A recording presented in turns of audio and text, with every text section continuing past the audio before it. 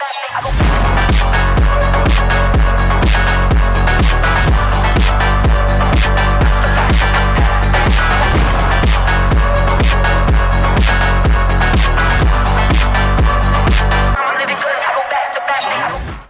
guys. Hello guys.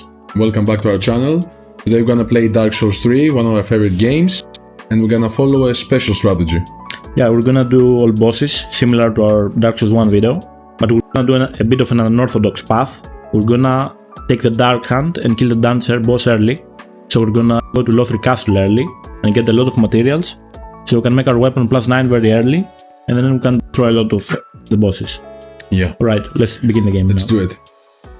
I'm gonna bring the music back up. Yeah, and we're gonna watch, the cinematics and talk to a few NPCs, but not everyone. It's the famous lady from the first Dark Souls game. Yeah. Where the transitory lands of the Lords of Cinder converge. Yeah, she did a very good job, so they got her back. So many ages have passed since the first game. Lords, kept linking the first flame and prolonging the Age of Fire.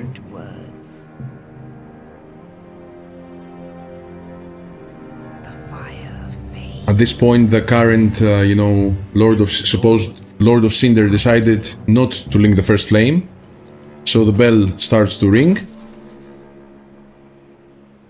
and previous lords come back to life.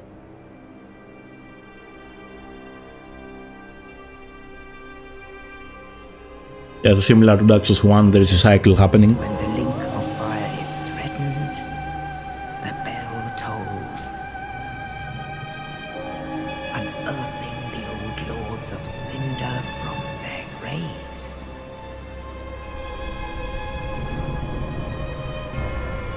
These are guys who sacrificed themselves Aldrich, along the Age of Fire, Saint of the Deep, and we're gonna have to do it again now.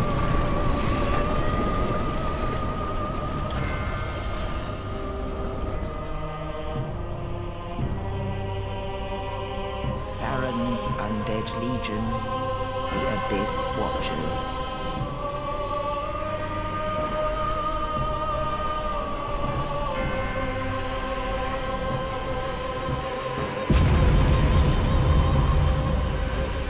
And the reclusive lord of the profaned capital.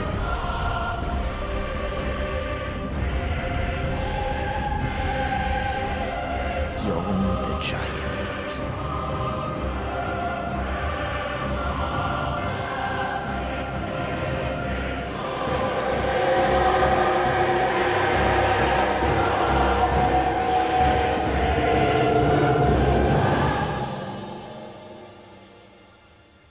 Only in truth,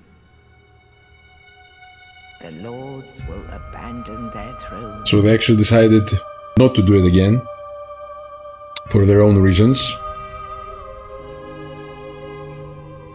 And the unkindled will rise. And the duty falls to us, actually. Yeah, the plan B. The plan B. We were actually undead, who tried to link the first flame but failed, got burned and turned to ashes. Even to be cinder. That's us. So it is that ash seeketh embers. Yeah, but apparently we did a pretty good job, so they want us back now. Yeah, as his last resort.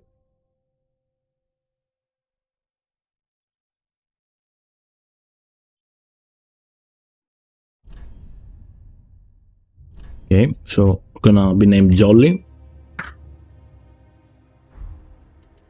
going to start as an assassin for a reason I will explain. I'm gonna use a life ring.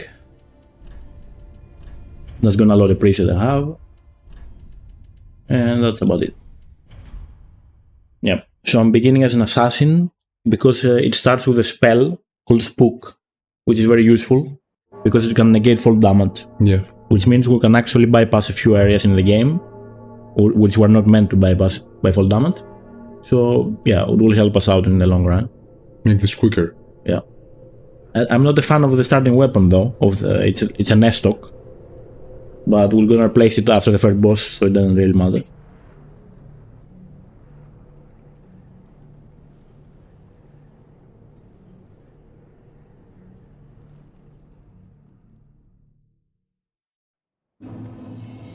So guys, yeah, this game was released in 2016, 5 years after the first Dark Souls game. Hidetaka Miyazaki is back as head director. The directors from the second game serve as sub-directors in this one. It's like a straight continuation of the first game. Yeah, it's a sequel of the first game. Sequel of the first game. Not like the second one is not canon, but it kind of follows a different storyline. It's different, yeah. It's more direct to the first storyline. And of course, this one combines elements from both of them. All the armor sets and the weapons from the second game. Yeah, there are references. They're here.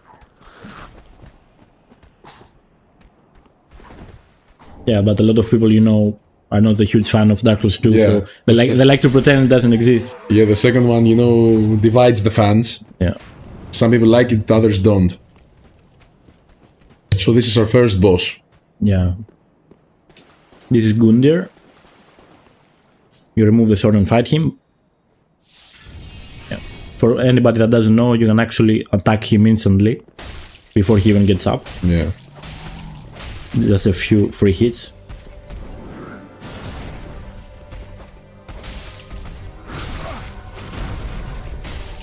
For your first playthrough, this boss is not like it's easy.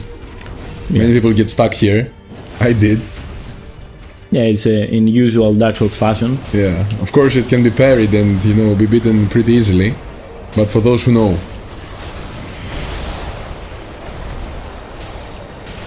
Well, you can only parry the first phase though. When he becomes this snake thing, you can parry him. At least I don't think you can parry him. Yeah, it's pretty simple boss, nothing special here.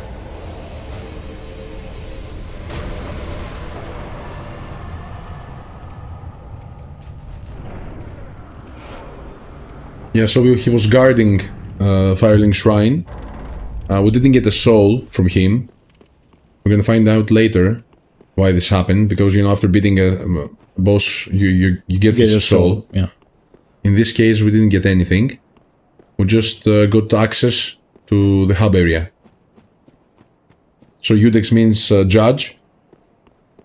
The judges, who can actually Enter Fireling Shrine. Yeah, in a way he was testing us. Yeah. To see if we're ready or whatever. Yeah, I'm just taking a small detour here to get a few embers. Yeah, embers are similar to humanities from Dark Souls 1. And you enter this embered mode. The Lords of Cinder that we saw in the opening cinematic, all of them had these fires. Mm-hmm. It means that, the first flame runs through your body or something. Of course, we're not a Lord of Cinder at this point, but still we can actually access this state, let's say. Yeah, let's say we have the potential for it. Potential. Yeah, so I'm trying to do the first, let's say, glitch in the game. To access a few items. Right? Yeah, you can get on that tree, and if you jump in the correct angle, you can get up here early. Normally you need to get a key and open a door and come all the way around. But it's useful for what we want to do, because it gives us an SS upgrade. And we can actually get the silver ring, which means we will get more souls from bosses and enemies. So it's good to have early on. Yeah, it's a nice ring actually. Gives you lots of souls.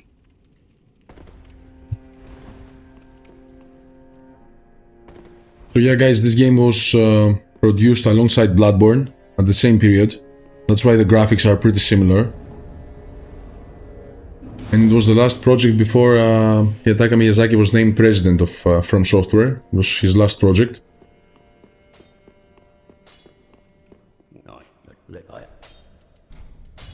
Do you think they made him president because of his work or other reasons? Of how much Obviously he was doing his job, pretty well. Yeah, I mean, he became a big figure here, I guess. Yeah, he knew what he was doing, that's why they chose him. apparently. Ashen. Well, This is a Firekeeper. This, of course, the Firekeeper. She helps us to level up for our journey.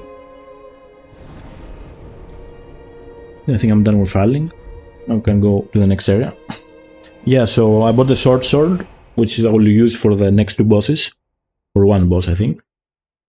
It's better than the S-Stock, it's more reliable to use. Yeah, and just upgrade my Estus to +1. Yeah. So like in the first game, when the Age of Fire, you know, comes to an end, and the Age of Darkness approaches, this difference between, you know, life and death becomes more subtle, and undead start appearing. That's why the castle is full of the undead. Same thing with the first game. But I don't think every one of these undead are potentials, you know. They're not unkindled. Not every one of them is unkindled, I think. No, yeah, they're just you know, signaling the age. It's not the end of the Age of Fire. Yeah.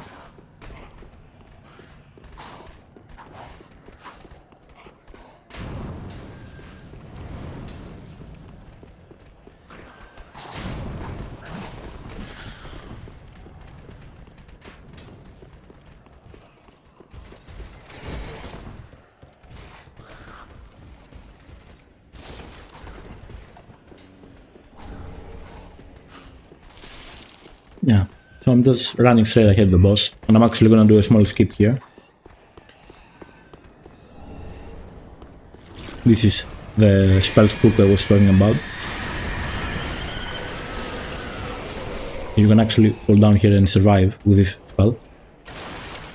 Nice one.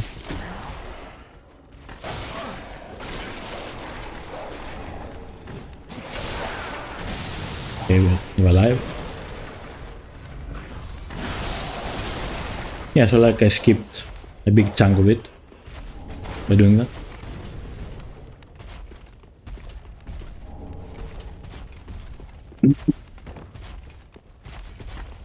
So our job is actually to seek these Lords of Cinder, fight them, and bring them back to Firelink Shrine, even as Cinders.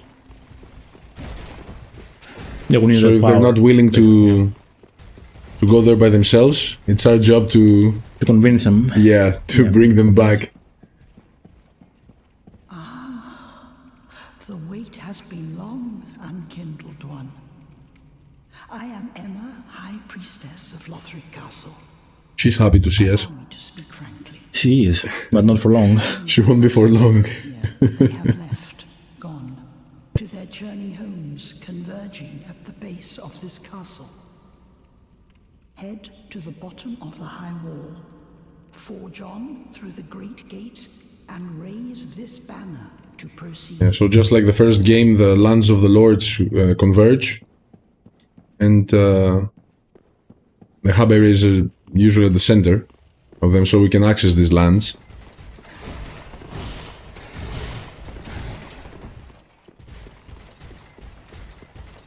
Yeah, also you can see, you know, all of these useless undead hollows. And in between them there are some badass Lothric knights trying to kill you. Right, so we're on the next boss. I'm gonna try and leave the castle.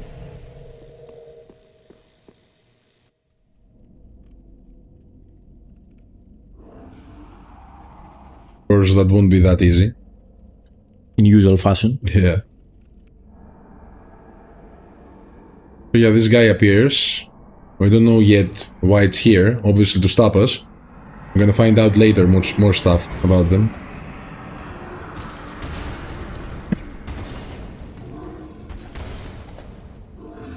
It's a cool boss, I like it. You can get his weapon as well. Yeah. I guess you can call it cool. So by killing these bosses and, you know, getting their souls, you can later exchange them and get some good stuff, like their weapons.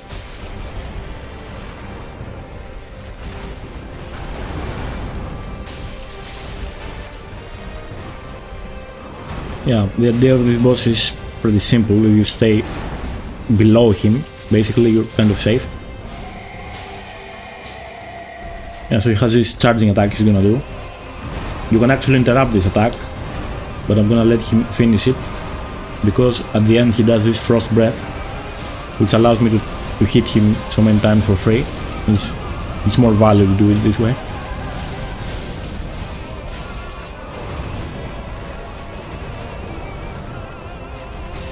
Yeah, pretty simple boss. Nice.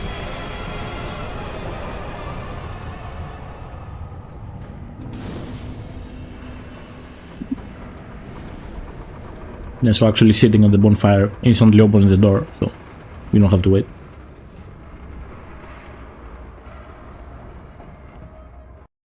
Gonna meet some old friends here.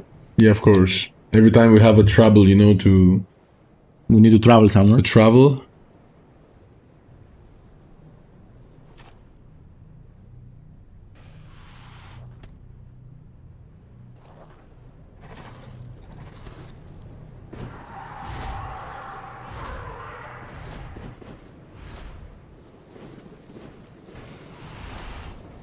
It's like these guys, you know, symbolize fate or something.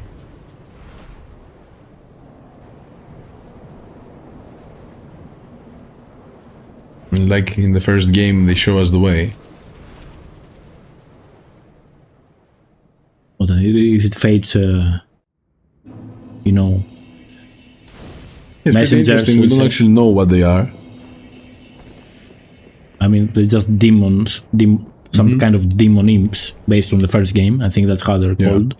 But yeah, I'm not sure of their purpose other than that. Yeah, but we don't know who they represent or...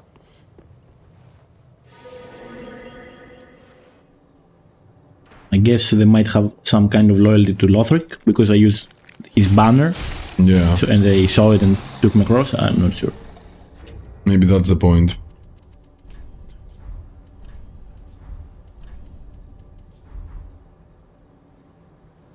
Here's an important NPC. Please, grant me death. Undo my He shame. will be one of our friends through this journey. His long journey. Yeah. Oh, then it's true. So we saw these pilgrims at the opening cinematic. It's like they traveled from far land I am to visit the kingdom of Lothric for some reason. See, only somehow I failed to die as was ordained. Well, perhaps my calling lies elsewhere. Say, champion of Ash, how does the idea of taking me into your service strike you? I was once a sorcerer. Surely I can be of use. So he's very interested in working with us. Should be dead. Yet you We're gonna find out later that knew. he's looking for someone. Yhorm of Londor, do solemnly swear myself to you. Yeah, so he kind of saw something in us, as he said. And now he moved back to Firelink Shrine, and we can later interact with him. Yeah, he's actually very important to us, because we're gonna need him to get the Dark Hand and actually do early Dancer. Yeah. So the path we're gonna choose, which leads of course to a different ending for the game, has to do with that guy.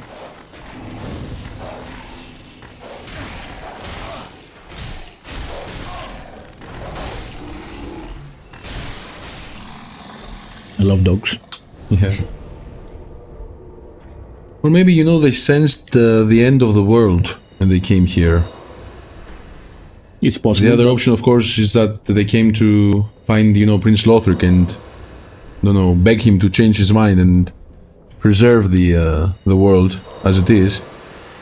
But maybe... Where are they dying, though, before reaching the place? Yeah, Will they're have dying like here. some kind of time limit in their lifespan. Yeah.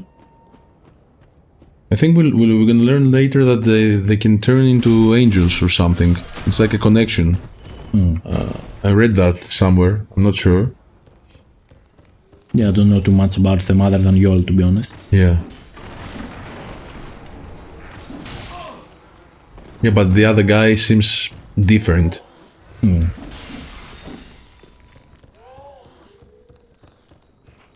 mean, like he said he was supposed to die, but he didn't. Maybe there was a reason. Yeah, of course there was a reason. But he needs to give us a dark hand first.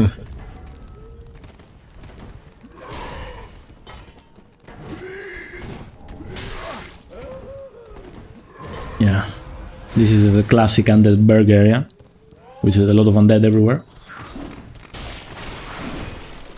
As you can see, guys, the story is vague. It's a traditional Souls game. You know, most of the lore is derived through speculation and item descriptions. That's why there are so many theories out there.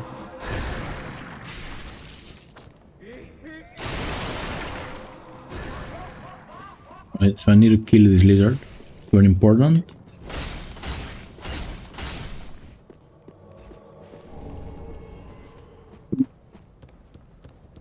I think I'm gonna kill this invader.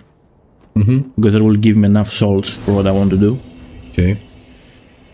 Yeah, we need the 12k souls to get the dark hand. It might be good to get it as soon as we can. So Yeah.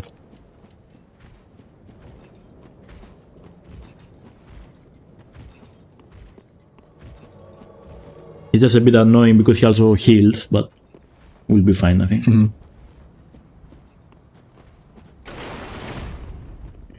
he can also parry you, which is extra annoying.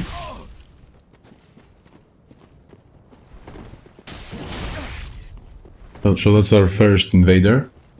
Actually, I'm just gonna change my mind, I'm not gonna bother. You're not gonna fight him? No, he has a lot of health right now and it's not worth it, I think. Yeah. I'll just find, you know, pick up some souls or something.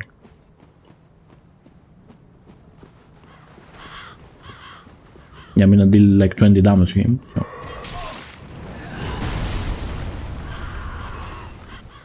So obviously that guy wants us dead.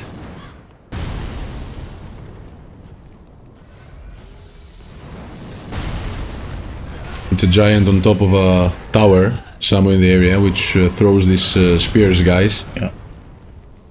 You can later on, you know, meet him and get his favor. And he will stop doing that. Yeah, you didn't need to talk to him, I think. Yeah. We got some ashes. We can give them to the handmaiden and get some more items.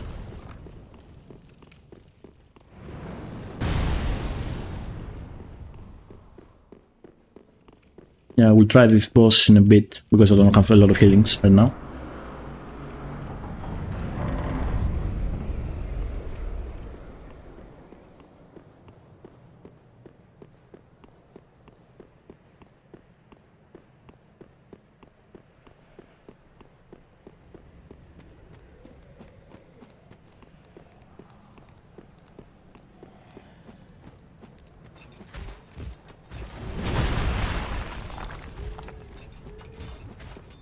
And drop down here and get a bonfire.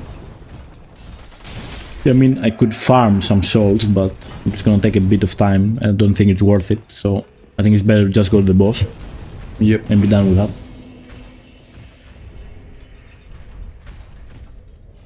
Gonna put some items.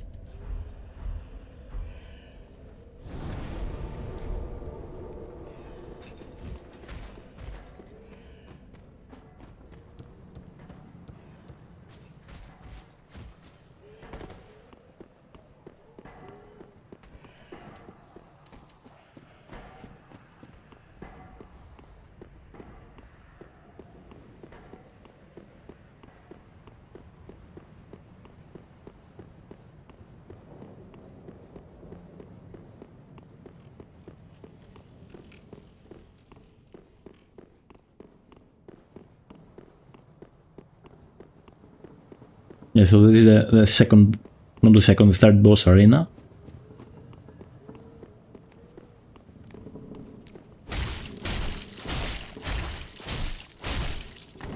Of course, there are some random enemies included.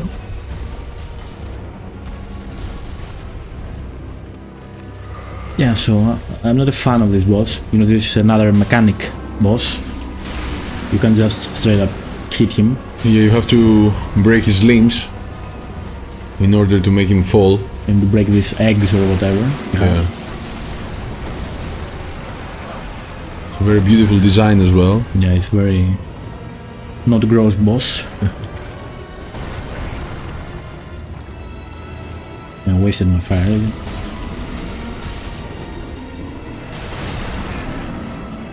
He's doing some weird moves as well.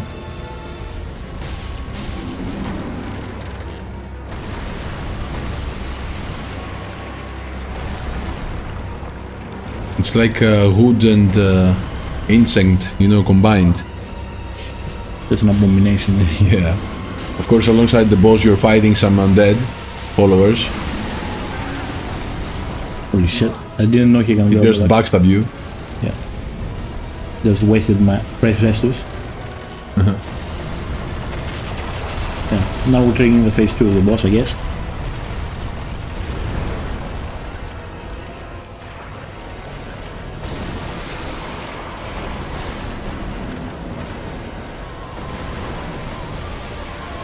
Just wasting even more time. Nice roll. He's doing some yoga here. Yeah.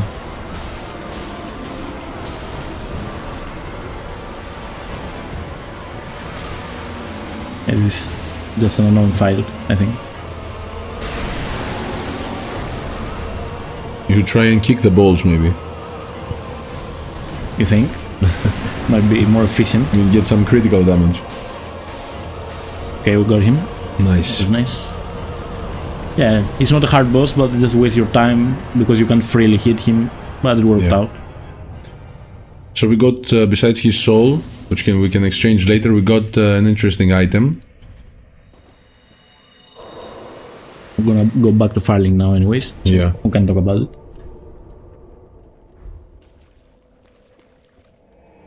So in order to exchange these souls and get powerful items, we have to actually meet the next NPC, which is a previous Lord of Cinder, who's the only one who decided to accept the call of the bell. Ludleth, yeah. It's Ludleth. Yeah. Look not in bewilderment as I say. I linked the fire long ago. So he's one of the 5 guys who came back to life in order to link the first flame again. Creation be thy want. Set thine eyes upon my charmed course. This sad cadaver. No need to be coy. Have a closer look. So yeah, if we have a closer look, we'll see that the guy cut his legs off, so he won't be able to escape. Linking the first flame is obviously very painful. He's scared, but he feels the duty. So he chooses to stay and, be sacrificed once more.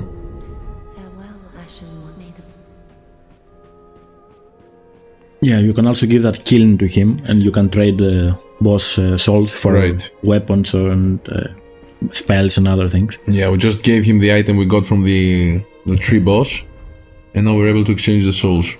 Yeah, now Yol is back here. Welcome home. This pilgrim, with a debt in death, hardly deserves to behold this divine flame. And I never would have, had you not taken me into your service. I thank you dearly for this, and assure you of my leal service. Yeah, you can do this unique thing with him, draw a true strength. Shall we begin? And he gives you a free level, basically. Dark sign, let your true strength shine. Be safe, champion of Ash. Yeah, so along with that free level, we also got this Dark Sigil here. Yeah. Which we can get up to 5 from him. Which means we can level 5 times from him. And we need to do this in order to progress the questline. But to do that, we need to die a few times. Yeah. So I'm just gonna suicide here about 10 times, I think. So after every death, we can choose to level up, Yeah.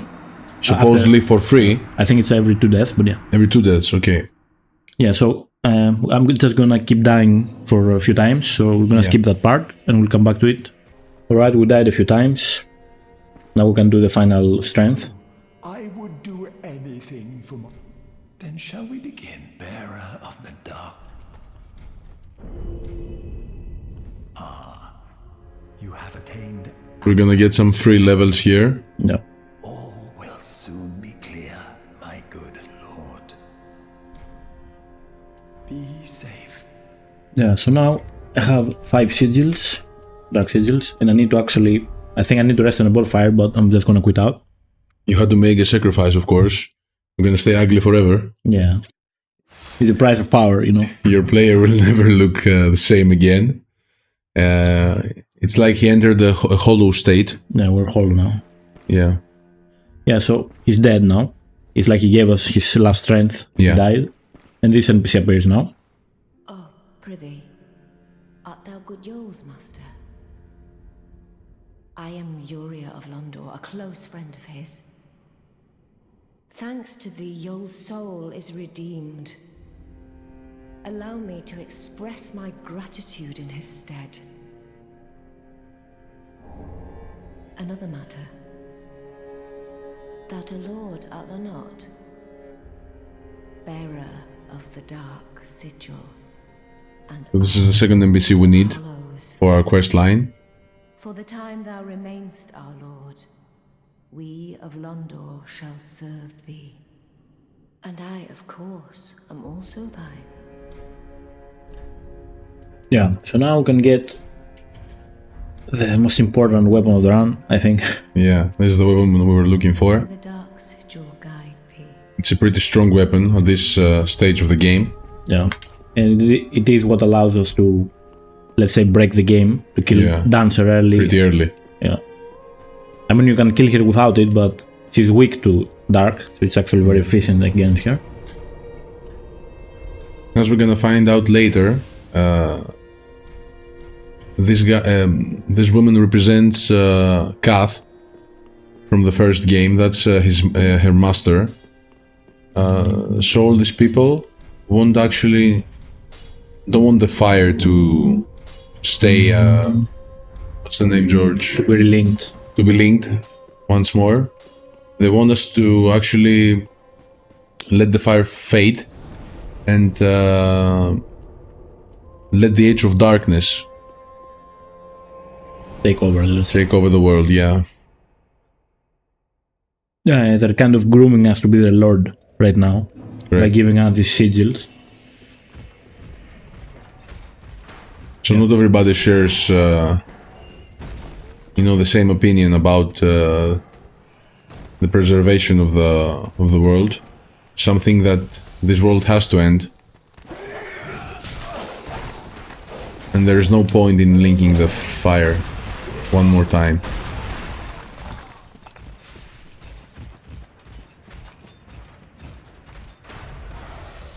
Yeah, so now I'm gonna do another quit out here, just to reset some enemies. Yeah, so I'm just gonna open the bonfire to the next area, and I'll start Sigmayr's questline, which is another NPC we're gonna do questline of. Yeah, that's one of our favorite NPCs. Yeah. I mean, even our channel is kind of based on this. Correct. Yeah, It's so like, in this cruel world of Dark Souls, NPCs like him,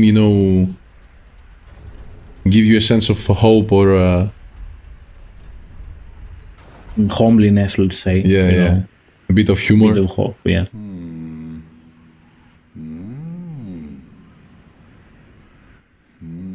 Oh. Pardon me, I was absorbed in thought. I am Siegward of Catherine. Sigmar. Yeah. To be honest, I'm in a bit of a pickle. Have you ever walked near a white... So he comes from the same land as Sigmayr from the first game. Sigmar from the first game. That's why he wears this signature Katarina armor. Whoever it is, I'm sure I can talk some sense into them. He's a jolly guy, enjoys your company, enjoys drinking and sleeping. Only goes down, you see, and And just like us, he's an unkindled one who came back to life. Of course, he has a different mission. We're gonna follow it. It's an interesting one, and it's connected to one of the Lords of Cinder.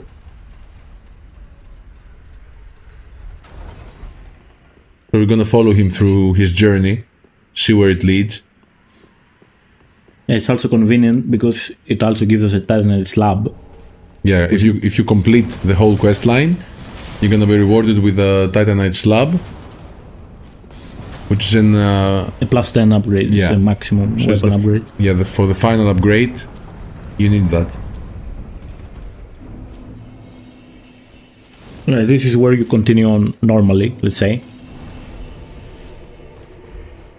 But we're not gonna do that yet. Yeah. I'm gonna pick up a couple of items and continue Sigward's quest, and then we're gonna go kill the dancer.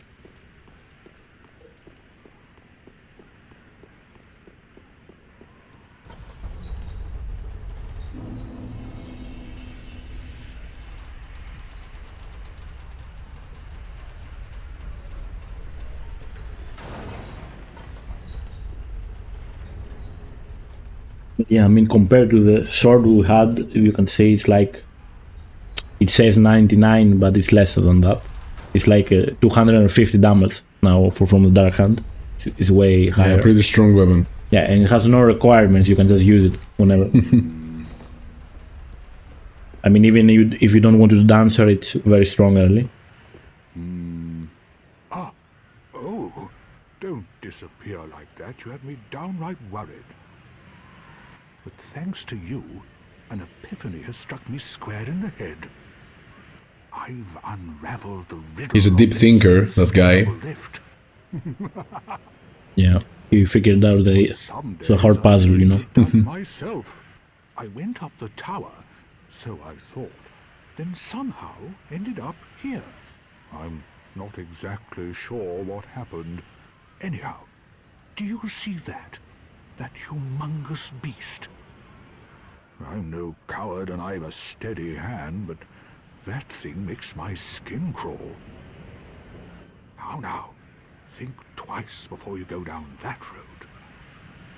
He's warning us about this demon, but we'll have to kill him anyways to progress the quest. There is no other way. No! You should have waited. Well, Yeah, I will just skip so I can dodge. He's just yelling and coming to help us. In order to continue the quest line, he has to stay alive. Yeah, this is the beauty of the Dark Hand. It deals so much damage, you just kill it very easily. That was really easy, actually. Yeah. After this long fight, we deserve We deserve a rest. some rest. Unkindled must put our duties first. But, for the moment, we've a Let's have a drink. He even gives you one. That's a nice guy. my sword and our victory together. Long may the sun shine.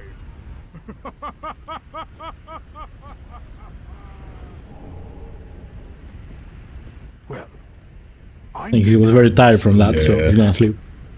the only thing to do, really, after a nice toast. He enjoys the simple pleasures of life. Yeah, I think we're done with the dialogue here. Let the guy get some rest. And now we'll continue with the dancer. Yeah, I'm gonna pick up 2 rings here. It's a few steps further. And we're gonna go to the dancer.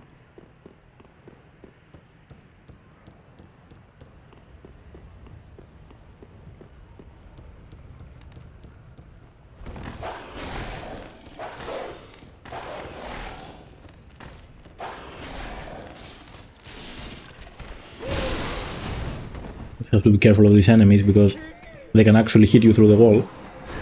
And they have thrown me below before. Okay, we're picking up the Flint Ring, and the Chloranthy Ring is right ahead. We mostly care about the Chloranthy Ring, but the Flint Ring, the Flint Ring is useful as well. because it gives you more damage the lower weight your character is. Yeah, right. So And Chloranthy Ring gives you stamina regeneration. Yeah, Flint Ring, we're gonna have like 5 to 10% extra damage now, I think. Yeah, okay. So it's not a ton, but it's useful. We're gonna replace this ring pretty quickly, but it's free damage for now, so why not take it as well. Alright, I'm just gonna get some extra levels in health, just so we don't get one-shot by Dancer. It's a risky strategy if we get hit. Yeah, I mean we have the damage, because of the Dark Hand, but you can still die into hits. Yeah, so we're gonna pay a visit to that old lady, the nice old lady from the beginning of the game, which wished us good luck. Yeah, she's not gonna be happy this time.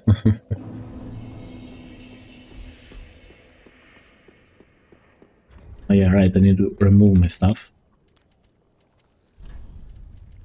Just to have extra damage from the ring.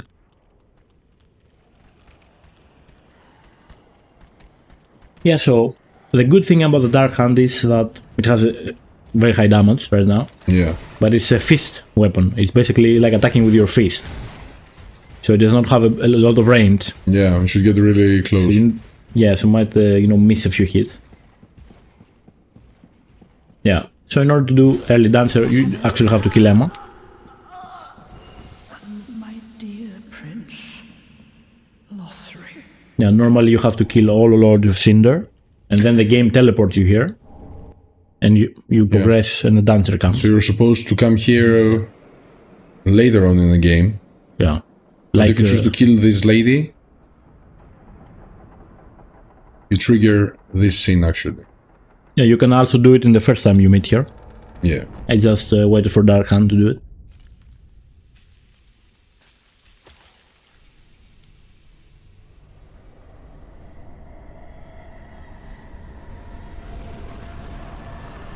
So like the second boss, Vordt, Dancer is actually put to this area by Pontiff Sulyvahn. We're gonna find out later about him. He's a tyrant which, controls a big part of the area at this point of the game. It's one of the daughters of Guinevere. That's not a good start. No worries, you can do it. Just need to recover from this because... Yeah, I wasn't embered, I forgot to ember and I wasn't ready for it.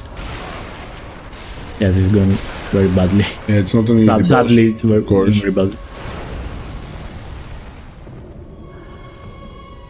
I mean, in order to clear it, I mustn't get hit again now. Yeah. Because I used all my healings.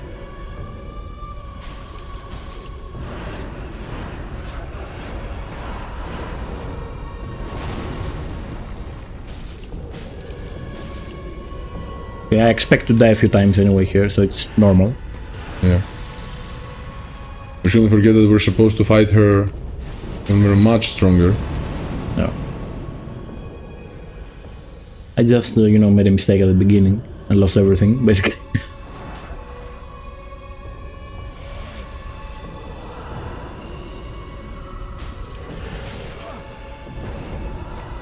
Doing some weird moves now. Yeah, well, I'm dead, but it's just fine. Okay. No worries. It's expected. We might take a couple of tries, but we will kill her, for sure. Alright, let's try this one again.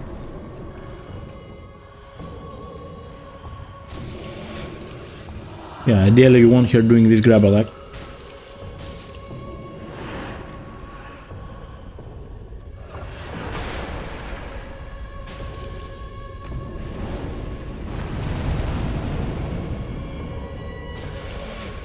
Nice.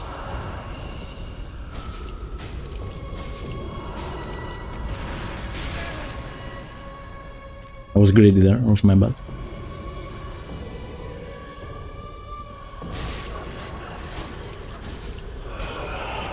We're going to phase 2 now.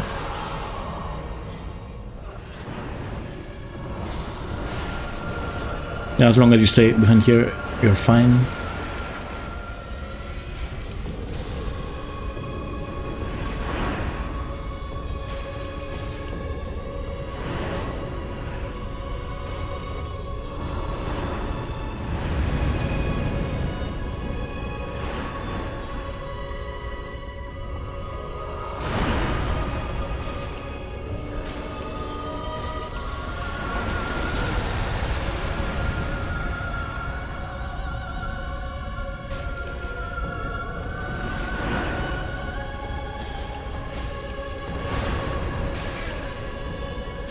Nice.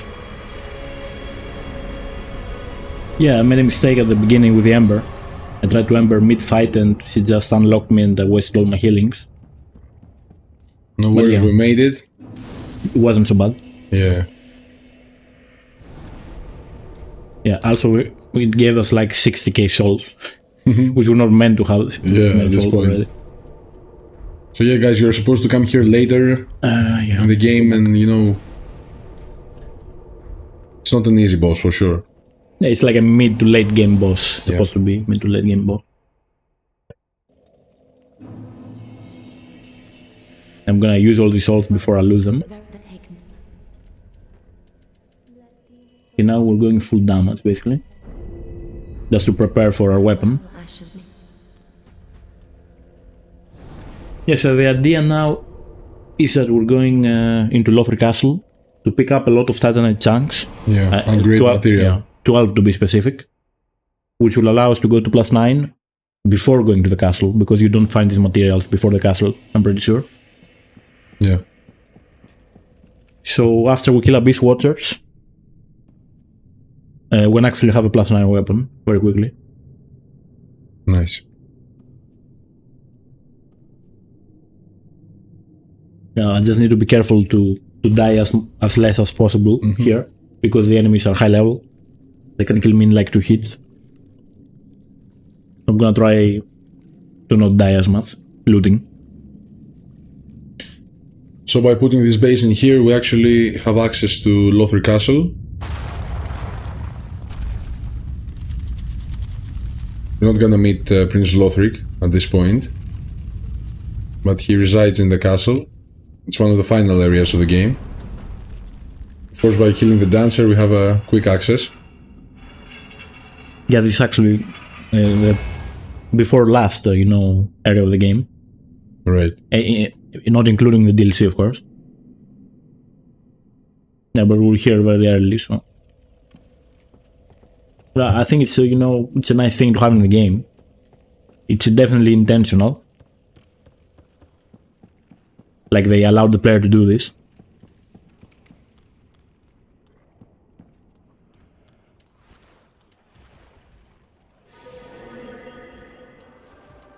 Yeah, these knights are really dangerous, because they also get buffed by these mages or whatever.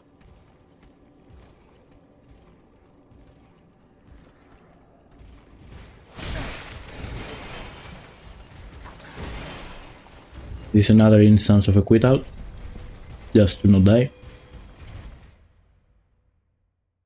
Yeah, so I'm gonna be looting some stuff, like I said, and I'm also gonna open the shortcut before the Dragonslayer boss.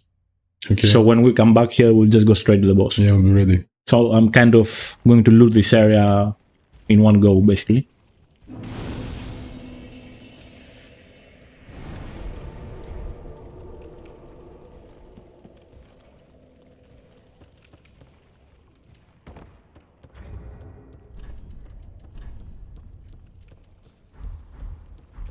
Okay, so first we're gonna go to the garden to get the first chunks we need.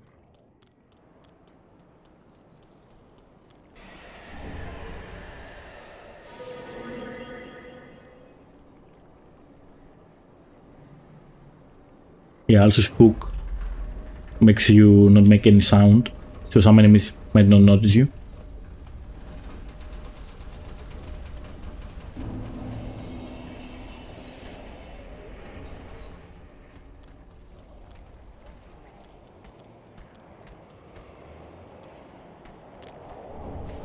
Okay, from what I remember, there is 4 chunks here we need.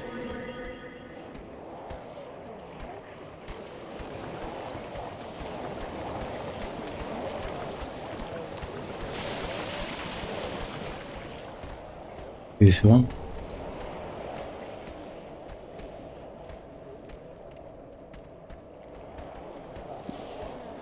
Yeah, so one is up here, I remember. We got the first one. One of these items is supposed to be chunk.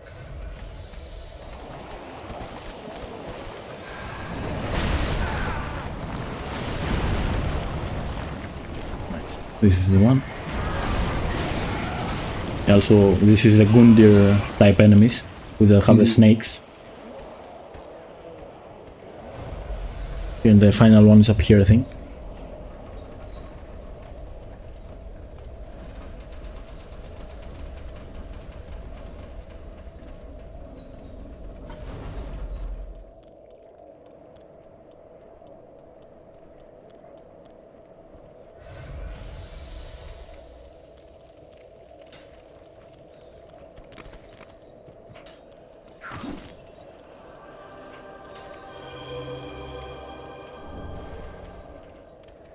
We'll have 4, yeah. And now we're gonna go to the actual castle. Get the rest. Yeah, you can also get some souls and other things.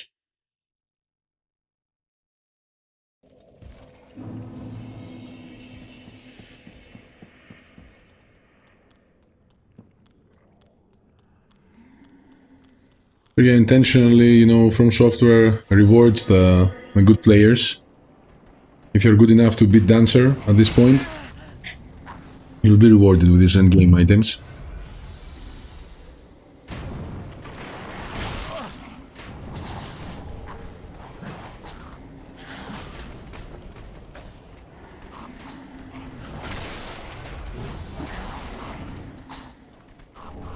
It's a bit dangerous.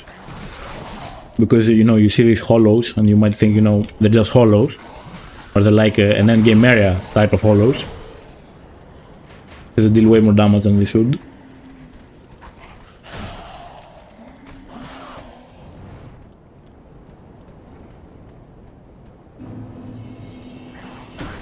I have to quit out here because I can sit at the bonfire.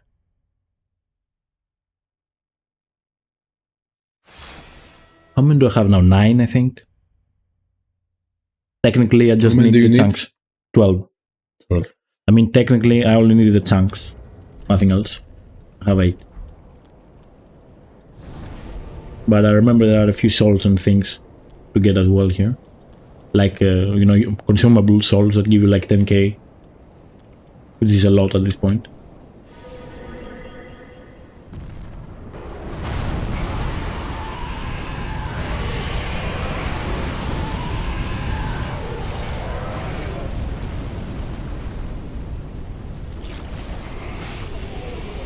Killing this guy because he can sneak up on you. 8, that's 10, I think. I have 10. I can also get some large shards here by some enemies if I'm lucky.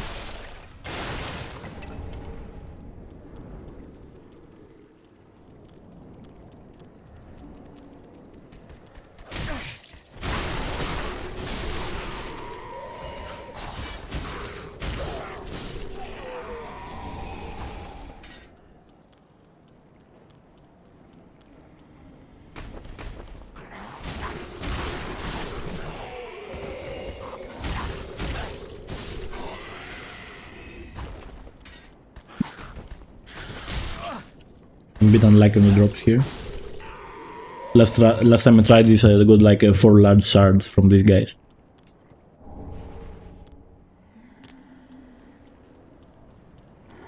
So you played this game the day it came out? Yeah, I played it at launch.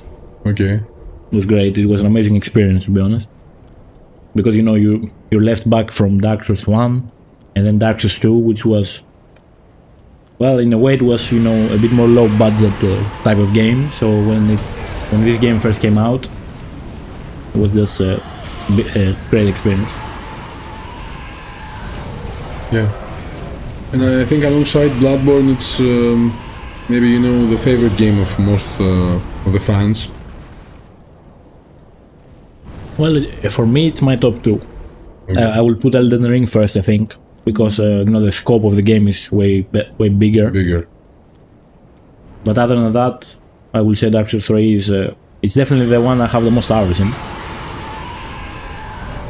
Yeah, me too. Because I also did a lot of co-op, you know, playthroughs. The PvP system got better. You could actually... Yeah, PvP was fun as well. it had a more dedicated PvP as well. I think it was the first game that had dedicated PvP and you know the arena.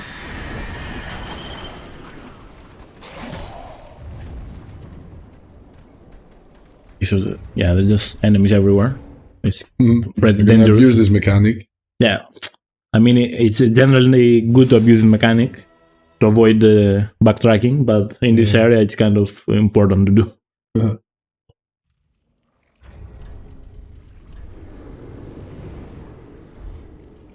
Yeah, I think I need one more. As long as I get here safely. Yeah, because the dragons can destroy me. Why are you aggroed from there? I just need to run over here, but it's really dangerous with the fire.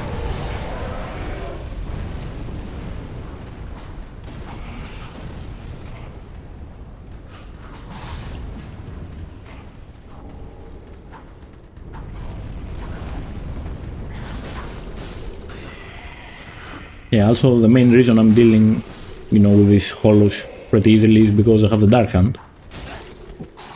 If I had like the sword here, it would be a pain to kill a simple hollow. Yeah, I think that's all the chunks we need. Yep. Alright, I think I'm gonna kill 2 enemies. These snakes. They actually control the dragons. Yes, we can have access to It's the next boss. I don't really need to kill them, but I think I'm gonna kill them because they give a lot of souls. Yeah. And I'm gonna open the shortcut and we're basically done with this area for now. Gonna kill this guy to be safe. Unless he kills me. It's okay. I'm just gonna skip this part. Yeah, I'm just gonna ignore the snake this time. Not worth it. It will give me, you know, a few souls boost, but it's not required. Yeah, it is to lose time here. Because we don't have any gear at this point.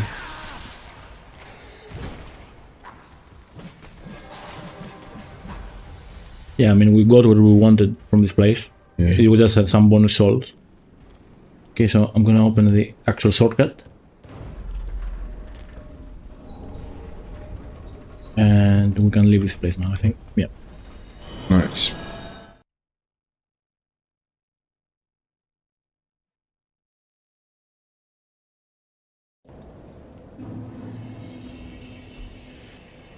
Actually, I wanted to go to Firelink to level a bit. Yeah, now we're gonna continue from Road of Sacrifice. Nice. Gonna meet Andri, another important NPC. See.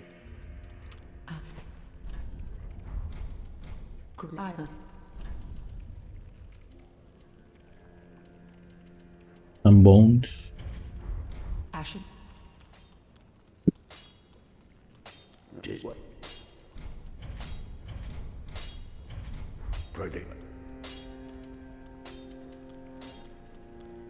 Well, farewell, Ashen One. Now we'll follow the path we're supposed to follow from the start of the game. The Road of Sacrifices. So the name has to do with one of the Lords of Cinder. We saw the opening cinematic, Aldrich. Aldrich used to be a priest at some point of his life. And then he started, you know, devouring people. And at some point he grew so strong that they chose to make him Lord of Cinder. And before that, they used to give him people's sacrifices by using this road. That's why it's called Road of Sacrifices. So he was like a, you know, a bit of, let's say, human being. Yeah, he didn't begin like a sludge. Yeah, human at some point. And the next 2 NPCs we're gonna meet are survivors from this whole thing. Oh, hello. How do you do? I am Anri of Astora, unkindled like you. If you choose to make a male character, and it's gonna be a female, and the opposite if you choose to create female character. We are well along. And there's a reason for that, actually. Yeah, The Crucifixion Woods. it's part. This NPC is part of the quest line we're following. Keep, home of the undead legion. Further yet is the Cathedral of the Deep. We seek the cathedral, home of the grim Aldrich. We may go our separate ways now, but we are both seekers of lords. The next So just like us, Anri seeks a Lord of Cinder for her own reasons. time of need. May the flames guide your way. She and the other guy, whose name is Horace, they were offered as sacrifices to Aldrich, Oh yes. but were able to escape. to escape, and now they want to get revenge. So they're heading for the Cathedral of the Deep, which is the place that Aldrich is supposed to be. Journey. Without his help, I would have cursed this onerous duty long ago. We are well along the road of sacrifices. Below us is the Crucifixion Woods. Beyond the flooded woods, we may go our separate ways now, but we are both seek the next time we cross paths. One may find the other in a time of need. May the flames guide your way. I'm just exhausting the dialogue to be safe. Yeah. Yeah, we're meant to go to Cathedral of the Deep. I mean, I think like in the logic of the game, you're meant to go to the cathedral. But I'm actually going to go to the catacombs first. Yeah. Which means we have to beat the Beast Watchers. Because that's where I can find the rest of the materials. And we can actually make our +9 weapon finally. Yeah. So it will be one more boss to kill. And then we are broken, let's say. We will have a lot of damage.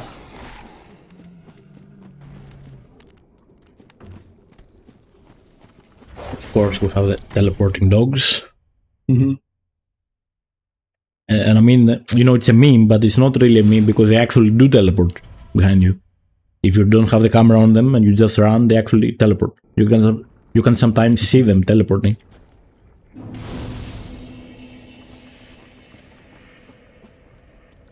Okay. Spook is useful here for this crab. Gonna pick another familiar item from the first game. It's a very famous shield from the first Dark Souls game. It gives you stamina regeneration as well. Won't we have any problem if we go to the catacombs, you know, without killing the Deacons? No. You mean for the quest line, Yeah. correct?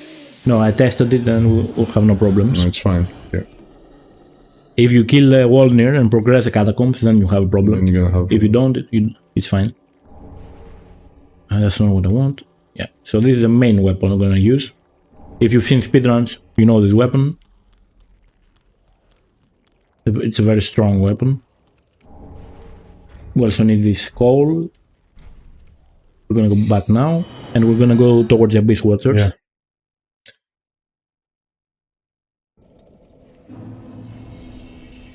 So our next stop is Farron Keep, where the Undead Legion, you know, resides. Abyss Watchers are a part of the Undead Legion, and their goal was to fight the Abyss, following the legacy of Knight Artorias from the first game. They consumed, I think, Wolf's blood as well. Yeah. That's part of the story. I think they were part of that, Wolf Covenant as well. Yeah, Wolf Covenant, right? They were fight like as a team, maybe, you know, as a pack, one could say. And just like Knight Artorias, they got mad at some point, or corrupted, let's say.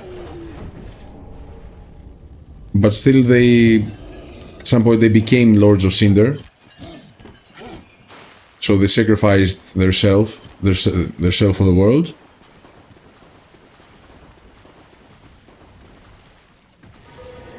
And were brought back to life along with the other Lords of Cinder. Of course, just like the others, they didn't decide to link the first flame again. So it's our duty to find them and kill them in order to continue the game.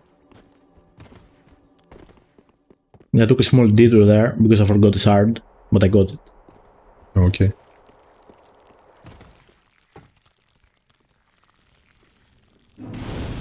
Yeah, so this, as in usual fashion in these games, Miyazaki always loved his poisoned swamps. Yeah. So you're gonna use the dagger. Yeah, the useful thing about the dagger is you can quick step. Yeah. And avoid, slowing down here. It's a small puzzle we have to solve here. In order to proceed, we have to find and link some torches. Yeah. Then the area which will find the Abyss Watchers will be available for us.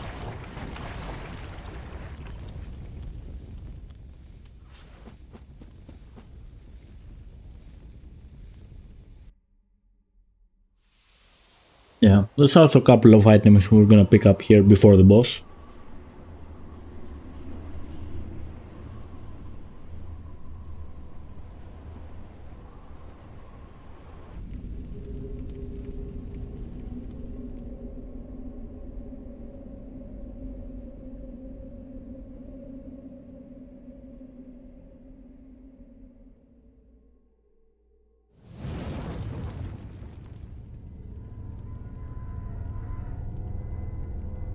This is the door we have to open.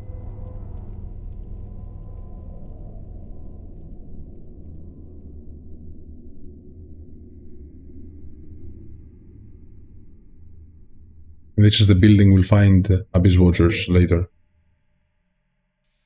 Which is also the entrance to the catacombs, so... Yeah. It's interesting that catacombs are located just beneath the area we fight Abyss Watchers, and inside the catacombs, Wolnir was actually corrupted by the Abyss. Was a human king that was corrupted by the Abyss at some point. So it's like, an entrance to the Abyss is located just near the Abyss Watchers. Yeah, it makes sense, in a way. Yeah. Because the arena where you fight Wolnir seems to be like in the Abyss. Correct. It's the same cutscene, so I'm just gonna skip it.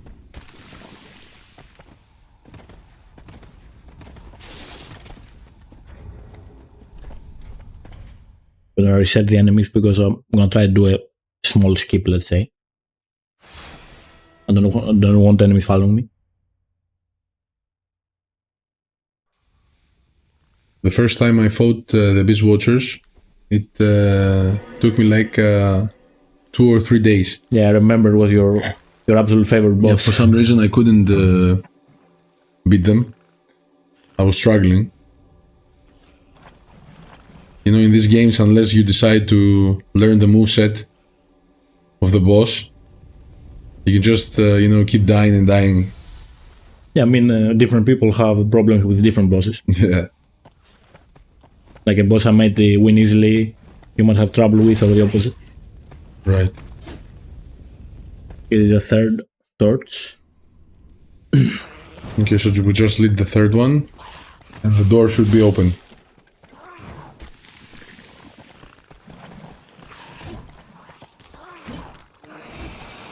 It's a nice spot to farm souls. These guys. Yeah, because you can just, reload.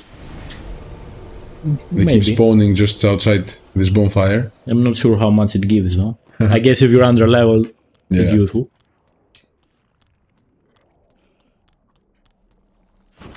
Okay, so I'm gonna pick up a couple of things here. This is a... This is a slug party. Yeah. Is this a shard or a... This is a bone shard. It's a... Yeah, I know what you mean. It's an undead bone shard. Yeah. It's a... Estus in this game has 2 upgrades. Right. It has how many Estus you have and how strong is the Estus. This is the how strong is, let's say.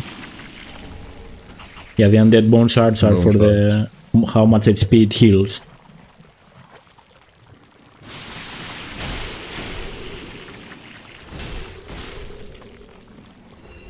I'm also gonna pick up some ashes, 2 crystal lizards, and we're gonna kill an enemy for 3 souls.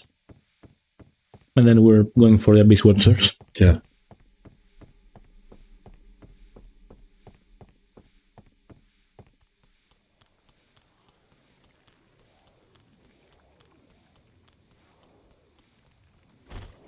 This ash is Dream Chaser's ashes. actually important because we can buy Titanite shards, so we don't need to gather them. As you can see, I have 2, but I can buy them, so it makes it easier.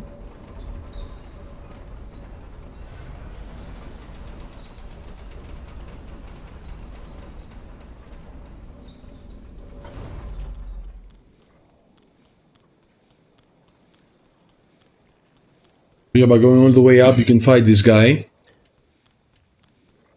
Are you gonna break his leg? I don't know if you can with this weapon, but I'll try. Yeah. If you choose guys to hit the legs first, it can, you know, crumble and the guy will fall.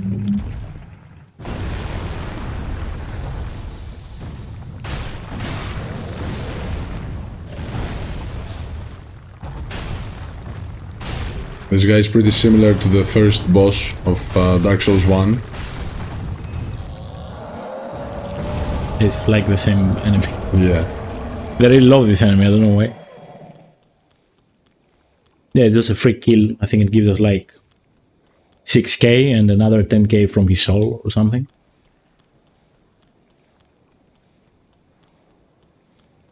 But the main reason we're here are these 2 lizards over here.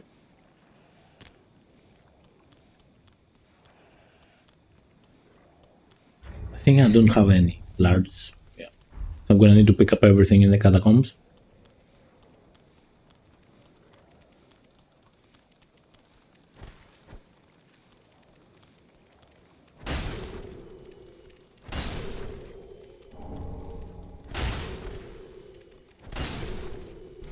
Nice.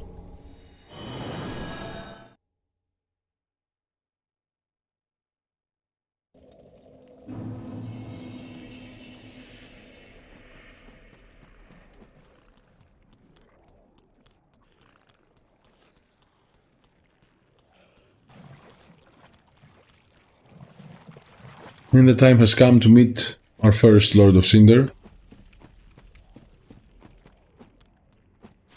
The first main boss of the game.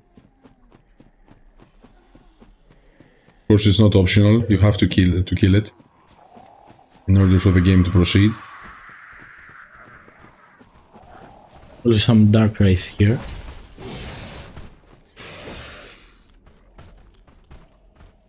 I'm just getting the bonfire. So the Dark Wraiths are enemies from the Abyss. The Undead Legion, you know, fights the Abyss. So we'll see that these Dark Wraiths actually attack the Pharaoh Keep.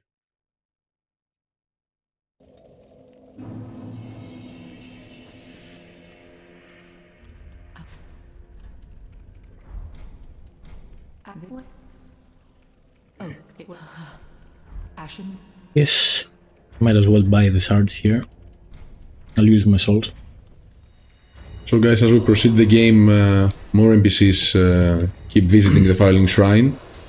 You can try and interact with them and follow the quest lines. Some of them are very interesting. Of course, we won't do that for this playthrough. We'll follow only the Sigvard's questline and Anri's. Yeah, we need Anri's. Anri's questline is connected to Urias and Yoel's. Yeah, correct. So we need to do it anyway for the ending. For the ending. And we chose Sigvard because it's a fan favorite, it's a nice story. Yeah, and it also gives us a slab which we can use. A slab, yeah. And so I used the salts I picked up from the Lothric castle. So I got like 50k from that, which is a lot.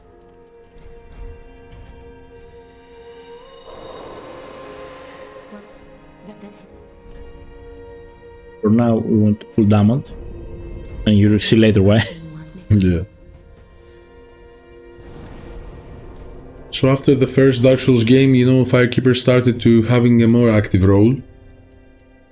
The first one, you couldn't actually interact with the Firekeeper. Yes, it was just we were leveling through the fire. But after the second one, we need actually the Firekeeper in order to level up. I think in the first game it's you know, supposed to be like the Firekeeper somehow infuses the bonfires, and you can level through that way. Yeah. Right. So it's not like she's completely useless. But yeah, here she's more active. You need to actually talk to her. That's actually a mechanic from Demon's Souls, though, from the very first game they made. That you had a Firekeeper of sorts, and you need to interact with her to level and so on. We can hear the swords flashing. Yeah, there's behind this door. They love to fight these Abyss Watchers. Okay. I'm gonna kill this guy because I don't know what he's doing.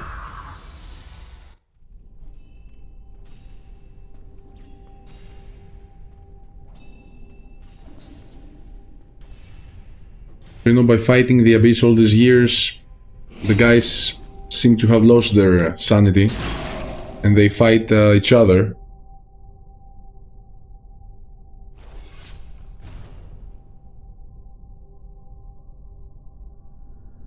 Yeah, I mean, they have a similar, you know, theme to Artorias. Right. I don't know if it's because of the Abyss specifically, but for some other reason.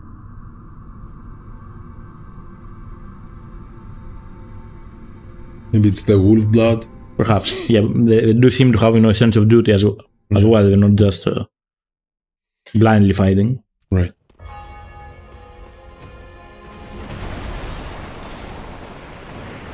So they're holding two weapons, a sword and a dagger, let's say. They don't fight you with a dagger, but they use it in order to make the spins. And of course you can get the weapons by trading their soul to Ludleth.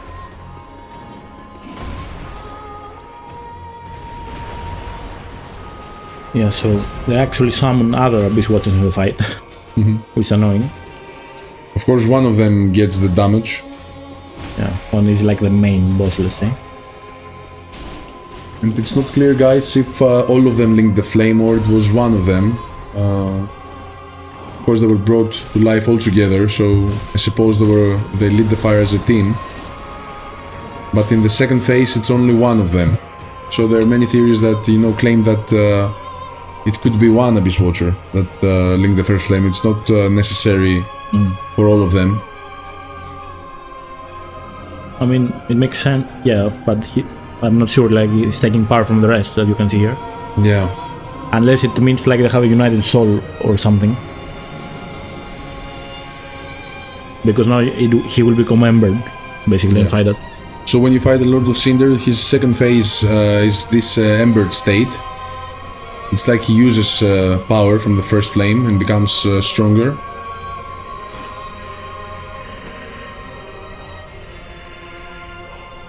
And by using the Ember, we actually do something similar to that state.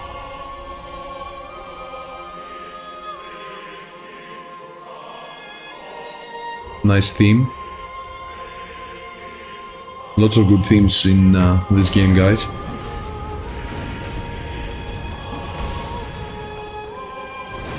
Have this move that you can actually backstab them. Very nice. Yeah.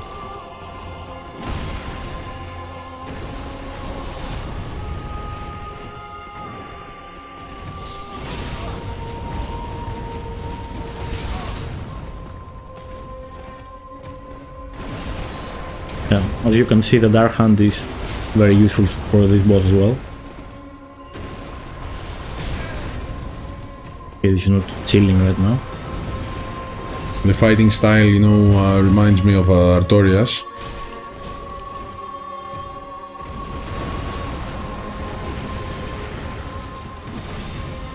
Should be it.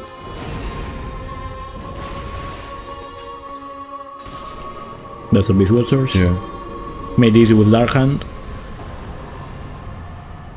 And just like Artorias, you know, we can see a connection with Berserk probably. Yeah. This fighting style, you know, reminds me of Guts. It's heavily influenced from Berserk. I mean, there's actually an enemy we'll see later that is completely taken from Berserk. You know, the wolf enemy. Yeah, you know right. what I mean? It's like a direct... it's like a direct reference to Guts' armor for anybody that knows Berserk. Right. So yeah, guys, when we defeat the Abyss Watchers, we can enter the catacombs of Carthus. Yeah, there's a nice little skip we can do here. And skip an annoying part of the catacombs.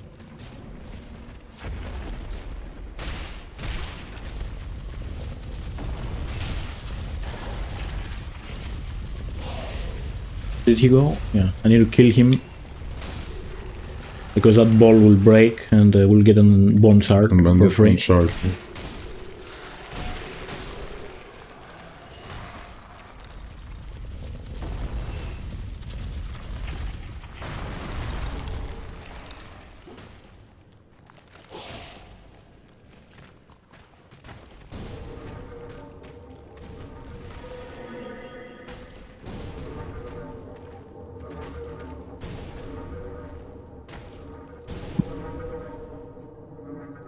Yeah, this is a usual case of running through this area, but we need also a few items from this place.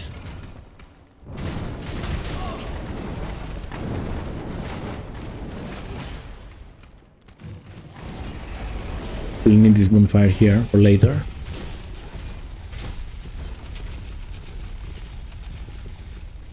But yeah, we're getting pretty close to taking everything we need to make the +9 finally. Right. And get overpowered. I mean, we will be a little overpowered. At least damage-wise, we'll have so much damage.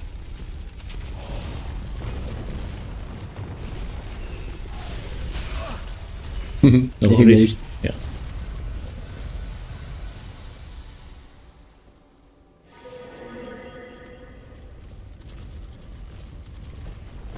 I think it's the next one. There's like a secret wall here somewhere.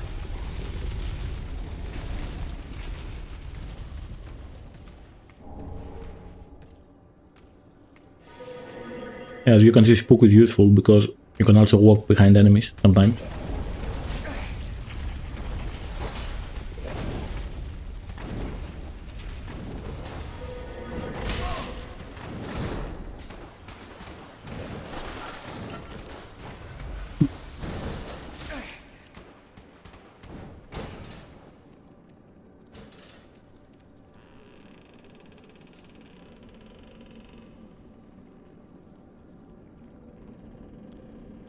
We're going towards Wolnir now. Yeah, so that's the boss of the area. But we're not going there yet. Yeah, for anybody fight him. Yeah, for anybody that doesn't know, you can actually break this bridge. You know, in these games, wherever you see a bridge, try and break it. There are like a couple of them that you can actually go down.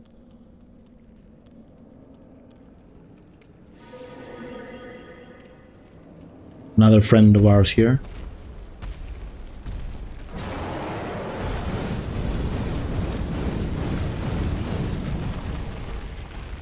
Yeah, so I'm basically here for these large shards, mainly.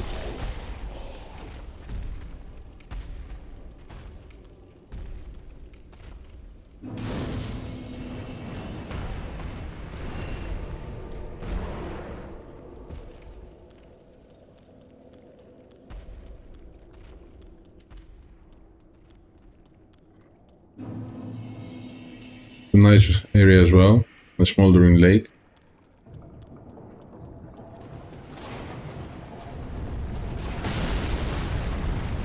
Except this ballista shooting at you. Yeah. And this huge worm. It's a beautiful enemy as well. Yeah, so this is another case of the quit out, because I want to get past him. We're actually going to abuse this ballista. You can actually kill the worm with it.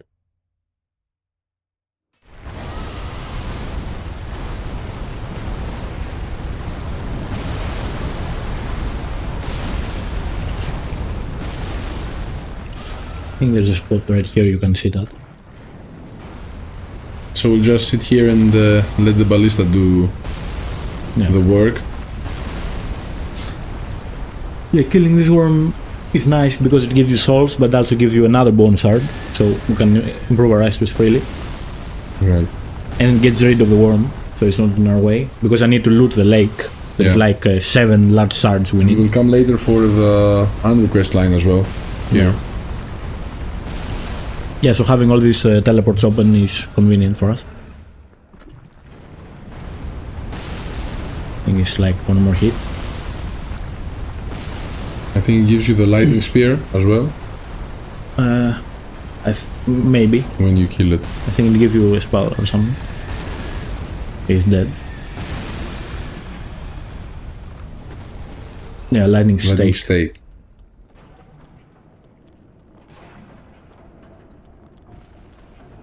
Yeah, also so the area reminds me of the, you know, the, what's the name? Ash Lake. Not the Ash Lake? Yeah, it has nothing to do with Ash Lake, but I think they went for that feel. Blighttown. Oh, Blighttown. And of course if you go... But it's not poison though. Yeah. Maybe you mean aesthetically? I don't know. So if you go downstairs, the area is supposed to be demon ruins from the past, and you can find these daughters of the Witch of Izalith inside. But yeah, it could be the Ash Lake as well. I mean, I don't think it's that. I mean, there's way few trees, you know. Ash Lake was really big. The Blighttown, it had trees, right? I don't think so. It had like pillars, maybe you're confusing it. Okay. It had trees around it. Yeah. But it wasn't inside Blighttown. Hey guys, there are some references. But we're not actually sure if they're direct ones.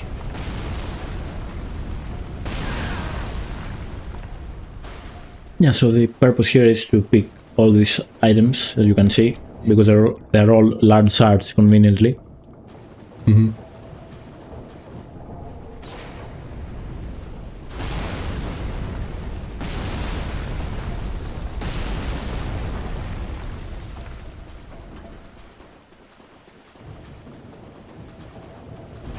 I need 12, but I'm not sure how many I have. I have 10. There's 2 more ahead, so I think we're good.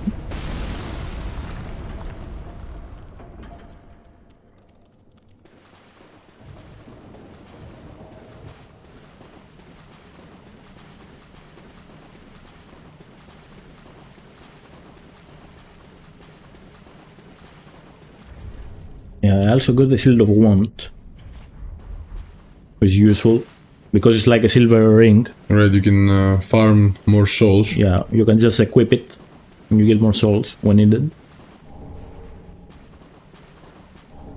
So later on, I'm gonna find Horus in this place, and we'll have to kill him in order to proceed with the Anri's quest line.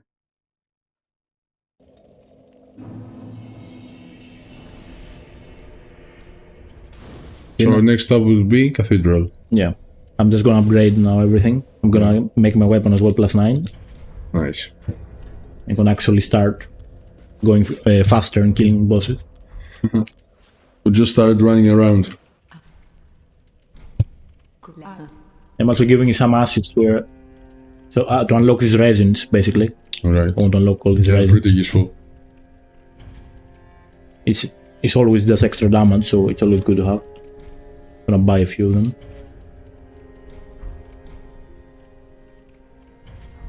Ashen.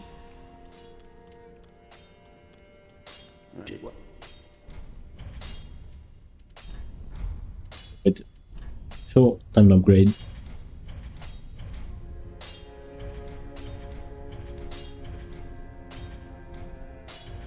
Easiest +9. But we're not done, we're also gonna make it sharp. So it will scale with dexterity. Dexterity. Because we're doing dexterity build. I think we have a lot of damage for the moment. So now it has A in Dex, and can it actually get S while it's +10? I'm not sure. I don't think so. But it's still good enough. Yeah. Right, and we're actually gonna go to Crystal Sage now. It's very close, and we're gonna destroy him. Yeah. Will it be able to teleport even once or not? Last time I did it, he did not teleport. That's all I'm gonna say. We won't give him a chance.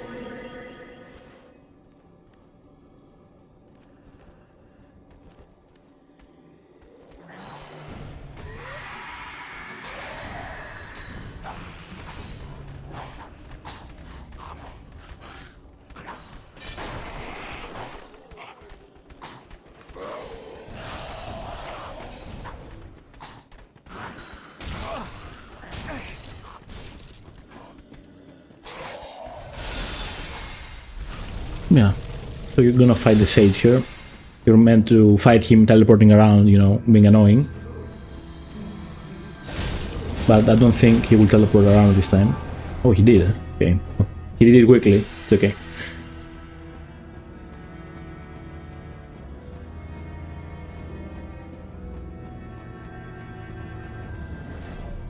Okay, now he's trolling us. He doesn't want to fight you, obviously. Yeah, I was hoping to avoid this, but it was this.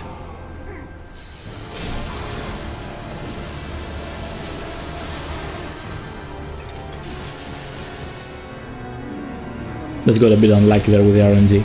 Okay. But yeah, you can kill him right away and he never teleports. So you can, by exchanging this soul, you can get a rapier, which is an amplifier for the, for the luck stat. Okay. Which one? Do you remember the name? You mean it gives you luck Yeah. by equipping So it? if you want to, you know, farm rare items. Oh, you mean item discovery? Right, item discovery. Okay. Yeah, I didn't remember. Correct, because luck it's a different mechanic in this game. So I meant item discovery. So I actually picked up a bit of armor here. It gives a bit extra armor and it's a decent set, so I just got it along the way. Yeah. The Herald set. Just so we don't run around naked forever. Mm-hmm.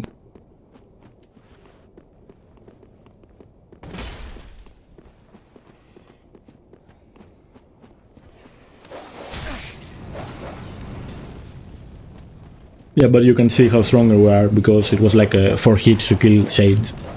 Really easy. Very easy. And our build is still not complete. We're missing, you know, a few rings and some stats. Yeah. But the main part of it we're done with.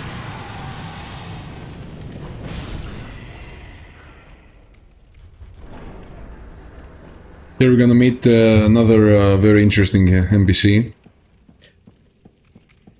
Do you want to talk about it now, or I was gonna come back later? But we can talk about it now if you want. We can say a few things. So this guy is called Slave Knight Gael. He comes from a painted world. Yeah, the name is Painted World of Ariandel. Just like the first Dark Souls games, you know, there are these painted worlds. And many people choose to escape the current world we live in and, you know, seek refuge in these painted worlds. So he comes from Ariandel and he has a certain mission. I'm gonna speak about that later. Yeah. But it's a very important one and it has to do with the ending. This game. Yeah, it's connected to both the DLCs. Right. That you actually need to do in order to see the true ending in a way. Yeah. Because guys, you can actually choose to, you know, to finish the game by linking the first flame or choosing another one of the endings you're given. But there is an ending which seems like the canon ending for this game. And this guy has to do with it. But we'll find out more later.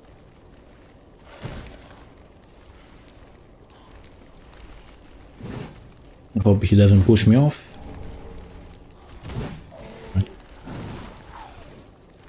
These are some nice daggers as well. You can farm this this enemy here, the lady with the swords. The Grave Keeper, I think, or something. Right. Grave Warden. It's a very nice weapon with bleed, I think. Yeah. You can actually do a similar build with the weapons we have. I mean, it's basically our twin blades, Right. but with bleed. With bleed. That's what this weapon is. So guys, this is the area is called Cathedral of the Deep.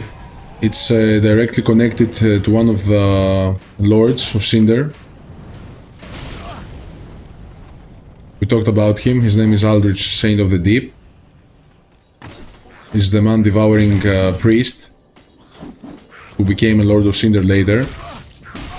Not for his virtue, but for his might. The guy grew very strong and you know, in order to become a Lord of Cinder, you have to He did some unorthodox be methods. powerful. Yeah. Yeah.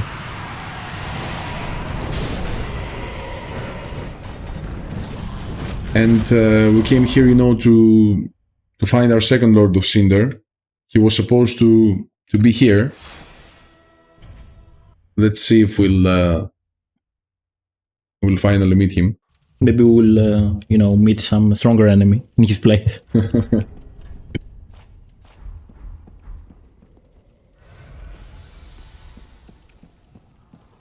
Right, so this is not a big area. I'm gonna skip most of it. But we need, Beautiful area. I liked it very much in my first playthrough. it's Like nice this, to you explore. know, what's it called? Cannot find the English word. Yeah. What do you mean? The aesthetic of it or something? Yeah, the aesthetic of the building. It's very high.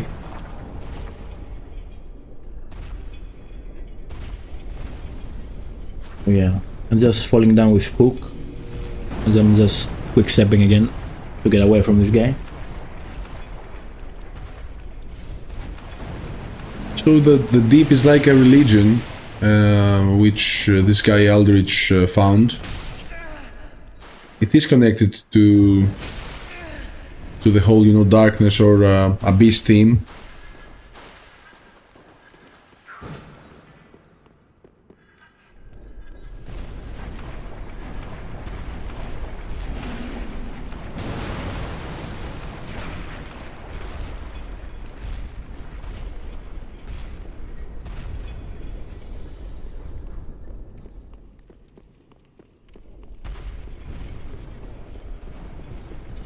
Yeah, I'm almost at the boss, but I'm gonna take a detour to open a door and find an NPC, a very best friend of ours, because we're gonna need to kill him.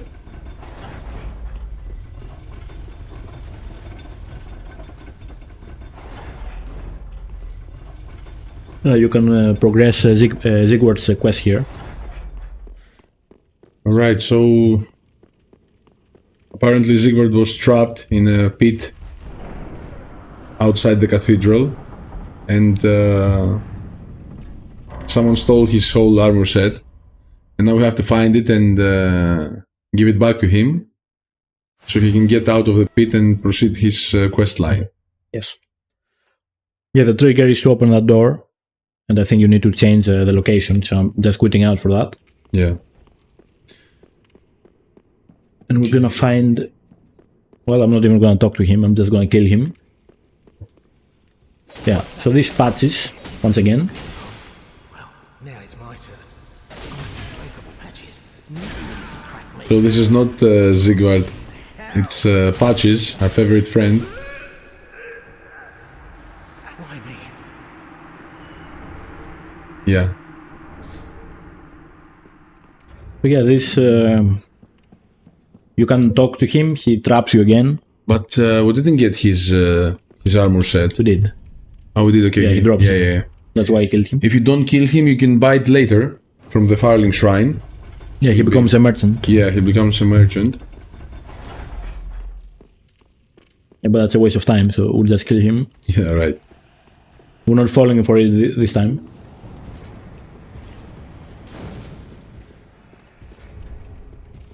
Yeah, also now I can get rid of the Flint ring and put the Lloyd's ring, which is a way better ring. Which amplifies our first, our As long as we're max health, max health, we'll have more damage. more damage, yeah. So yeah, guys, you can see that Aldrich's coffin is down there, but we do not find Aldrich himself. Aldrich has actually left the cathedral and will fight these priests in his place. All of them have been corrupted by the deep.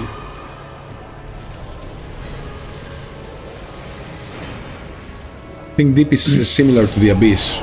It's like a Well, yeah, it's a similar element. yeah. So yeah, we need to kill this main priest here or whatever.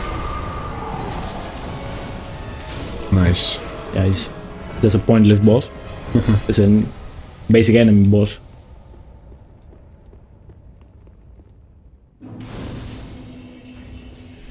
Gonna pop some souls. So when Aldrich was resurrected as a Lord of Cinder, he foresaw this this inevitable Age of Darkness, which in his dream was called what was the name? Age of the Deep Sea. Deep Sea, yeah. So it's like the next age which will come after the fading of the first flame, and so he decided not to prolong this one. I think wasn't he like dreaming of it or something? Yeah. Aldrich has this ability, you know, to dream about something, which is true. It's not like fiction. And he saw that it was inevitable for the world to end and the next age to come. So he didn't link the first flame. He chose to seek more power instead. We're gonna find out later what happened. George, I think you forgot to get the doll behind the coffin. No, it gives you, the boss gives you the doll. Oh, sorry, you got it. Yeah. I'm pretty sure, yes. Right. Yeah, you need so, it. Anri has moved. Anri and Horace have moved to Firelink Shrine. Yeah, we actually need to progress a quest here. Yeah. We spoke before on the Road of Sacrifices. Anri of Astora. I'm well pleased to see you safe. We reached the Cathedral of the Deep, but Aldrich's coffin was empty. So just like us, she didn't find Aldrich in the cathedral.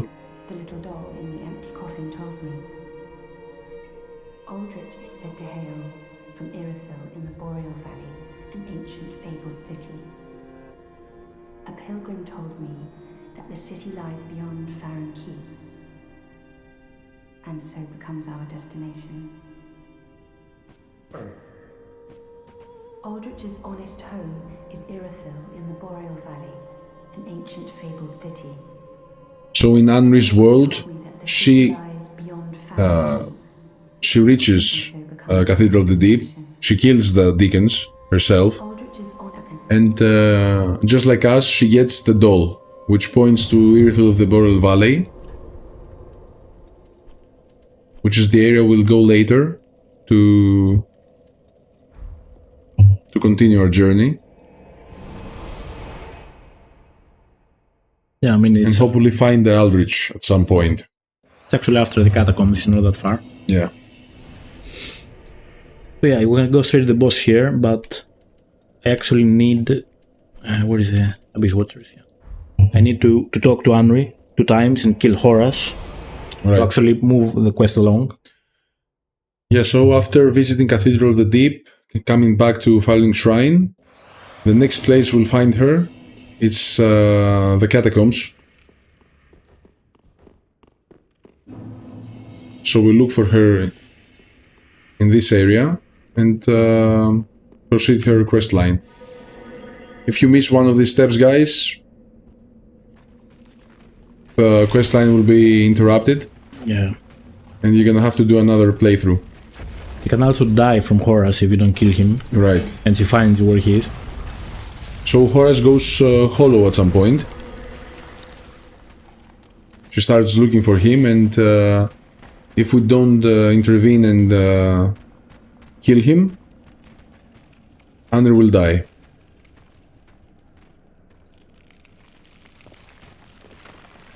Your future wife will die. A future wife will die. Yeah, so... Yeah, so... Hello. How very fortunate. There she is. Have you seen my companion, Horace? To my shame, I was snared by a trap and we've become separated. I've not been able to find him since. Yes, I see. Horace is a valiant knight. He can look after himself, no question. He's probably searching for me right now, with twice the resolve. If you happen upon him, please tell him that I remain in the catacombs and will lay prism stones to guide him, as always. Please send him my word. I beg of you. As you can see, Anri wears the signature armor of the first Dark Souls game. It's called the Elite Armor set. Elite Knight set. Knight, yeah. Elite Knight set, yeah. By proceeding her quest line, we can get all this equipment at some point.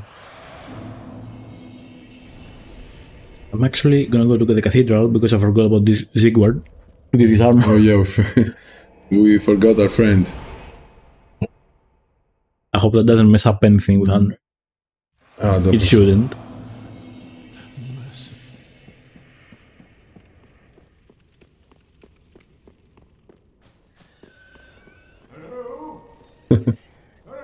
He's just down there for some reason. Or was he kicked in by patches? I'm not sure. Oh, I know that voice. Just how long has it been? It's me, Siegfried of Katarina. It's fun that, you know, getting the armor is gonna, like, make it easier for him to go out. He might be naked, actually. Yeah. Did you happen to see it anywhere? Or he can actually go out at any point, but he's just shy. Maybe. Oh, my armor. My deepest gratitude. I, Siegfried of Katarina, salute you. With my trusty suit of armor. Yeah, it's because of the armor, you know? Yeah. Until we meet again, comrade. No need to worry about me. With my trusty suit. Until we... Yeah, also he has all the gestures in the game, this guy. Yeah.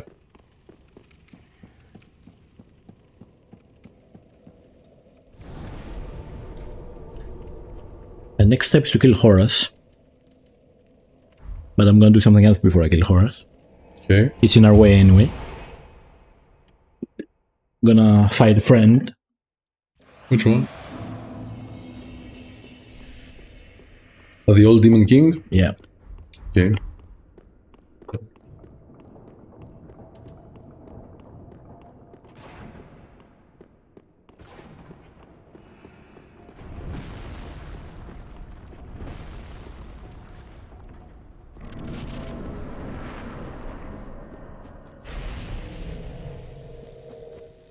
It's not gonna be a long fight.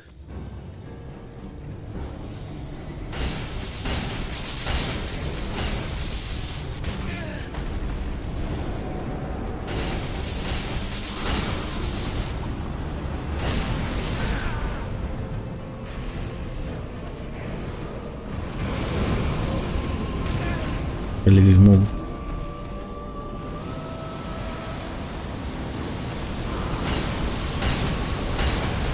He's fighting back now for some reason.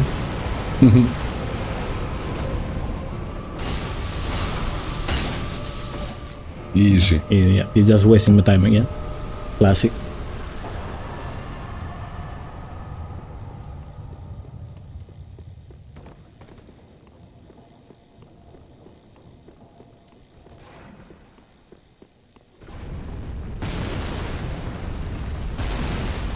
You can actually reach the top and find this ballista. Now you need to go through the ruins as well. Yeah, but it's not like it's necessary.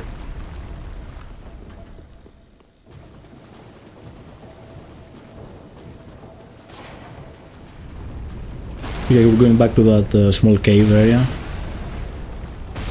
Find Horus. In these games, usually whatever you can see, you can go visit. Yeah.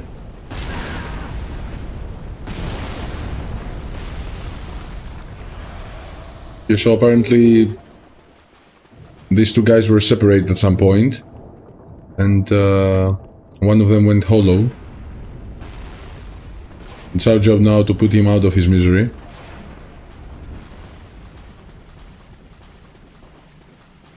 Actually, it's our job to protect our bride, mainly. Yeah. And get the girl. So that's Horus. Wasn't himself lately.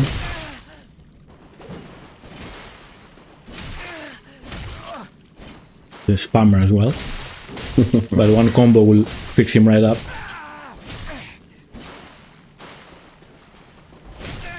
I don't know this guy. Yeah. He puts up a fight. Okay. And now we can speak to Henry safely.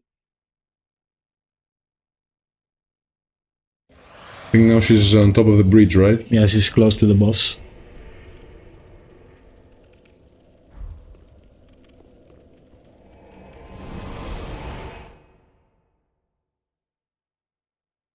Of course, in your first playthrough, you'll never be able to do the whole line. I mean, you might do it if you're lucky and go to Horace first. Yeah. It's really easy to miss.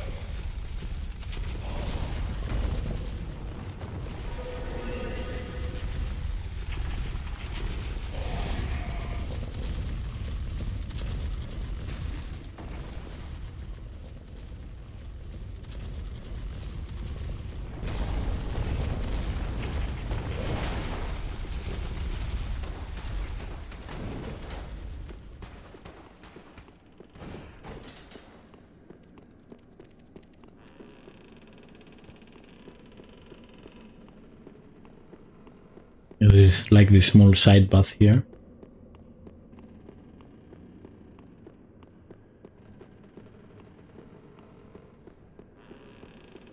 Ah, hello. We meet again. Have you seen Horace anywhere? Nope. I have not seen him. I see. I've searched high and low with no luck. Perhaps he's left the catacombs. Oh, Horace, where have you run off to? Oh, Horace, have you abandoned me? Well, if you tell her where he is and you haven't killed him, that's when she dies. Yeah. We can actually tell her where he is, and she goes there and puts up a gravestone, I think, for him. And it doesn't ruin the quest line. Yeah, she just finds the place we fought him. But last time I did it, I just said nothing, so I'm doing it like this anyway, to be safe. So now we're gonna find the chalice, which holds some sort of a spirit of an old king who got corrupted by the abyss at some point.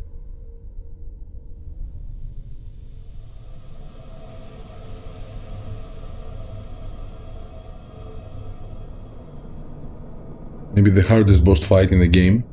It's very difficult. Because it's another... Everything gets dark, you might lose your faith.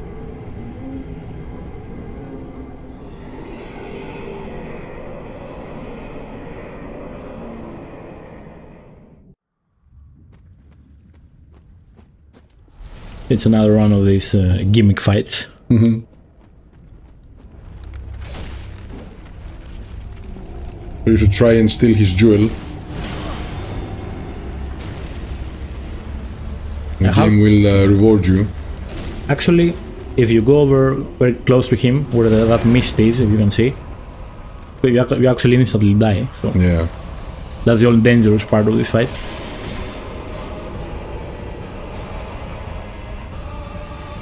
Yeah, by stealing his jewelry he becomes weak. And we can easily kill him. I think I'm dead. Maybe this, yeah. Well, I will die from what I just explained. Let's try this again, without being greedy.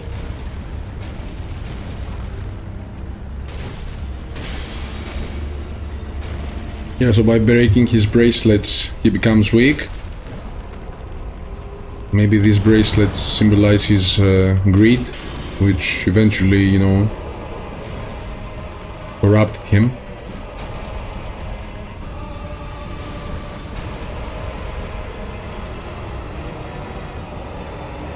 You know, this whole abyss theme symbolizes maybe the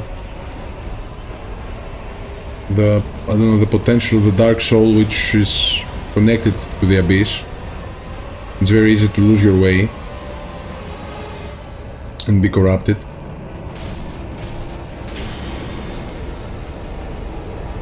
Yeah. Yeah, I just need to play it a bit safe. I rushed in before and died for no reason. No worries. And we got his soul. I think actually the kill animation is that he actually falls into the abyss. Yeah. I have seen videos of it. It's like he Right. gets dragged down to the abyss. So it's like these bracelets give him some kind of power to resist it in a way. That's what I think. Because when we break the bracelet, he falls down. Falls down.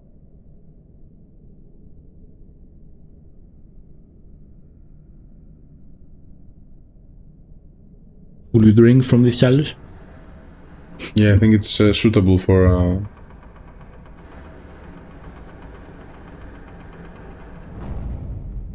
Okay guys, a new door has been opened, and that's actually the way to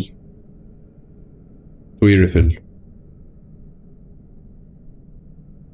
At this point, we are looking for Aldrich. It's like a path we follow because we found the doll back in his coffin at the cathedral.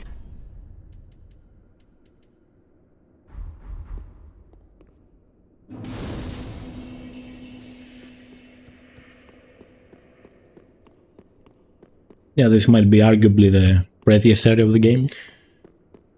Yeah, it's a very beautiful area. Yeah. A dreamlike scenery. How is this called? I think the auroras. You can also see the aurora. Okay, yeah. You know, this like a rainbow type of thing. Yeah.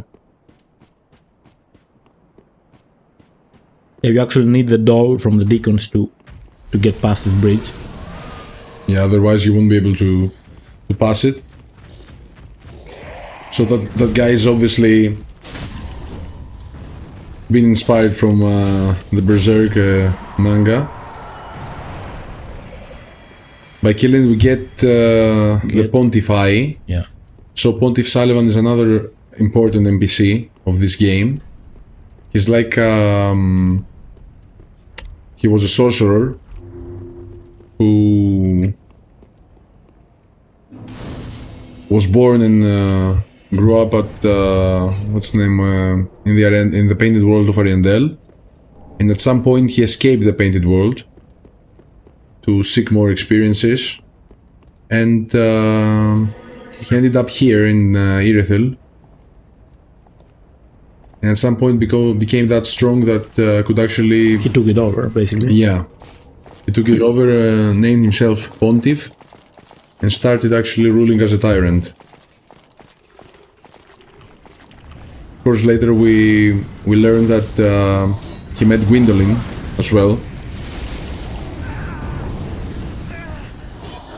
And had some connection with the Blades of the Dark Moon because he uses the spell himself. But later on he decided to imprison Gwyndolin.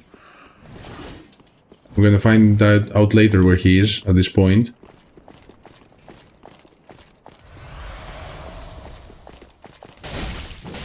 So the dancer we met before, the Vordt, all these guys come were from put this there from Pontiff. Also, Anna is back. Oh, I thought Yeah. it would be you. Good to see you. I never managed to find Horace. Forget about Horace. He must be done. You don't need Horace anymore. Yeah. As an unkindled Lord Seeker. For the children I knew, bless their souls. We all have our reasons, don't we? So she means the children that, were being fed to Aldrich back in the day. Thanks for my foolish request. And also a token of protection. May the flames guide your way. Ah, you are brave indeed, to face your duty alone. I would do well to learn from you. May the flames guide your way.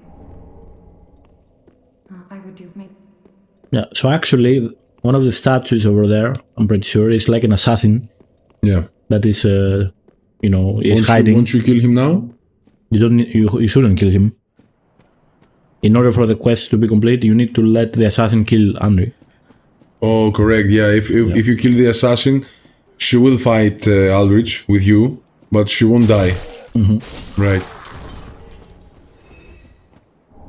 So you actually need to let her die for this ending.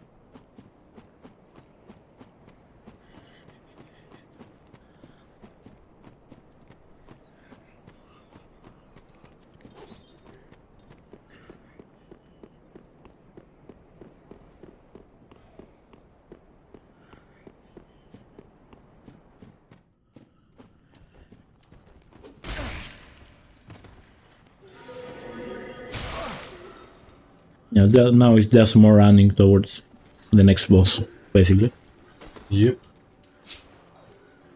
Also, I think I'm gonna do Yhorm first, before Aldrich.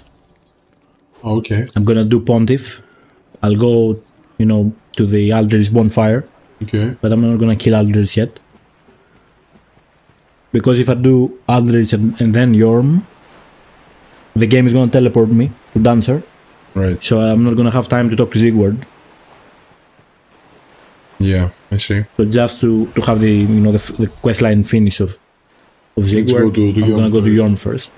After Pontiff though.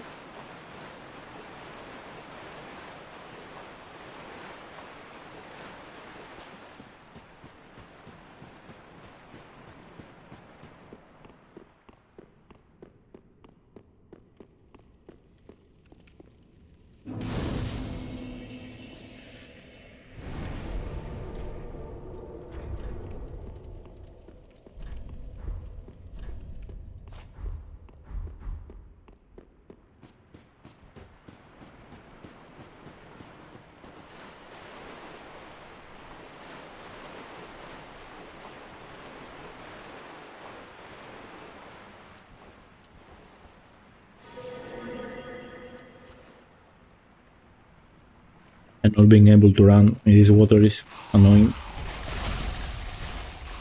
We have these centipede enemies here. They always have centipedes for some reason. So here we're gonna find our old friend.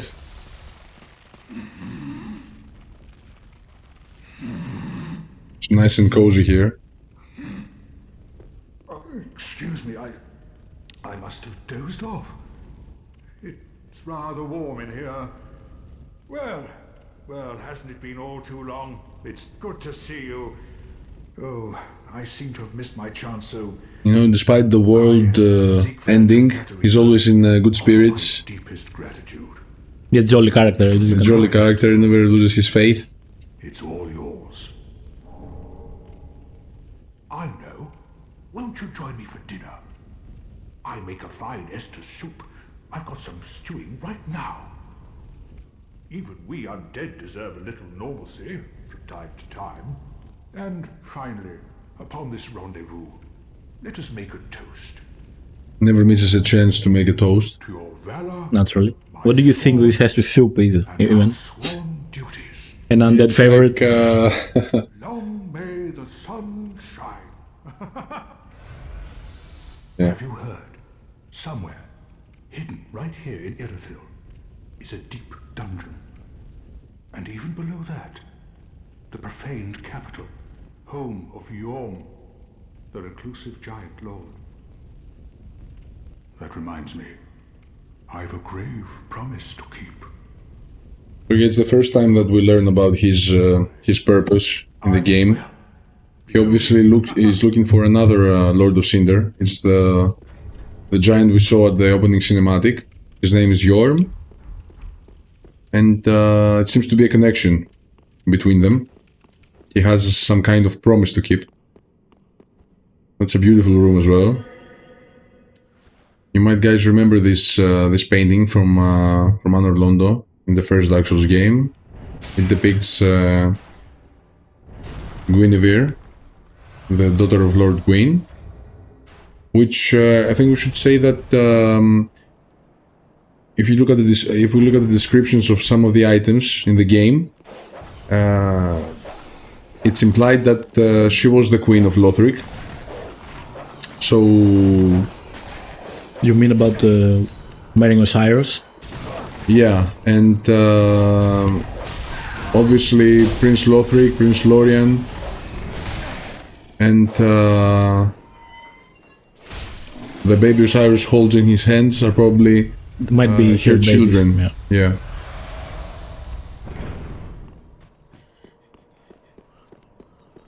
But I think Bountiful Sunlight is the first miracle, and the other one is an item that I'm not sure for the name, but it regenerates your whole HP. maybe the ring? That's yeah. the ring. Oh, you mean the Divine Blessing? Divine Blessing, correct. If you read the descriptions, in Dark Souls 1, they're about Guinevere, and here it's about the Queen of Lothric. Okay, and this guy is Pontiff Sulyvahn, the tyrant we discussed earlier. So on one hand you can see that the Dark Moon spell is being used. That's the connection with Dark Sun Gwendolyn. So at some point these guys met each other. And the flame we see on the other hand is the Profane Capital, the Profane Flame.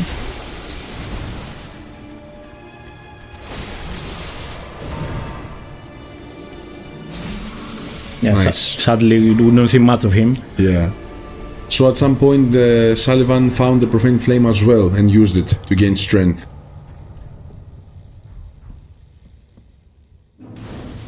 And the weapons Dancer uses are pretty similar to this one. Another connection with him. So yeah, the guy had a humble beginning, but became really powerful. Made a name of himself. Yeah. Right, so I'm back here because I think I need to talk to Yuria now. Yep.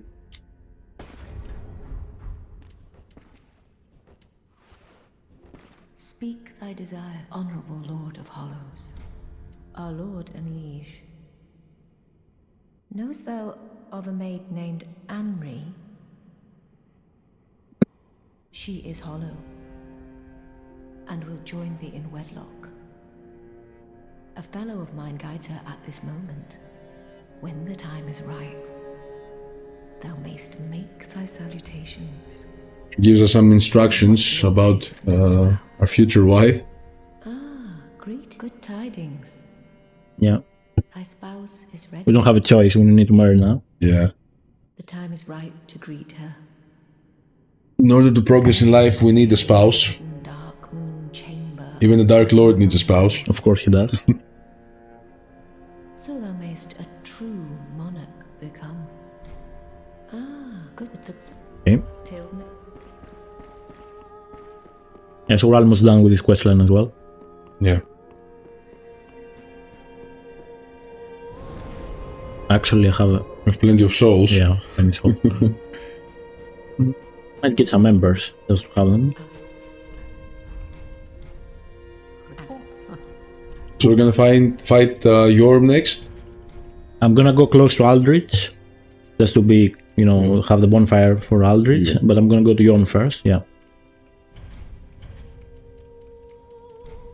I want to read these item descriptions.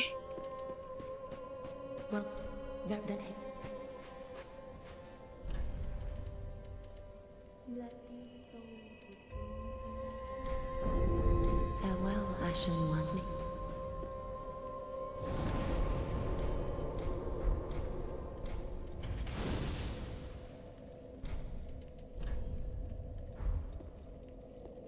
You mean about the Guinevere? Yeah, so the description from the Divine Blessing says that the Queen of Lothric, married to the former King Oceiros, was initially revered as the goddess of fertility and bounty. That's of course the same description we've seen in the first Dark Souls game about Guinevere. So it's a direct connection that she's the Queen of Lothric. And the next one is yeah, it's the bountiful sunlight, but doesn't say anything about the Queen of Lothric, so it's not that item. So we can see a familiar area here. Yeah. So yes, this is Anor Londo actually.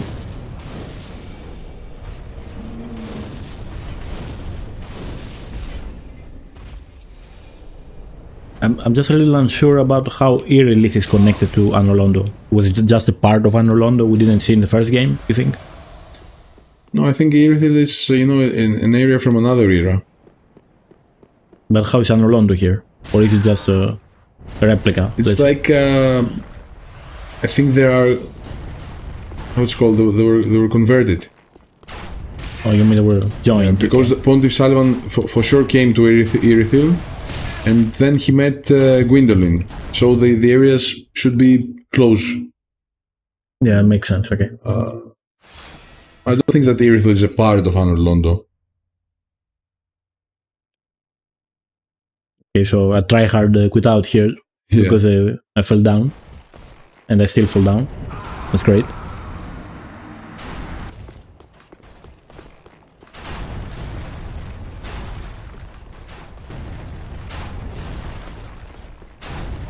Let's go around them this time. I don't think I had many souls anyway, so it's fine.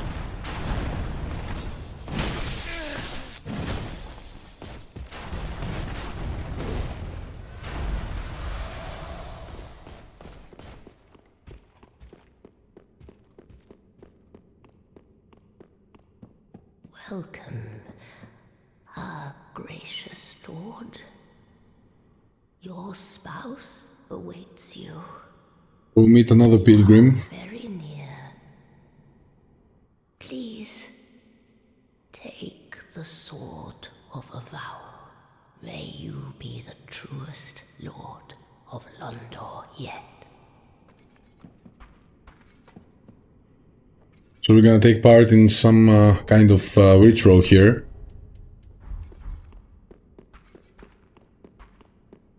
Yeah, so this is the area where we fought Gwyndolin yeah. at the first game, which is the Lord Gwyn's tomb.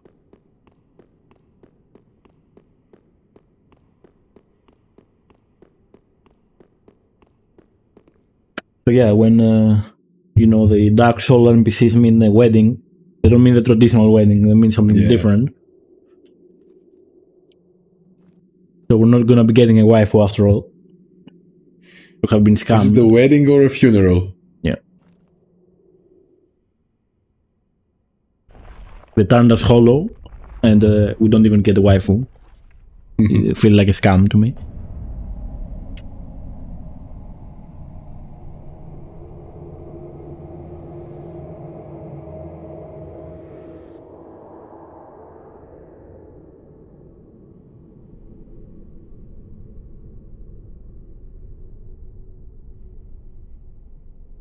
And they lived happily ever after. Nice. So we got the Dark Sigil. Yeah, now we have 8 Dark Sigils. Yeah. So we needed that item to get the ending we're aiming for.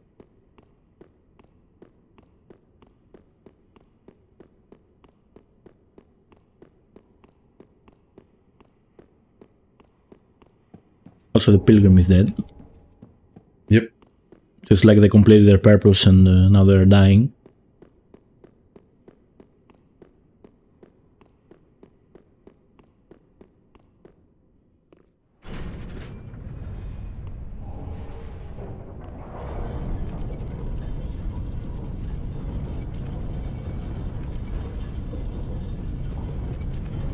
Yeah, this is the exact same contraption from Dark Souls 1. Right.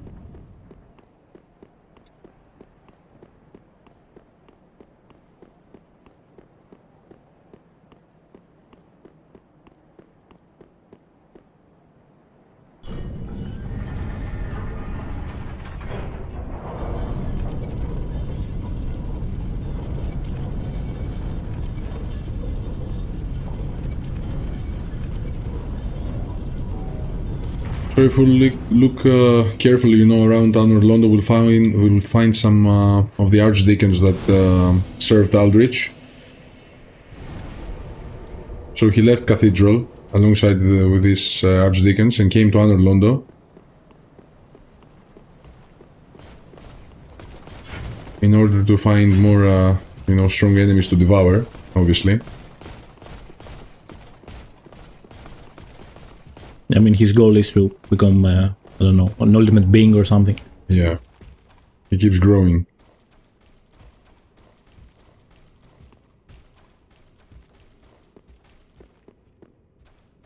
Yeah, I'm just gonna unlock the door. And we're gonna go to Yhorm first. Yeah. Just so we can talk to Sigurd after.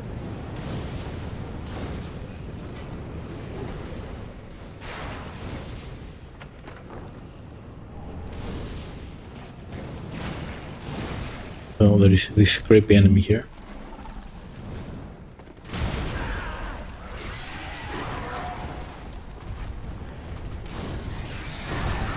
There's a liver probably somewhere.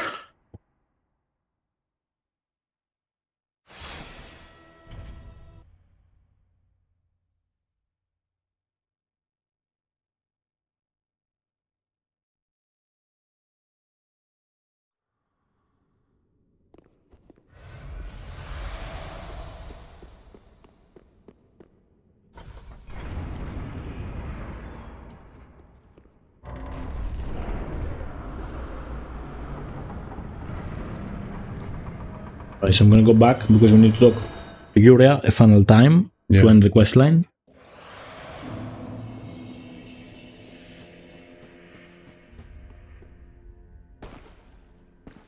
I presume thy holy vows are sworn? Wonderful. Now thou art the true and deserving Lord of Hollows. With the spouse, the strength to claim the fire is thine. Thy lordship, I prithee wrest the fire from its mantle. I, Urea, and all Londor embrace thy impending lordship. O Lord, and I prithee, when the moment cometh, to link the fire, wrest it from its mantle. The age of fire was founded by the old gods, sustained by the linking of the fire. But the gods are no more, and the all-powerful fire deserveth a new heir. Our Lord of Hollows, it shall be, who weareth the true face of mankind. Oh, I went the Yeah, so she actually tells us that the age of gods has to be over, and the age of humanity, let's say, should prevail. Yeah, and we're gonna be something like a king in this new era of darkness.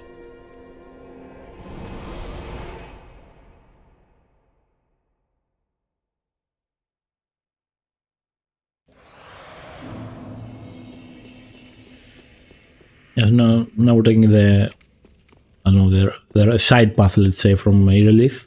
Yeah. Which will take us to Yhorm conveniently.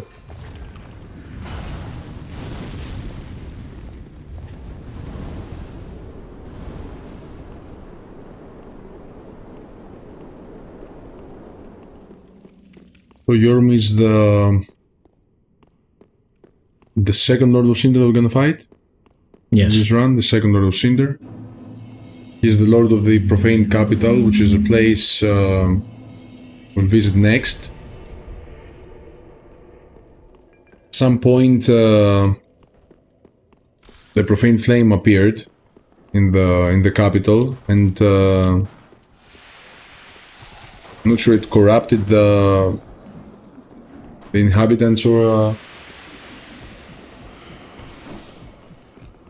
The Profane Flame is supposed to be like a Chaos Flame in a way.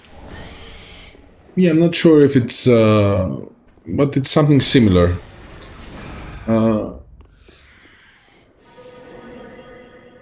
Yeah, so the flame fell out of the sky and started, destroying the city. And it was, derived from dark. Yeah. So Yhorm actually decided to become Lord of Cinder in order to save his people. But before doing that, he gave them the power to slay him if he ever, returned with bad intent. And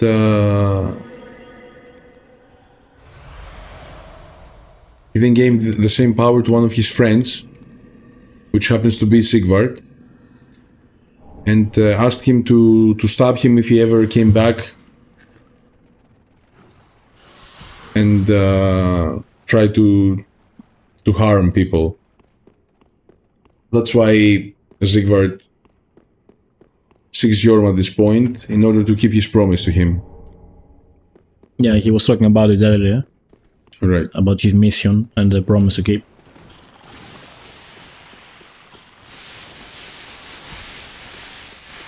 Yeah, so no, I guess Yhorm in a way might be one of the, better in a way Lords of Cinder. Yeah, because he became the Lord to genuinely save his people. But wasn't appreciated, I think. That's why he's called lonely and...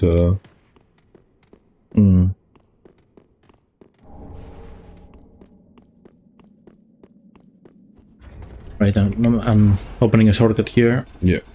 Because we're gonna need this place to go to an area later. Yeah, we'll come back here.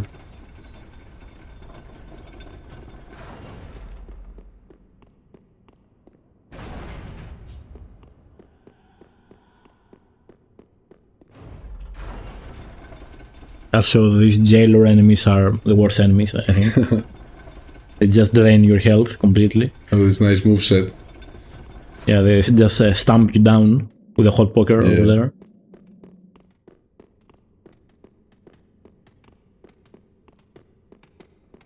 So Yhorm is the only Lord of Cinder that we see, you know, howling in the opening cinematic. And I've read that this means that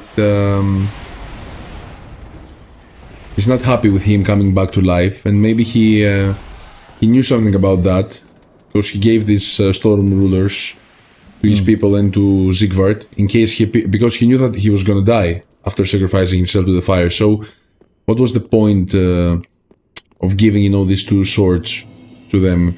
It's like, in case he ever came back to life, they would be able to stop him.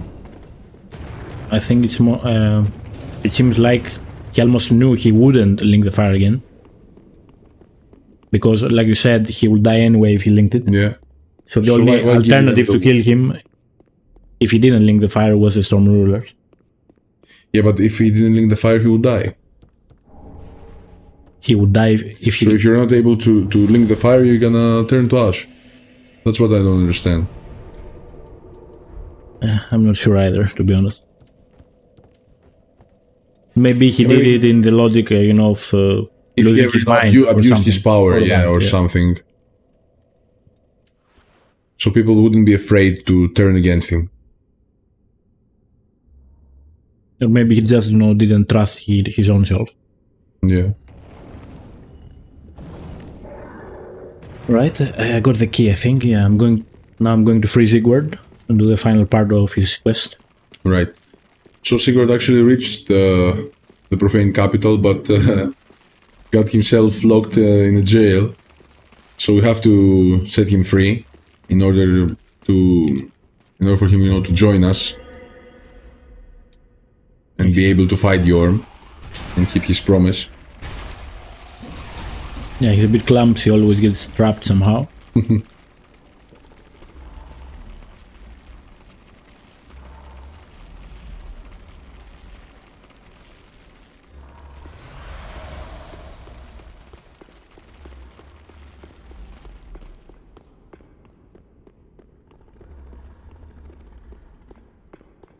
Spellcaster here.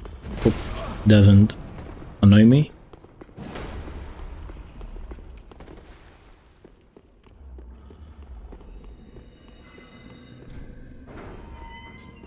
Nice. Ah, you are a saint.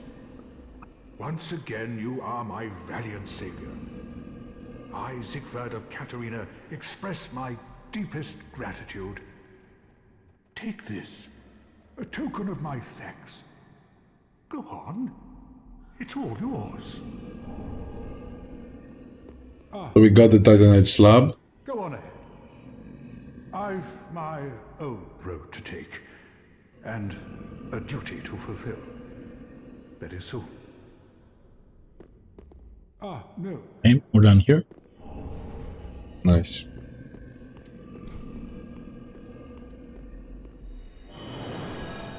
Yeah, so it's just Yhorm left now. Just gonna rush to Yhorm. I'm gonna throw away some items. You're gonna make it plus 10? After Yhorm, because I don't really need it right now. Right. So Yhorm was supposed to be the toughest enemy probably, but by using this sword he left behind, it's actually a really easy fight. Yeah, it's one of these mechanic fights again. Yeah. Which is also taken from Demon Souls. That was the first same mechanic. That's where they first did this mechanic in Demon's Souls. Ah, okay. And then in Elden Ring with Praetor. Yeah, it's also Rykard as well. Yeah, I think they have these little, things they did in their games that they just want to carry over. Like patches. He's in every From Soft game. Yeah, this has to... It's probably an inside joke at this point. So these priestesses, which seem to, to call something around the flame, were probably the ones who brought the flame to life. Okay.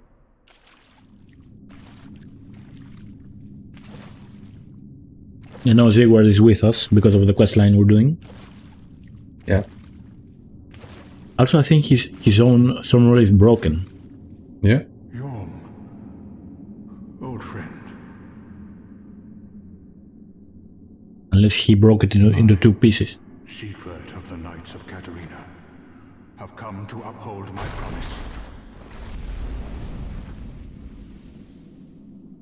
Let the sun shine upon this Lord of Cinder.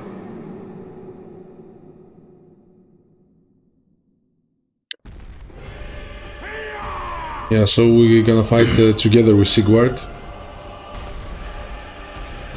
Of course, he can die during the fight. We won't get any dialogue. But if he manages to stay alive, we'll have a final chat with him.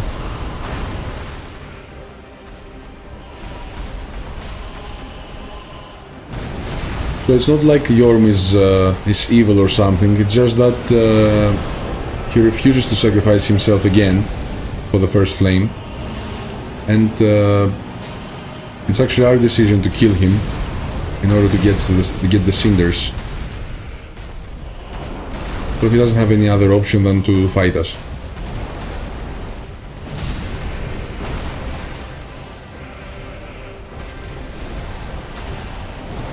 Having Sigward also stunning him is useful.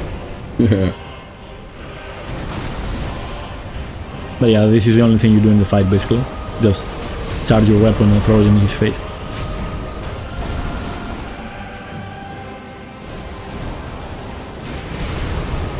And that was it.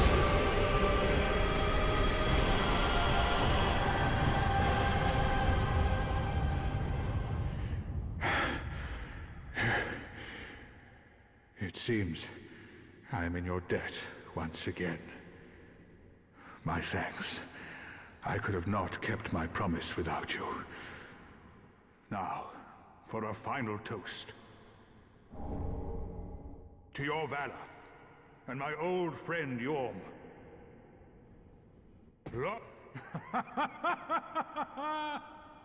Yeah, he completed his purpose. I'm going to have myself. That's why he offers a final toast. After a nice toast. Because if we actually reload the area, he will be dead. Yeah. And we can actually get his armor set. Well, He wishes us luck for the continuation of our journey. Yeah, so that's also done, I think, completely. Yeah. Now it's just bosses. So we've already killed 2 Lords of Cinder. Next one will be Aldrich, finally. You heard so much about that guy, it's Yeah. time to see him. So yeah, Yhorm was actually a tragic figure.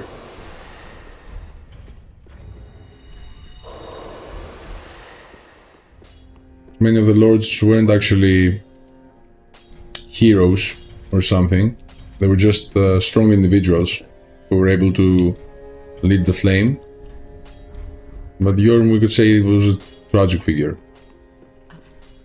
He actually did it for his people. Right, so I'm gonna buy a bunch of buffs for my weapon, because Yeah. I will need this. I need a lot of gold resins. That's pretty I mean, in case something goes wrong, many resins. I need to have them. Yeah. Ashen. Well, very dead. We're gonna visit later the untended graves. Yeah, we're going there now, actually. Yeah.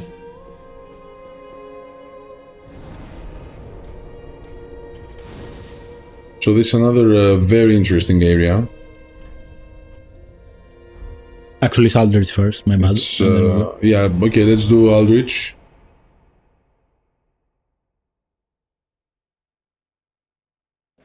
Actually, since I already came here, I can do it. Yeah? And we can do Aldrich after. Just to not teleport back. Yeah. So by exploring the Lothric castle some more, we can actually find a garden we visited earlier for the chunks. And this garden eventually leads to a very interesting hidden area, which we will discuss later.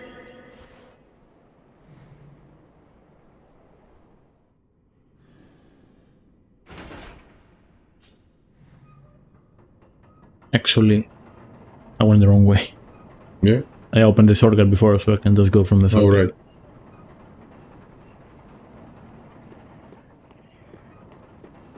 Yeah, so it's gonna be like two back-to-back bosses. And then the secret area, let's say.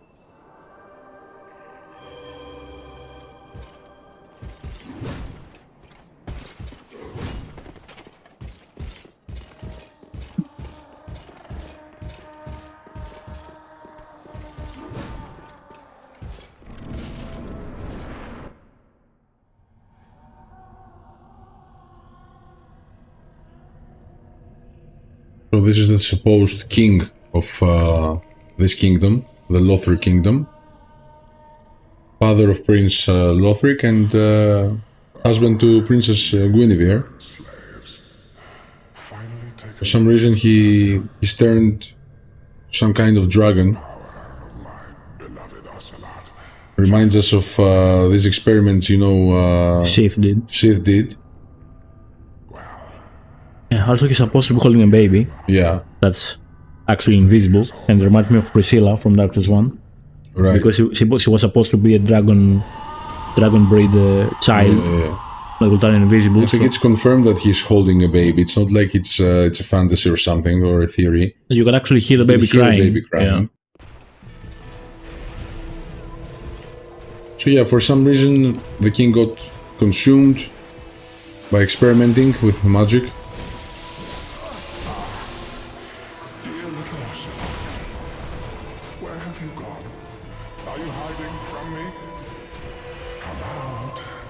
It's an annoying fight, I would say. It can be annoying if you don't hit him properly, like I'm doing right now. Because you can actually stagger him. And becomes easier. You get crazy in his second phase.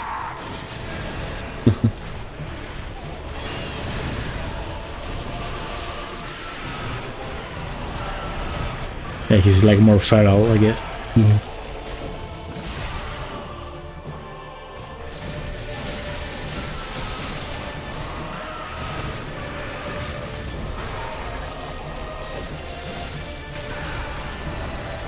Oh no, he's doing the charging stuff.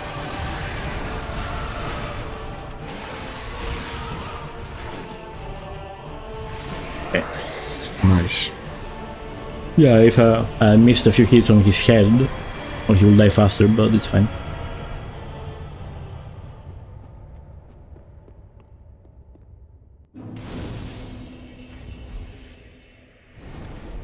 Yeah, so you can actually keep going here. Nice.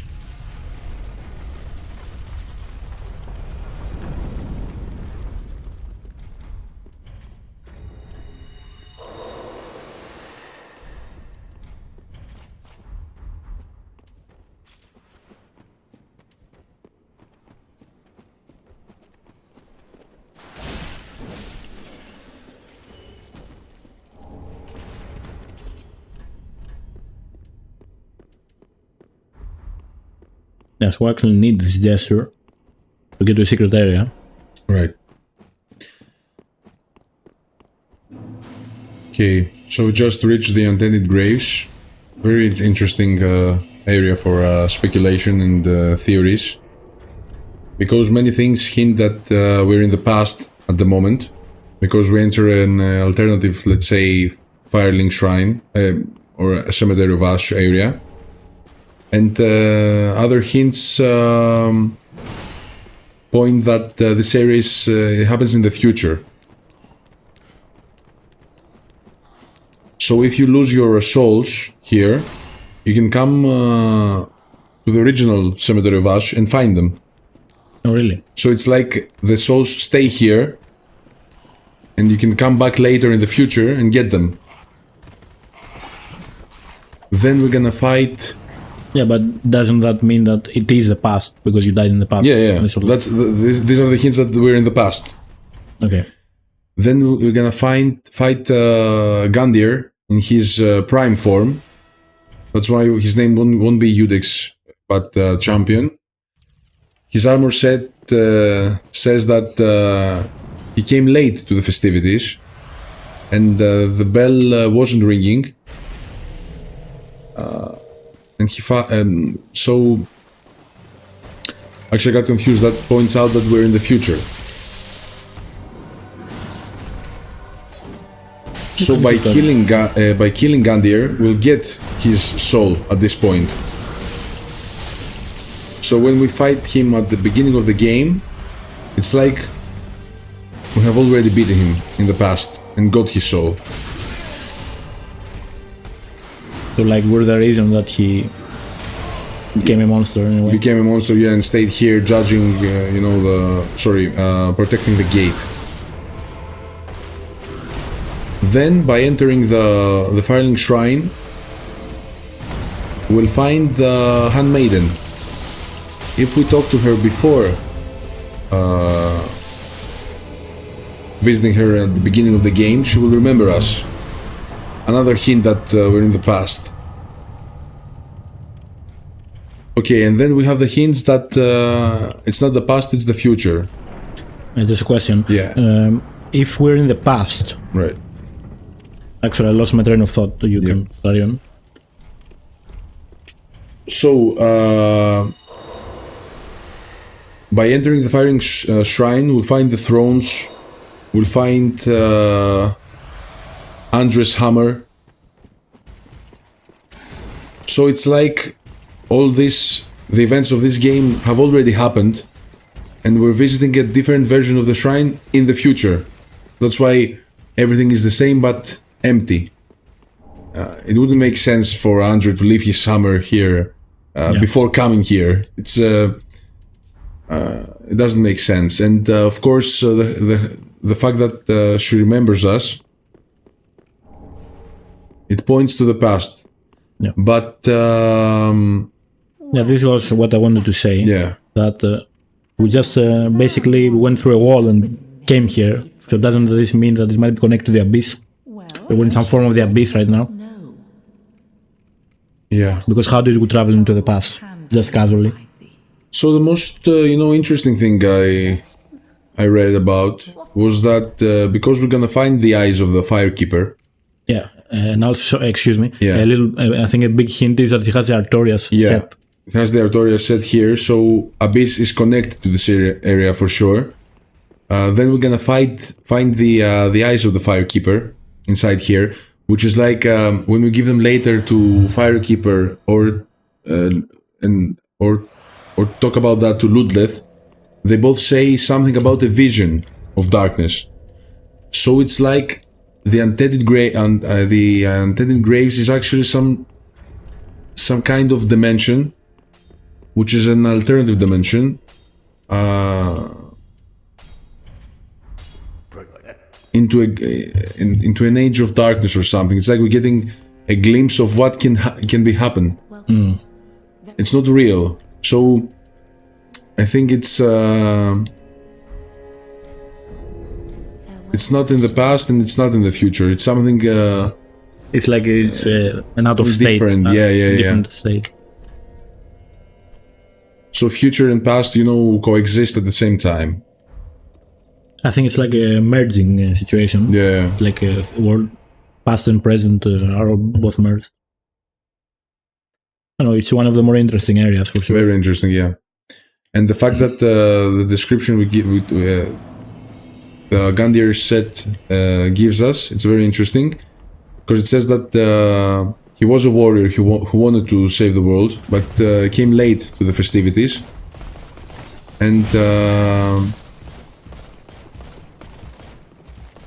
found a bell who wouldn't toll. So the time to save the world had already passed. So it's the age of darkness already. Yeah. Okay, so we're finally to Aldrich. Yeah. So guys, finally we'll hear Aldrich, Devourer of Gods.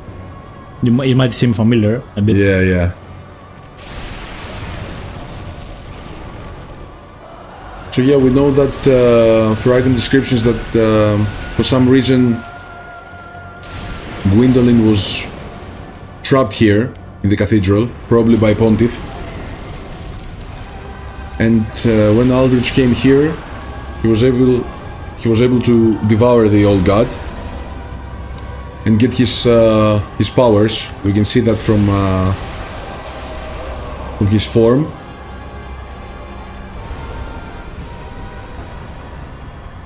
The soul is black, of course, because of the atrocities he has committed in his life.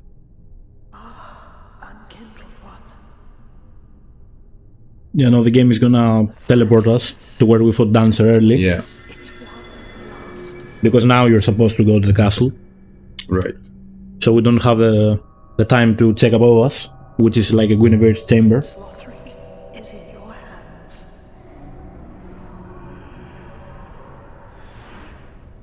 And then, you know... Please save his soul. Yeah. And then Aldrich used his this dream ability and dreamt about Priscilla as well. That's why he got Priscilla's... you can get Priscilla's scythe. Oh yeah, if you trade his soul. Yeah, if you trade his soul. So he became even more powerful, but unfortunately he met the chosen, not the chosen, the champion of Ash at some point. It's the same person, basically. Yeah, but same person. So that was the voice of Emma, right? Yeah. The old lady we slaughtered in the beginning of the game in order to fight a Dancer early on. Yes, he's supposed to let us go meet, you know, Prince Lothric. Right. So and help them. This is the final Lord of Cinder that we're going to meet. It's a chosen heir to link the first flame for this era. For some reason, he decided not to do it. Of course, we'll learn later that he met some scholars who... What's the word? He'd open a shortcut, so I'm in the wrong bonfire. You mean they influenced him? Yeah, they influenced him about you know, the inevitability of the fading of the flame. So when the time came, he decided to just sit and watch the fire fading. So he is named Lord of Cinder, and we need him in order to visit the kiln of the first flame. But he never actually linked the first flame. And the second phase of the boss fight, it's not like he becomes embered, because only the Lords of Cinder, besides us, only the Lords of Cinder might enter this Cinder mode. Yeah. So the fire he uses is the fire from his elder brother Lorien. It's not the first flame. So Lord of Cinder is a title which means, which doesn't only mean someone who lit the first flame, but someone who is chosen to do it. That's why he is called Lord of Cinder, although he has never linked the first flame. It's a popular misconception because many people thought that he actually did that. Let me kill this guy and we can talk more about it. Yeah.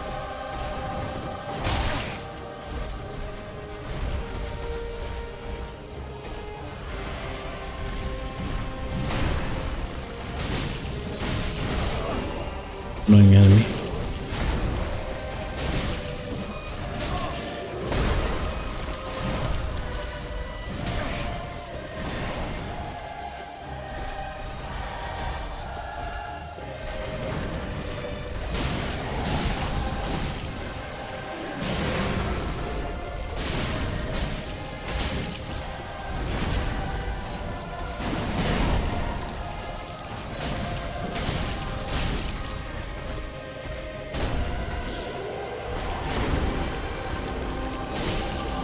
Okay, he's dead.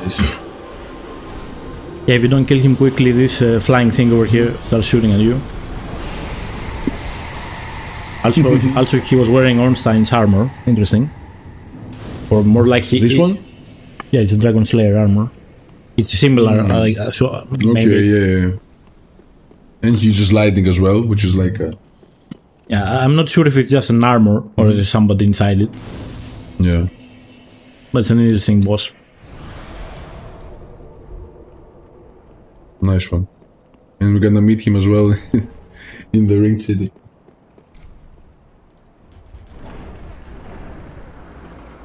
Alright, so now we need to get through this Grand Archives area in order to get the princes. Right. Try to skip most of this place. So yeah, for the final part of the game, we have to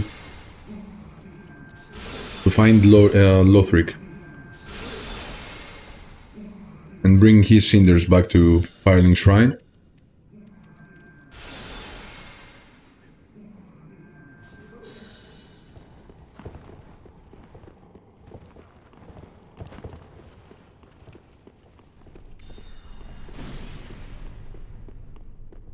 Yes, I guess these are the scholars you were talking about in this place. Yeah, so... You know, growing up, obviously, Lothric has had the opportunity to meet these scholars, which have already come to the conclusion that continuing, you know, to endlessly linking the first flame is not the answer. The world has to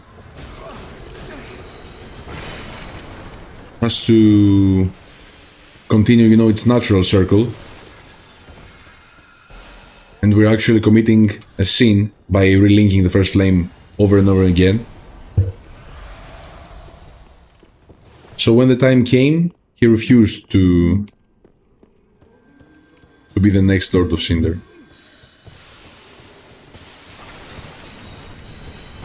Yeah, but I mean, I suppose he also believes that.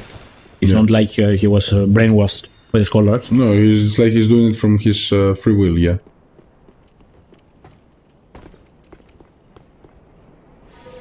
Yeah, and actually, I think this is the part where we got raised, because Lothric refused. Am I correct on this? Right, first of all, he was the obvious choice. After his refusal, the lords were brought back to life, and after their refusal, the unkindled ones came back.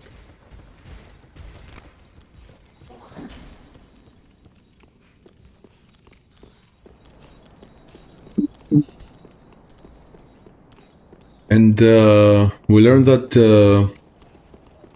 you know, the royal family had this obsession of creating the next heir to link the flame. And this reminds me, you know, of the old gods, which had the same obsession of prolonging the Age of Fire. And that I think is another hint that Guinevere was a part of the royal family. Oh yeah, it's like her mission was to prolong their era. Yeah, but her son disobeyed, basically. Yeah.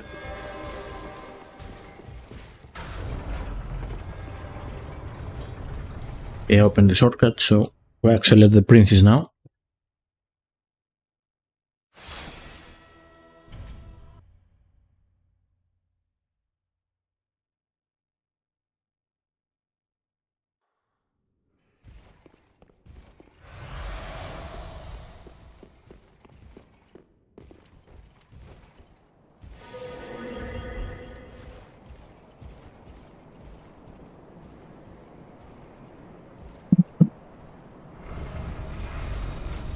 So in the beginning there were two princes, an elder brother and a younger brother. The elder brother, Prince Lorian, was the one who was the heir to the throne. That's why he was given this royal armor and the crown. And Lothric was destined to link the flame. But for some reason he was born like really weak. Yeah, I think his legs are crippled or something. Right. Oh no, actually he's Lorian, his brother. Oh, yeah, well, we'll talk about that later. Yeah. Actually, there's a lot to talk about them, so Yeah. Unkindled one, let's kill them first. purloiner of cinders. Mind you, the mantle of Lord interests me none. The fire-linking curse, the legacy of lords, let it all fade into nothing. You've done quite enough. Now have your rest. He was gonna let the big bro fight the battle.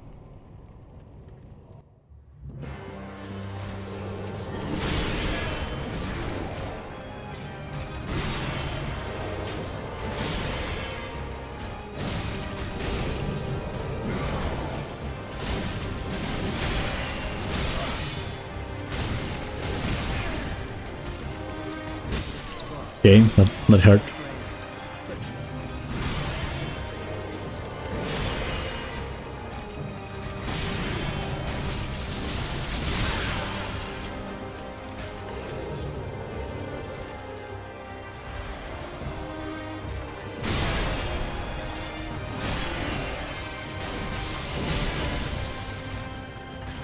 And always read his movement correct. So.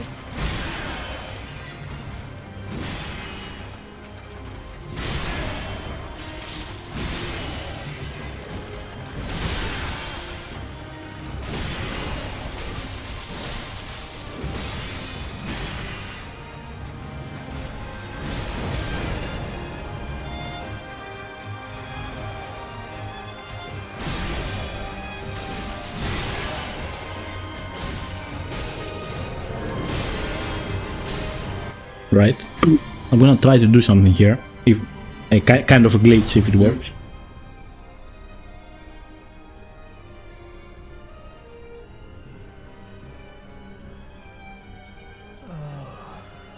Dear brother, I'm on my way.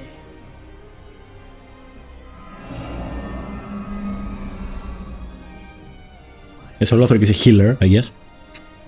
Yielding sword of Lothric's prince.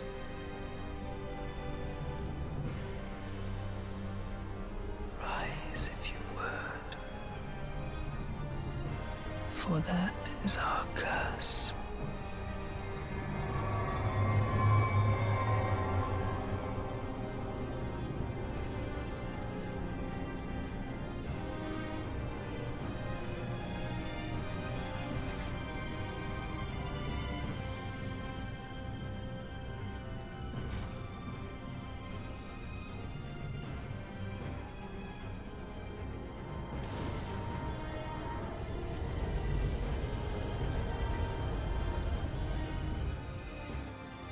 Yeah, so this seems to be an ember state, but it's not actually.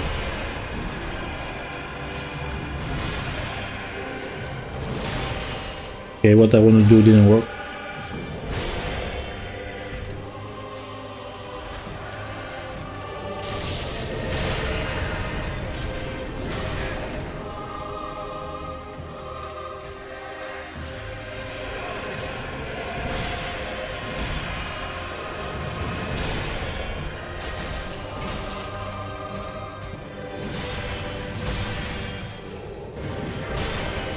So actually you want to hit him from the back to get Lothric, because he's the main boss right now. Yeah.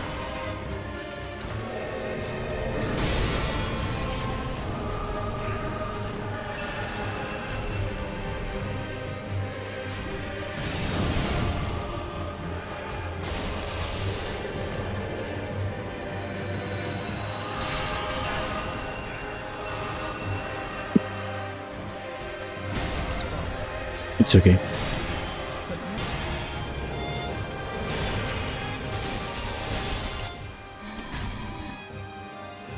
Right, so I'm gonna try to do something here. Yeah. if you're behind Lothric in the first phase, no, Lorian. Yeah, I messed up. If you actually don't hit Lorian, you can get the Lothric stuck like that. You can free kill him. But I messed it up because I've never done it before. But it was still funny to happen. Yeah. There's also another AI break you can do here.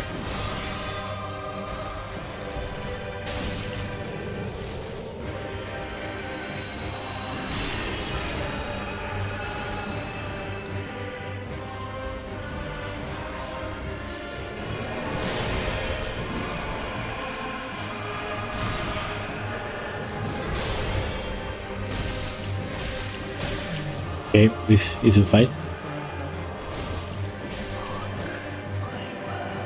We died a few times, but nothing too bad. Nice. So yeah, Lothric was born as a very fragile child in a very weak state. So I've read a theory that King and Queen actually created that curse, which binds him with his elder brother, in order to create this powerful heir. That they tried this curse, but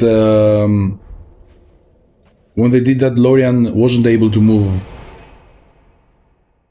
because of Lothric's weakness.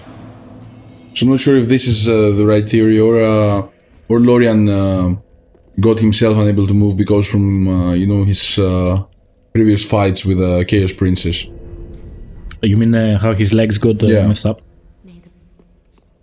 Yeah, I'm not sure, to be honest. I always thought it was because of his fight. Yeah. He got damaged. No, there is a theory that because of this curse, which bind him with his brother, he took some of his feebleness. Let's say. Yeah. Interesting. So yeah, now we killed all the Lord of Cinders. Nice, so we have all the Cinders put on the thrones. And we're actually able to fight the final boss. Of course, we're gonna do some more things. So we can see Firekeeper approaching. The 5 lords sit their 5 thrones. Did we give her the eyes? No. Because it's for another ending, so I didn't bother. Oh yeah, right.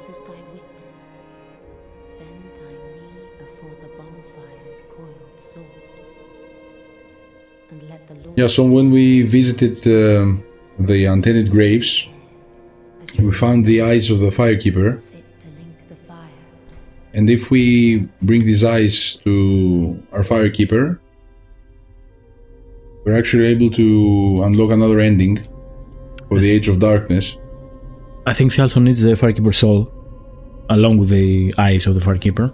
Okay. But yeah, it's for a specific ending.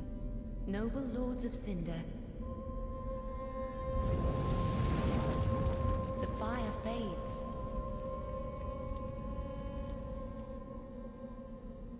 And the lords go without thrones.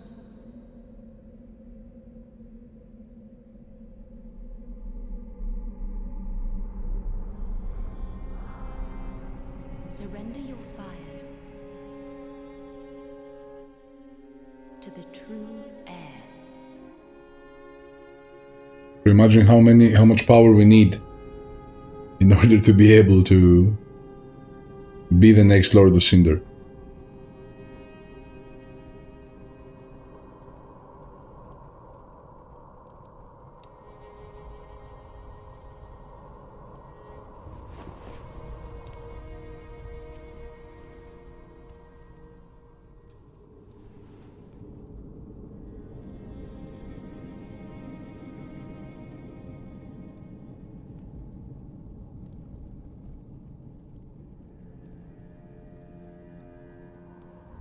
So I guess he's spreading ashes on us. Mm-hmm. I mean, it infuses us with power, I guess. Not sure what's happening here. Let him grant death. It's like we get the essence of the cinders, you know? Deliverers of the first flame. What that means. Grant death to the old Lords of Lordran.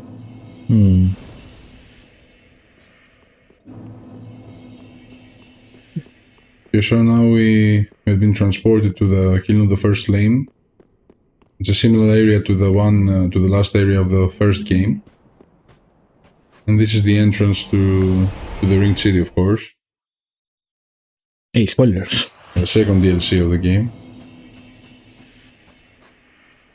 You can actually access it from here. Yeah. Yeah, the final boss is there, but we're not going there yet. We actually have the 2 DLC and an optional area left. Yeah. We're gonna do the optional area first. So yeah, now all the tougher bosses are left, basically, of the game. Right.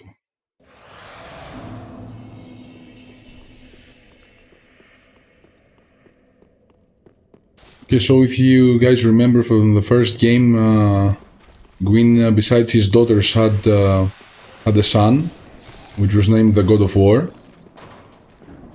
But then he did something which made him, you know, how should I call it? Desert, basically. Yeah, he actually chose to help the dragons, which were the sworn enemies of the old gods. So his father actually erased him from history. And we never really learned what happened to him. We just know that he allied himself with the ancient dragons and left Anor Londo. But in this third game, we actually get the opportunity to learn some more about him. And this is the area we're heading at the moment. It's a secret area, it's optional. To get there, you have to actually get a specific gesture, which is called Path of the Dragon. And if you perform it at the correct spot, you get automatically transported. Yeah, you get transported to the Archdragon Peak, which is the name of the secret area.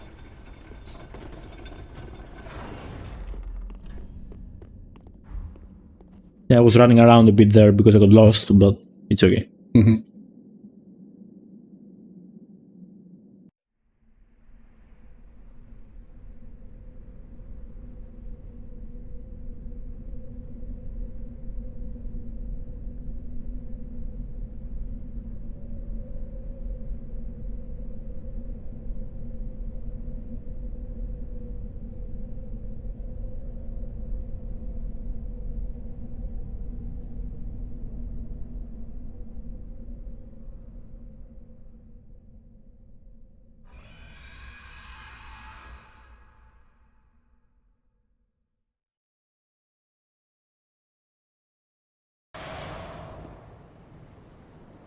Yeah, so we're at the Archdragon Peak now. Also, our game crashed, we don't know why.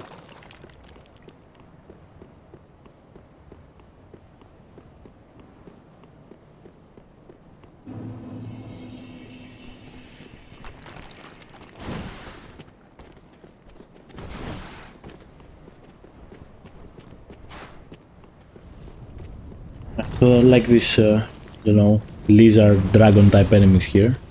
Kind of weird.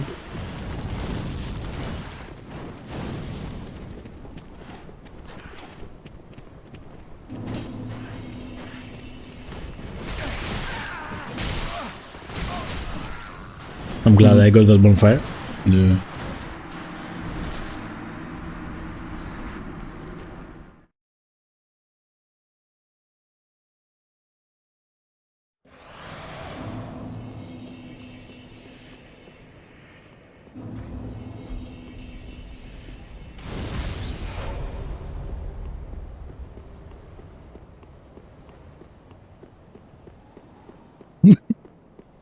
Yeah, so this is not a very big area either. It's like 2 bosses here.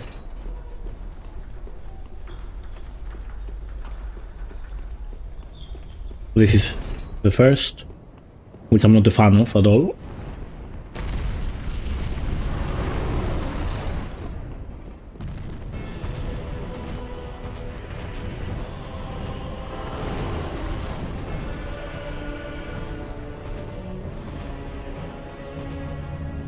Yeah, this is not a normal boss.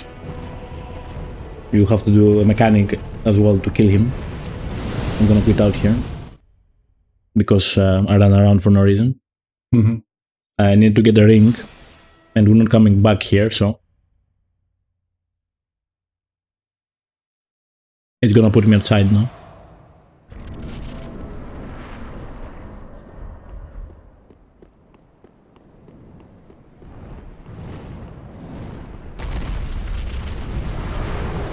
We can see statues of the Nameless King here.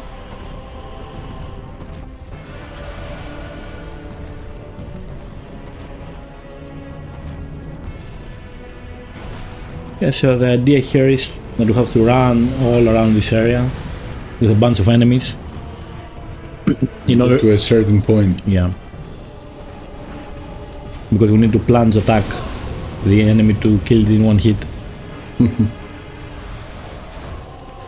Yeah, for some reason an attack that comes from the sky is like pretty OP. Yeah, and you can't really kill him any other way. Unless you take, you know, so many hours fighting him.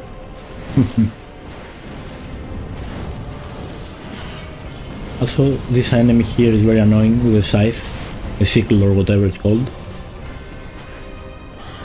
Because he can actually hit you while you're from a distance, yeah. No, he can hit you while you're climbing the ladder here. You can actually die to him. I can always also miss the plant attack.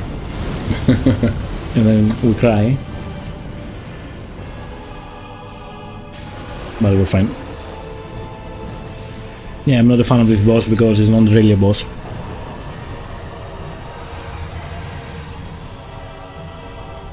That's all you have to do. Mm-hmm.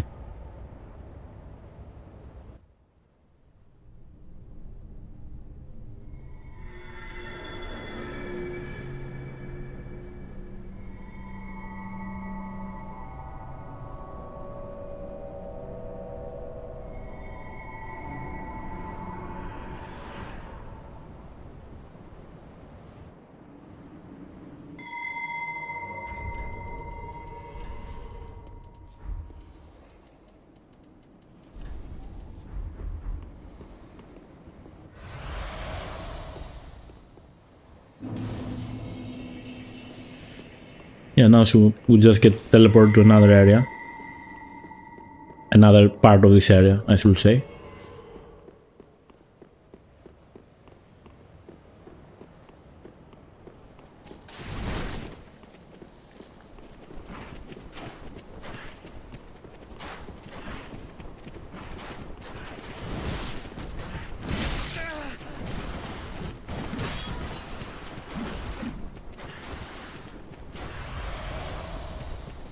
So we never actually learned the true name of, you know, Gwyn's firstborn son. Because of his betrayal, his father erased him from history. That's why his name is Nameless King.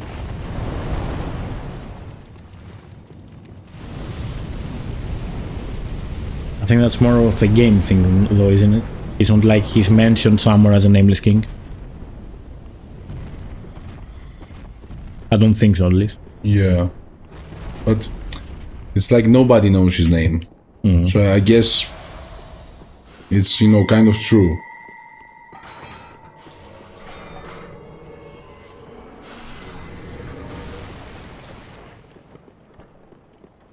Yeah, we're practically done with the area.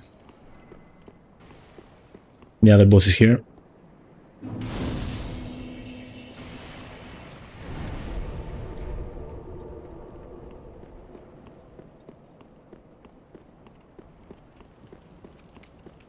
We need to summon somebody with a belt, I think.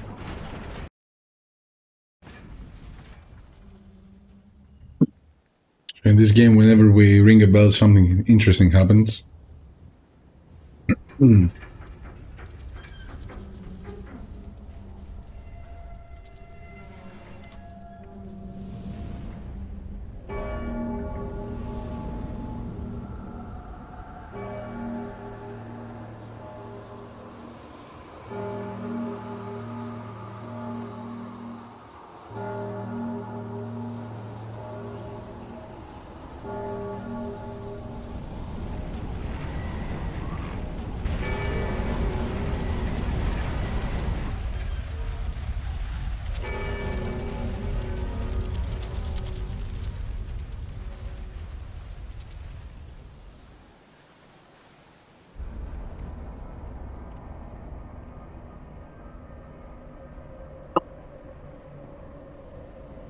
One of the most beautiful boss fights.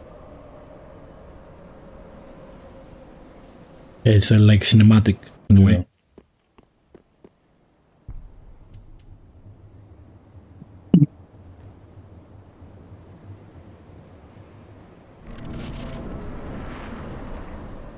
Let's see if I can first try this.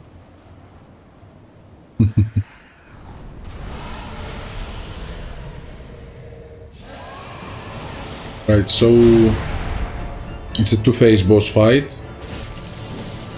In the first phase we fight the King of the Storm, which is the name of this dragon-type bird. Yeah, this bird thing.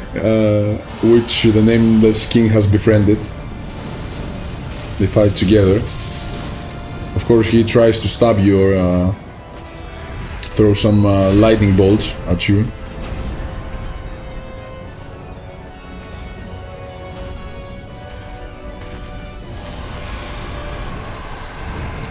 Yeah, that's a nice AI. But I'm missing a lot of attacks, so not great. It's not, the first phase is not really hard, it's just RNG stuff.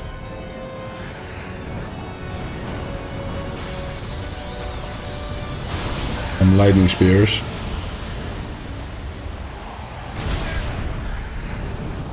You can't even see him properly, it's a bit of a...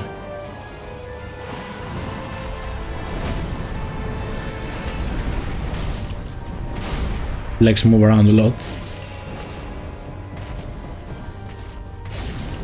Okay, got him. Got the first phase at least.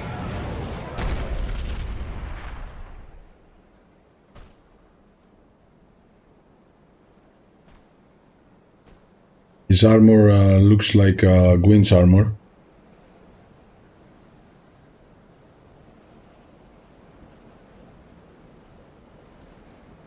Is he like undead? Why does he look like a skeleton? It looks like he's hollow or something. I always wondered about that. Unless it's a mask. But I'm not sure. Yeah, but when we use his armor set, we won't get the same effect. It's like it's his face. Maybe he just has no skin anymore.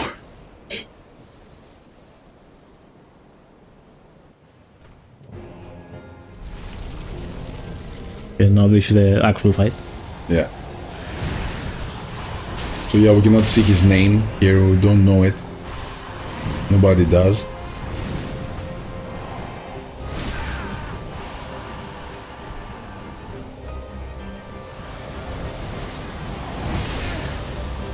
You know, the way he moves around slowly, It's a bit scary. Like he's slow until he's not. Okay. I expect to die a few times to him, it's fine.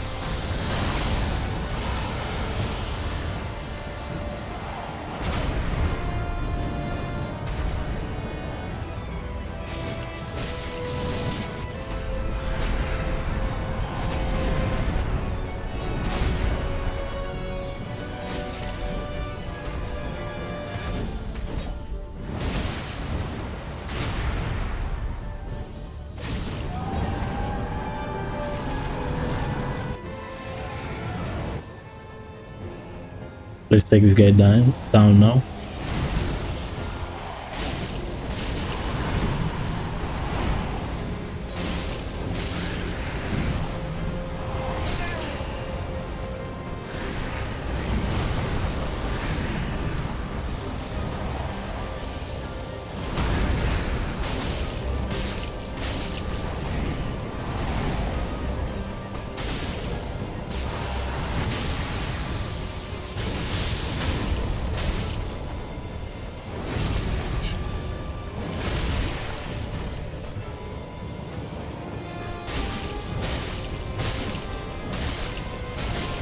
There we go.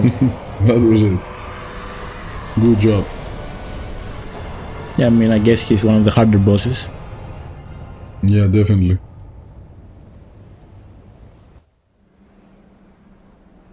So it's fine that we didn't actually have to kill this boss in order to proceed in the story. We just came here and killed him. Yeah, we just didn't like, anyone with a king in his name. So Right. Well, it's chosen undead, we have to take them down. So yeah, it's fine that in this area we can find some other famous NPCs like Dragonslayer Armour, which we supposedly fought in the first game, but as we mentioned in the first video, that wasn't the real one, because the real one came here to, left Anor Londo to look for his, his old master, let's say. And we can find here his armor set, which means that he reached Archdragon Peak as well and died here. Yeah, so he was following the Nameless King, I guess. Right. And I guess he was loyal to him and wanted to bring him back, I suppose. Right. Yeah, and went after him. And the other famous NPC is Havel the Rock, which we can find here. I'm not sure what's the implication behind that. I don't really know. Yeah, so as you can see, you can find the armor and the weapon as well. I'm just taking them, just to take them. Yeah, so now we're gonna level up and we're gonna start the DLC, which is the more interesting stuff, at least story-wise, with Gael and what's happening.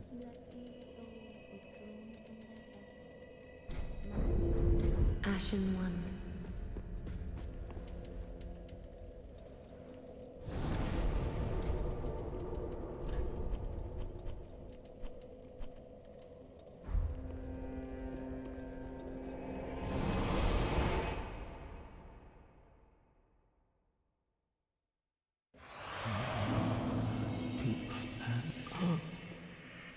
Wait.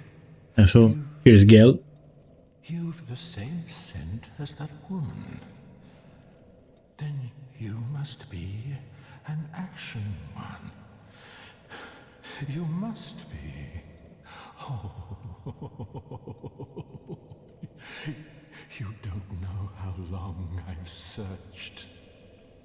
Oh.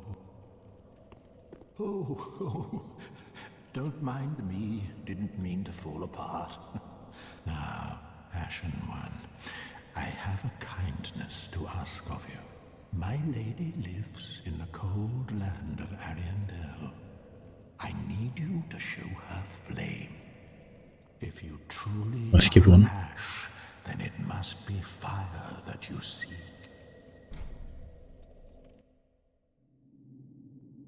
Ah, thank you. They of ash never fail. Just a moment, then.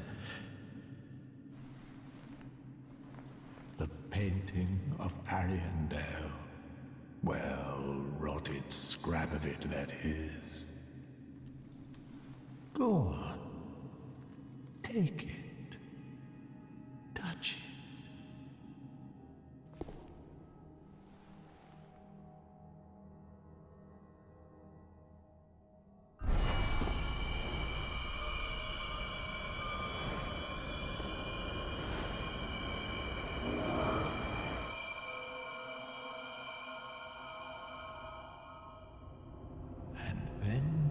The ashes were too.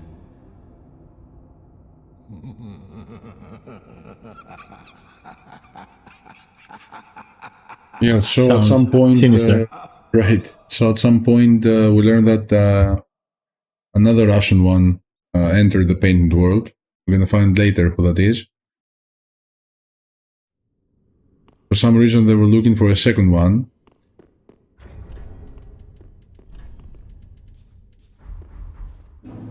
Gael told us that you should bring flame to this world.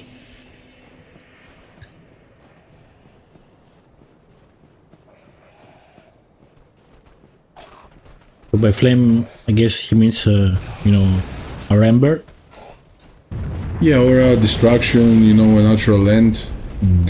Because like our world, this world seems to, you know, be getting to its end as well. And like every world has to get burned in the end.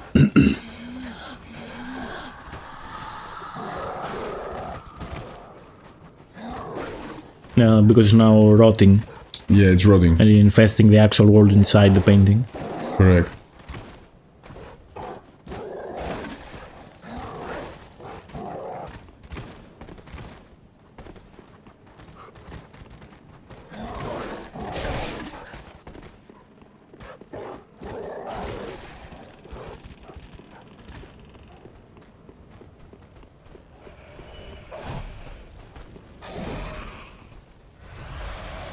Yeah, so once again this area is not that huge, but we're gonna YOLO it in a way.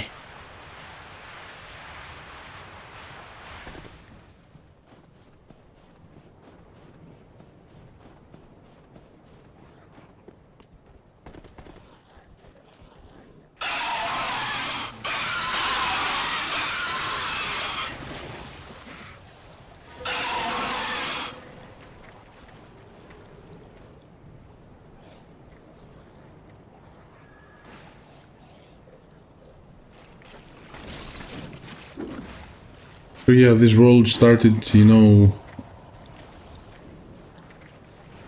coming to his end, and I think the inhabitants of this area knew it, and wanted to set it on fire. But then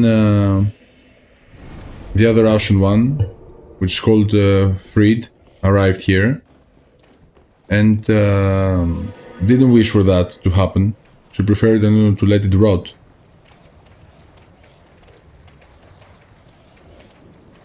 Do we know why exactly? I don't remember if she says I'm not sure. For sure she was in Ashen One, so she tried in the past to link the first flame, didn't make it, came back to life just like us, but then entered this world. I think, you know, the fact that we can see Father Ariandel, you know, holding that flame, which is ready, like, to be used, but for some reason, Friede didn't want that to happen. Yeah, I mean, there's a theme of even a lot of Cinders, you know, not wanting to link the flame. Even though they did it before, they don't want to do it again. Maybe you're afraid, you know, of what's coming next. Of the unknown.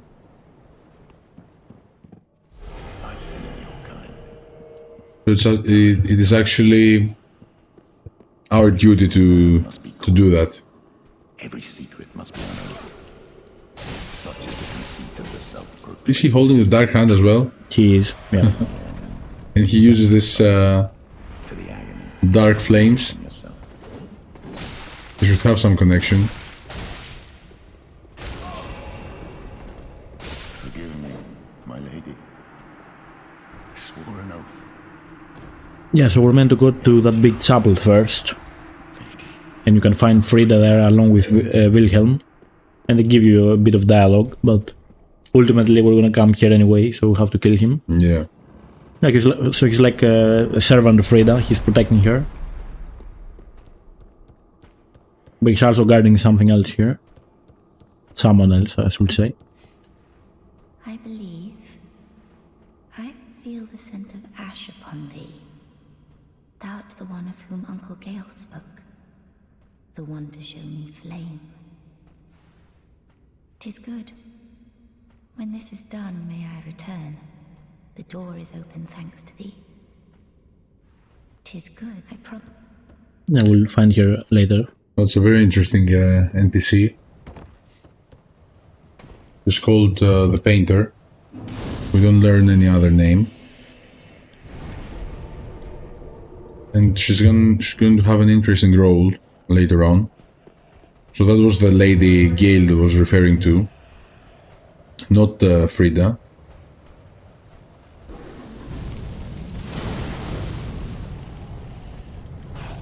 And she asks for our flame,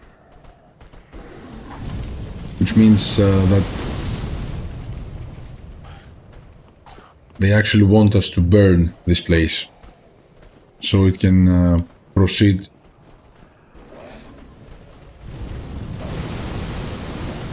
to the next state of being, let's say. Yeah, so they want to like rebirth the world, I think, in a way. Yeah, so the idea is to actually create a new painting. That's why we need the painter. But first we have to do some stuff.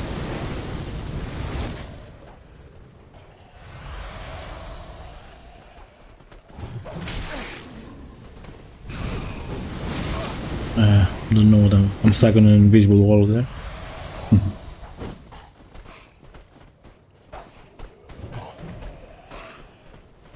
Yeah, so now, I mean, the idea here is that we're trying to get underneath the cathedral, because there's a locked door in there. Yep. We need to find a lever underneath the cathedral in order to progress. That's why I'm going all this way.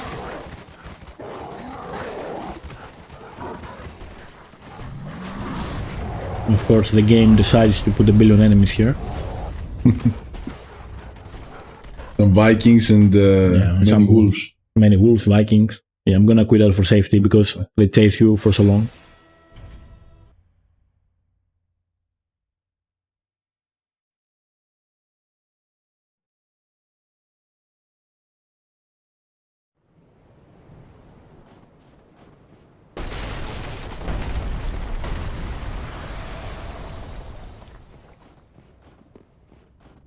Yeah, and we're gonna see the rot firsthand in this place.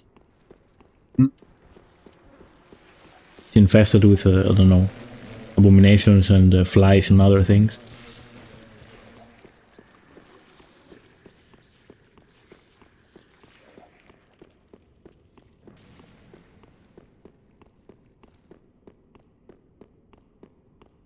I'm gonna open the bonfire first before I trigger the lever.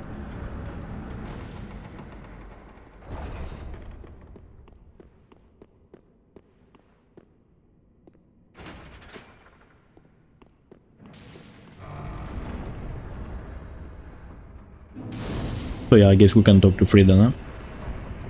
Welcome to the painted world of Ariandel. I am Friede. I have long stood beside our blessed father and the rest of the forlorn. But forlorn thou seemeth not, Lord of Hollows.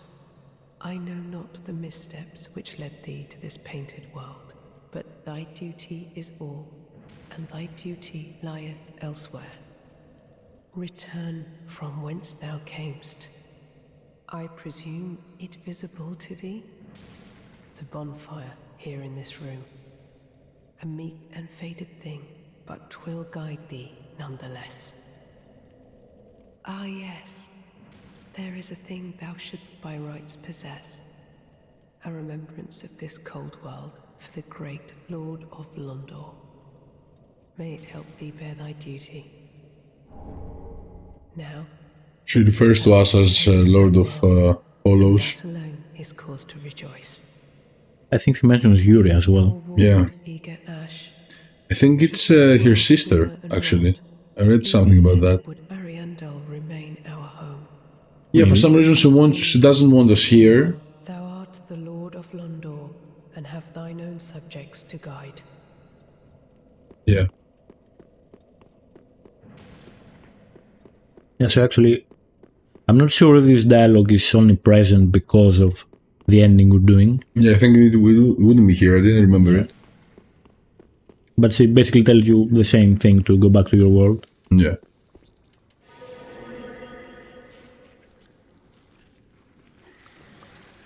I don't know, maybe she was supposed to be like us, you know, a Lord of Londor. And because he was also an Ashen one. Yeah. So she should have the same potential as we do. So maybe she refused that throne, you know. Yeah, maybe.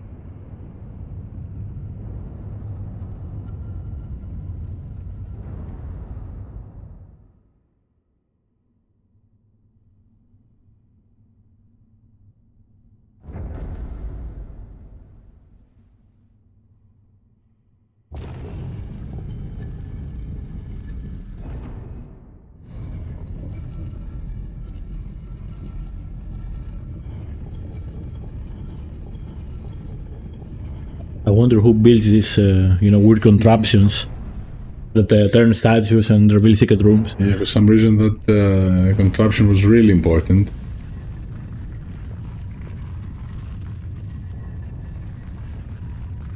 I guess the painter is imprisoned by Friede. That's why the other knight was guarding her. So for some reason, Friede doesn't want anything to change here. Mm. Although it is rotting. Yeah. Ever seeking fire.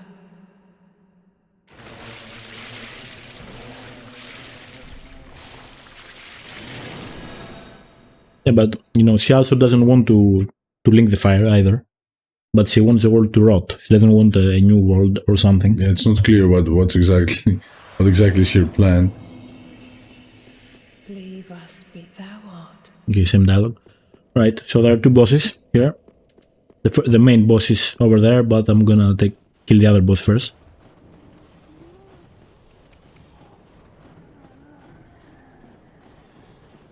Once again, there's a secret bridge. Cut this bridge down.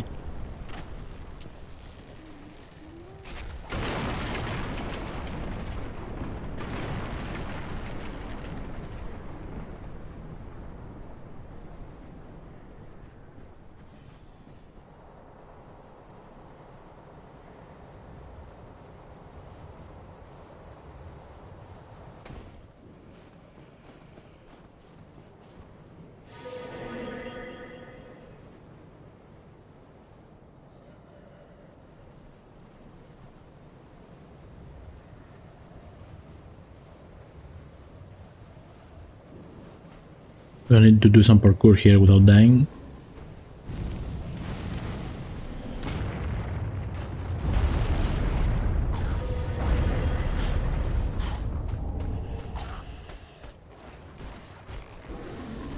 Spook is also helpful again here.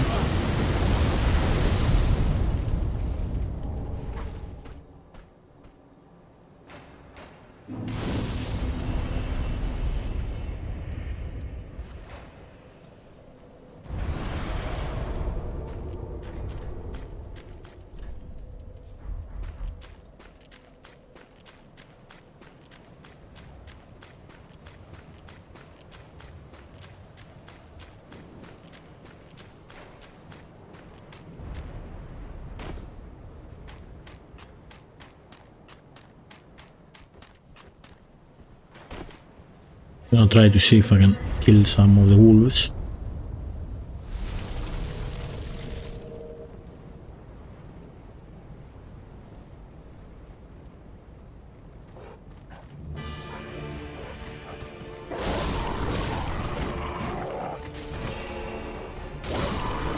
Yeah, these wolves can be annoying, so getting rid of them is important.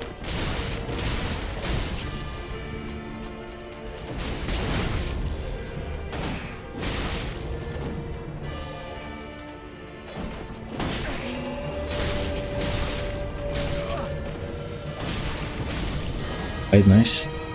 We killed him before the wolf spawns.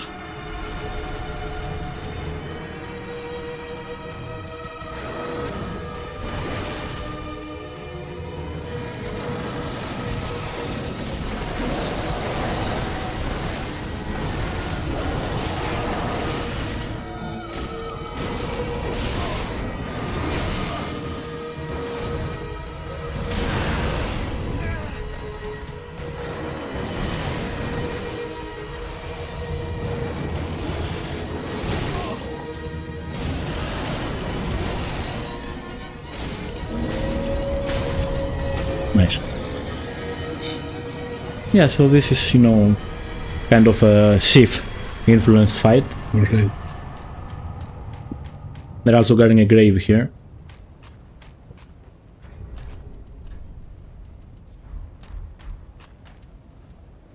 I think it was meant to be like Artorias' grave, but I'm not sure how accurate that is. Yeah, maybe in maybe they moved his grave. Another age. Yeah, it has to do with it.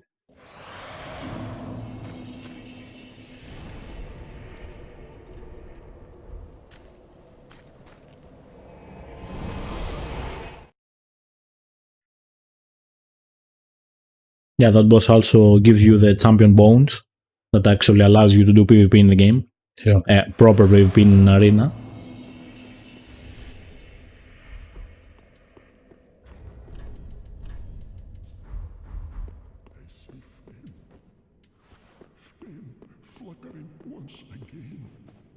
This is Father Arundel.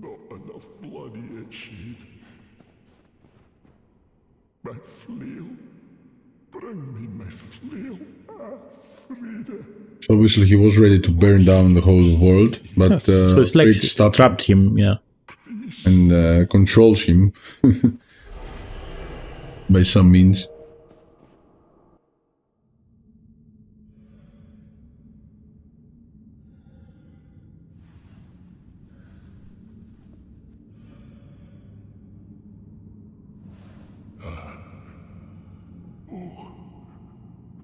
Bring Friede to me, please.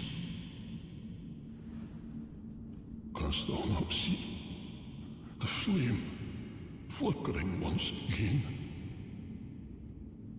Soon will it surge. I can see it, feel it.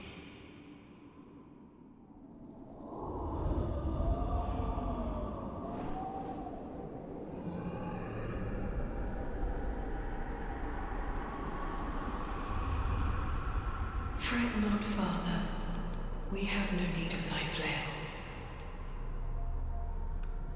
'Tis only the flame quivering at misguided ash.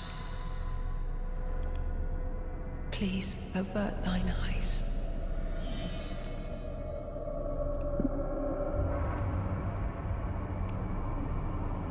I will snuff out these ashes for good.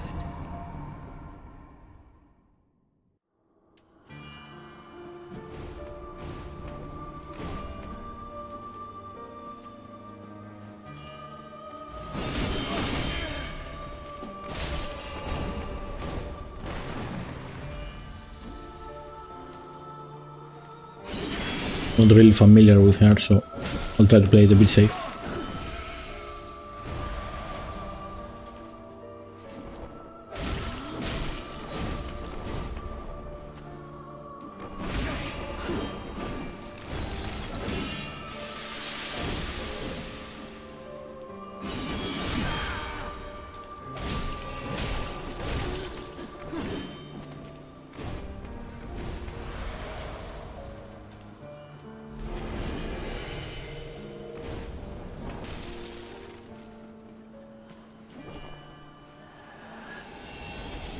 He's behind me.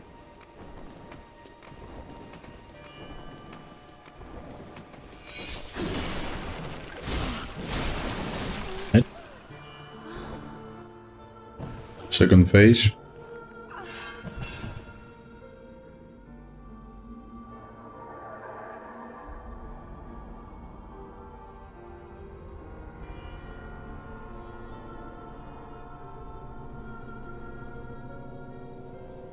Now here Sugar Daddy joins the fight. Daddy Arendelle. Yeah.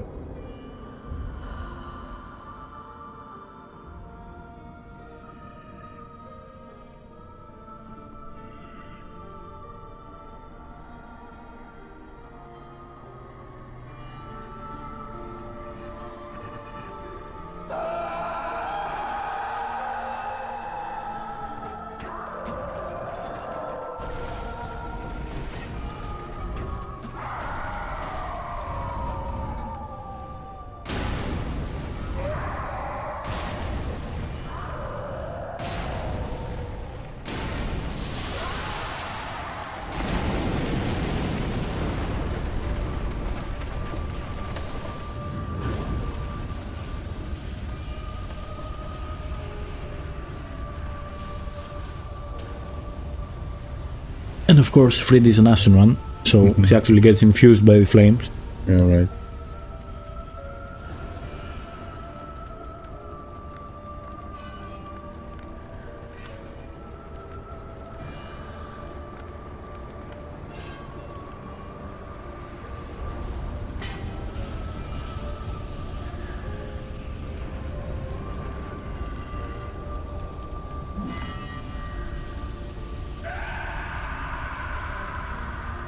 I'm gonna do something I did in the first phase as well. If you actually parry, she runs to you, which can be useful to separate them.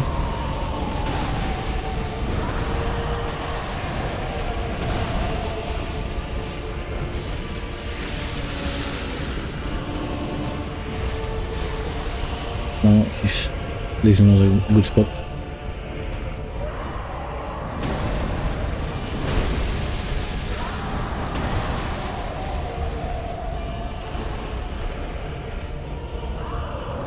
Yeah, because he also heals him, which is annoying.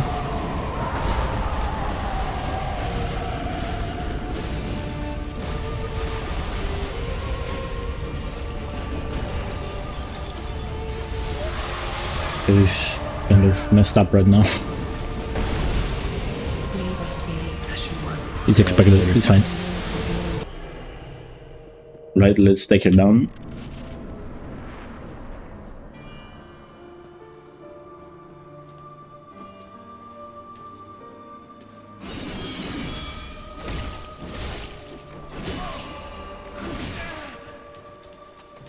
It has a lot of delayed attacks and it's kind of annoying.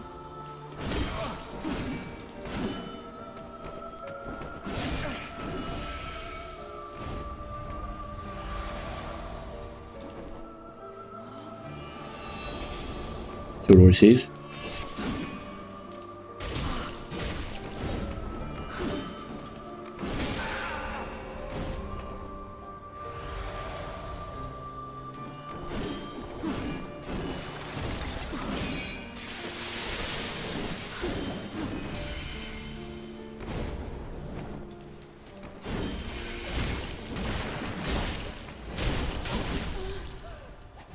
Nice. I'm gonna try to separate them properly this time. That's good.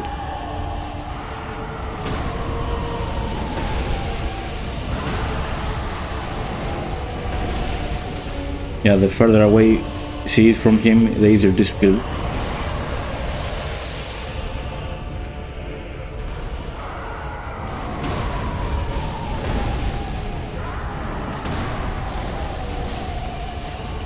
Yeah, because after half HP she starts healing him, so you know it's kind of a free kill. Yeah.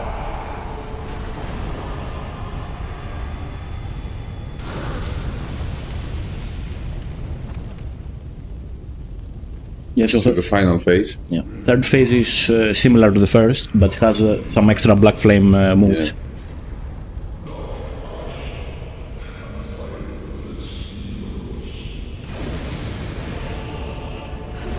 get a free backstab.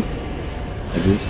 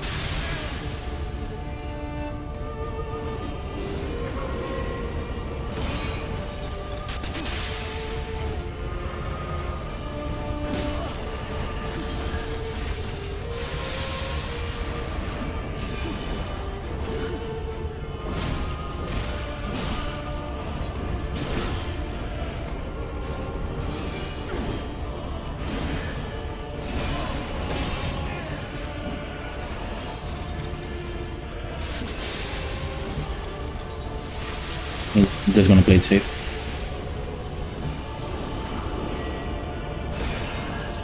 Nice. I think we can kill here now. Good job. Yeah, this boss actually gave me the most trouble in my test run. Yeah, so we died a few times. Yeah, it's not easy. So guys, I'm not sure if we mentioned it, but Friede is one of the three sisters that found the Church of Londor, so she knows about the Lord of Hollows, that's why she calls us with this title. She already tried once, probably to become one herself, by linking the first flame. She didn't make it. She is an unkindled one, just like us, and she's not interested in trying again to save a world through the fire. That's why she prefers to let it rot, and asks us to leave this place. Of course, that's not what we chose. So now we can see that the painter has been moved from the library and came to the chapel. I can hear Let's see what he has to say. crackle, and soon I will see it. My thanks, Ashen One. I will finish the painting of a cold, dark, and very gentle place, so that it might make a home for someone someday. My thanks, so that it... Yeah. So she wants to paint a new painting, a new world actually, which according to her will be a very cold, dark, but gentle place. And this points out to the true, let's say, ending of the game. Yeah. We're gonna find more later with the second DLC. Yeah, once we beat the, let's say, final boss of the DLC, it will make more sense what's happening. We already met Gael, the guy who was praying in the cathedral. Whose lady is this painted girl. So he's on a mission actually to help her in her goal. Oh, your head's square on your shoulders, is it? I thought that clamoring tin can was the last. But here we go again. What is it you want from this old stone-amped hag? I've nothing for you, not a smithereen. I just like to stand here and take in the view. Well, that came out of nowhere. You think an old stone-amped hag? I've not... There is a merchant, but I think she has some dialogue. That's why I'm talking to her. At the close of the age of fire... I've read once that meet at the end. She says something about being a wet nurse. Great kingdom and her dialogue has to do something with a description from the priestess ring.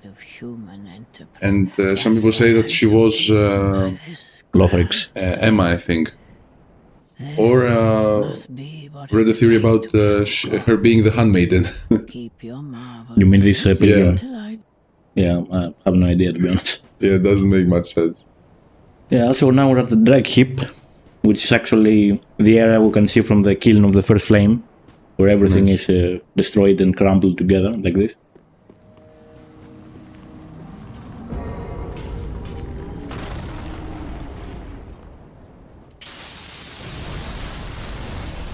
Yeah, I guess this is the most endgame area in the game. Yeah. So I'm gonna skip past everything naturally. Also, we have these angel enemies now, which are very annoying. Were these the angels you were talking about? That the pilgrims can become angels? Yeah, there's a popular theory that angels are, being born through the pilgrims. Yeah, they're controlled. That was the goal of their whole travel.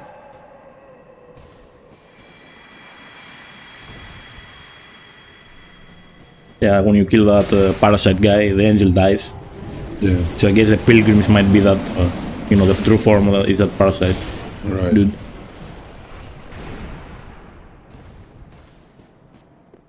This jump looks scary, but it's intended to fall on the ass and not die.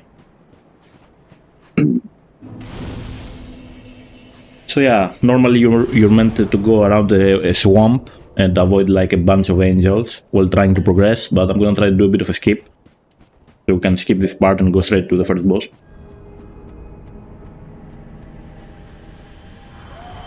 Because these angels are just trying to stop you.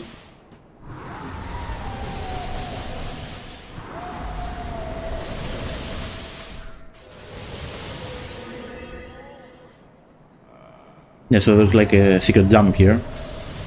It's not a glitch or anything, it's legit, but many people might not know it.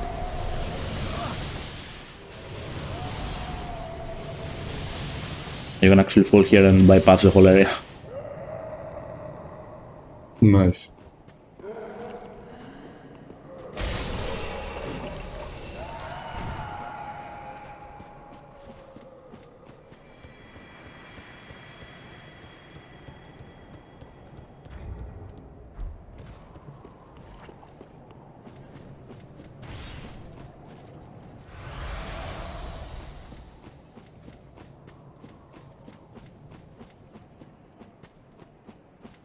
We're on our way to find the Ring City at the moment. It's actually the place that Lord Gwyn had exiled the human race after the War of Dragons. The reason is because he probably feared the Age of Fire, that would be the Age of Men. So he chose to bring them here to that place and, control them better.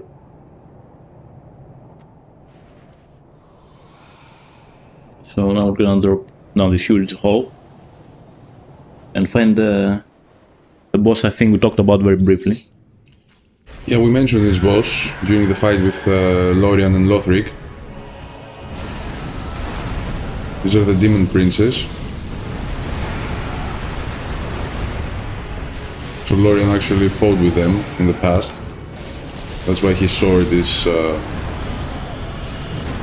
imbued with their flame.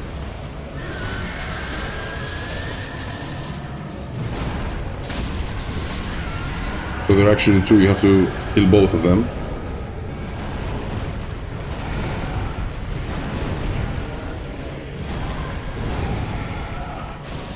Yeah, and also this is an interesting fight because depending on which you kill first, the second phase is different. Will be different. The boss has different powers.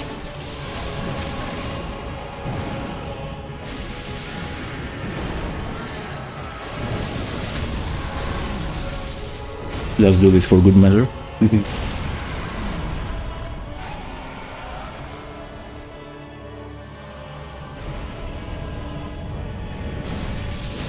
Gonna explode, but you can hit him a few times.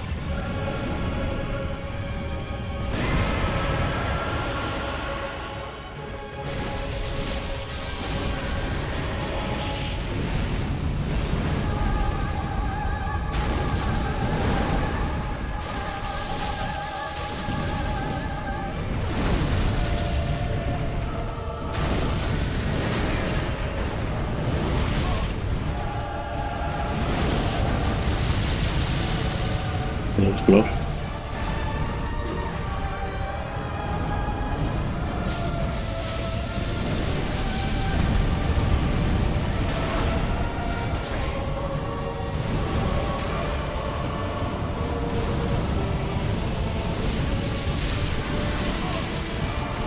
These flaming balls are really annoying.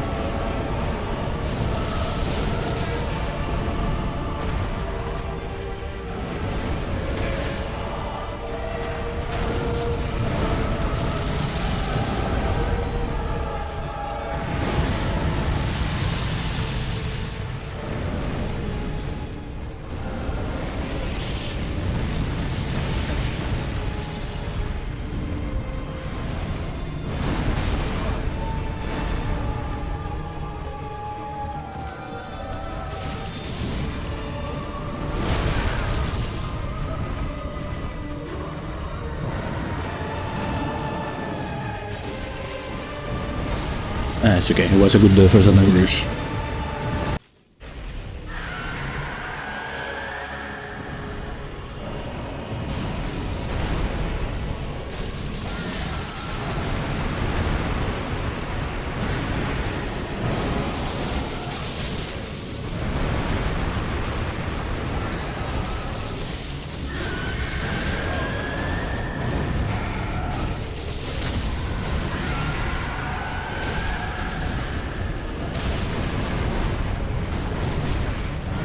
Yeah, the sooner you kill the first one, the easier your life will be.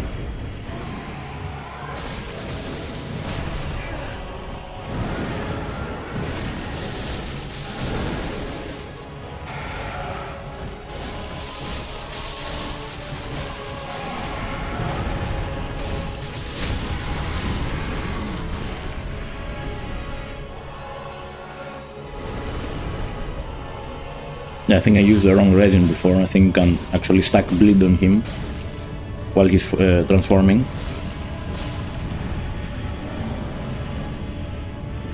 You remember?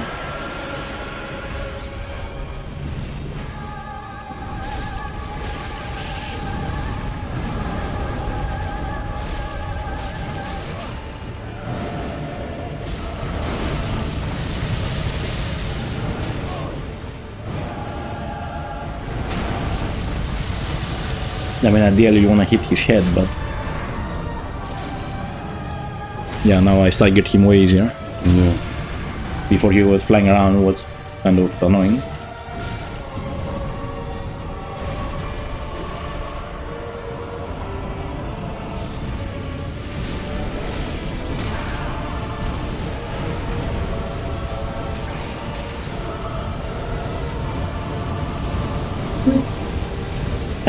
Can't even see what's happening, but I'm going for it. Nice. Yeah, it's not too bad, but if he flies around, you can die, but it's okay. One death is not bad. Good man.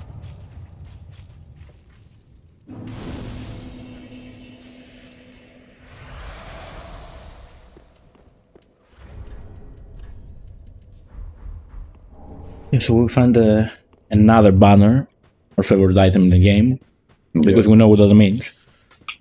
Our famous transporters will appear.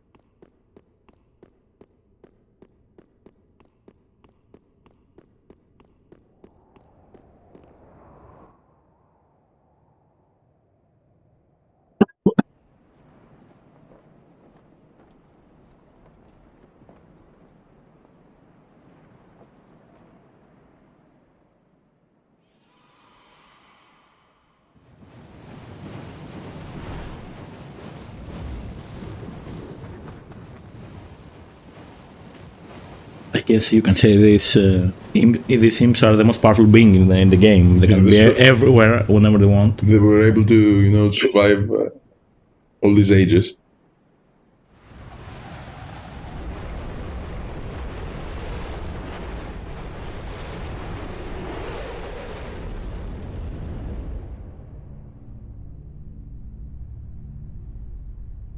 Now we can see the ring city. Yeah, at the bottom of all this mess, you can find this isolated city.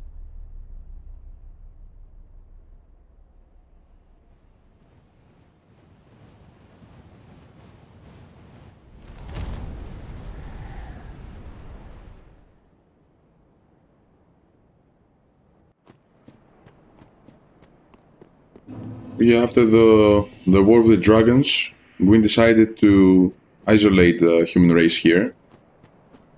He gave them this city, but it was more like an exile. Prefer to, he preferred for them to stay far away from the gods and the Age of Fire, because he was afraid of the dark soul they possessed and the Age of Fire that they could bring one day.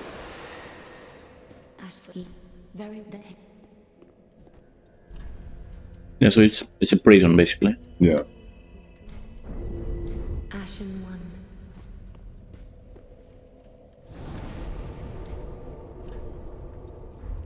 Just know that it's located on the edge of the world. That's the only information we get.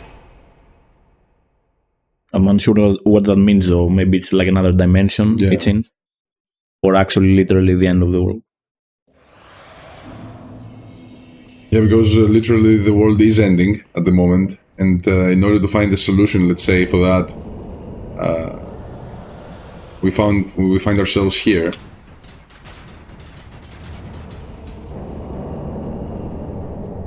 You have this giant summoning archers to stop you.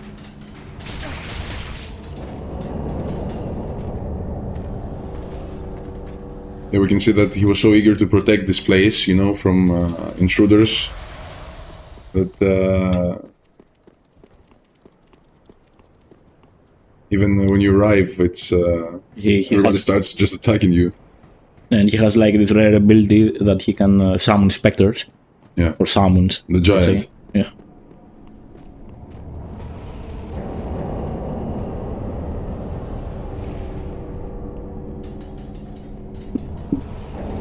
I think there's an NPC here. By the fire, forsaken, I speak of thine kind and mine. Behold this city. We are kindred, belike two eyes which gaze upon the other. Fear not. These NPCs are very interesting. And let the feast. The occult priests, and they always have interesting dialogues. Wayfaring night. Yeah. On an endless, forbidden search.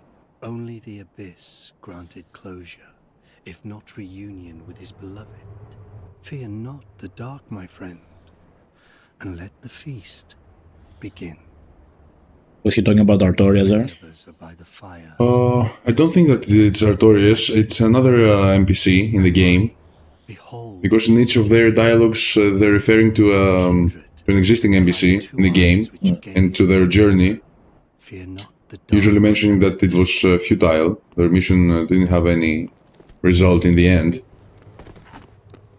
One of their dialogues is about the sorcerer, which we can follow to Lothric castle and find him, dead. Oh yeah, there. I don't remember his name, but I know. And they say that he was seeking knowledge throughout his life, but in the end didn't find any answers. Yeah, I think he also dies in the Grand Archives. Yeah, I'm not mistaken. He was like searching for some magic, some specific magic or something. Yeah. But he mentioned a knight, that's why I thought of Artorias. Yeah, I think because once I read about all the NPCs they mention, and it's someone else. I'll check it out.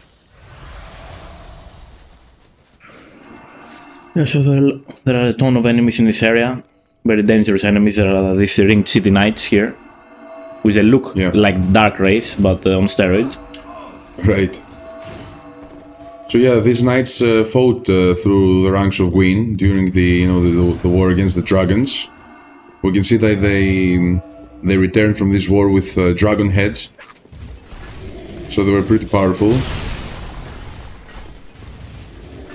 But in the end, they were rewarded with this dark sign. Yeah.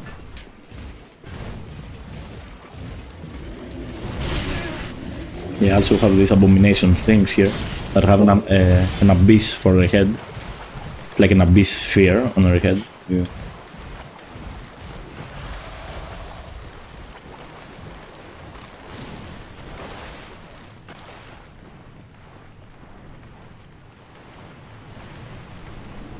Yeah, once again, if you just rush through it, it's not a huge area. There are a few things if you want to loot everything here, but I'm gonna skip most of it.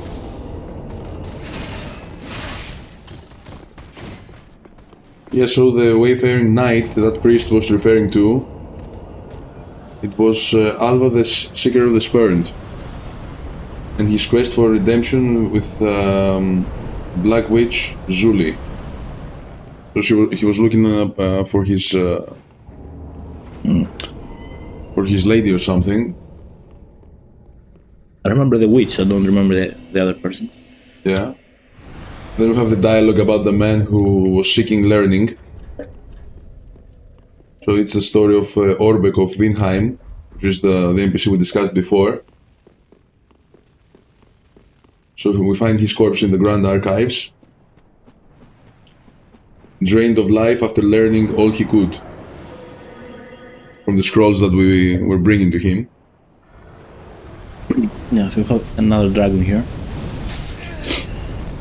Or a special dragon, I might say. Try to force through this bridge. You can actually quick step if you do it well. Nice.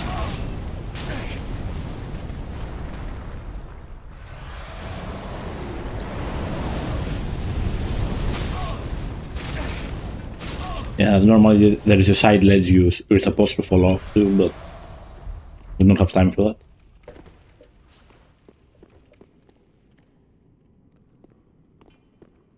Do some weird parkouring here.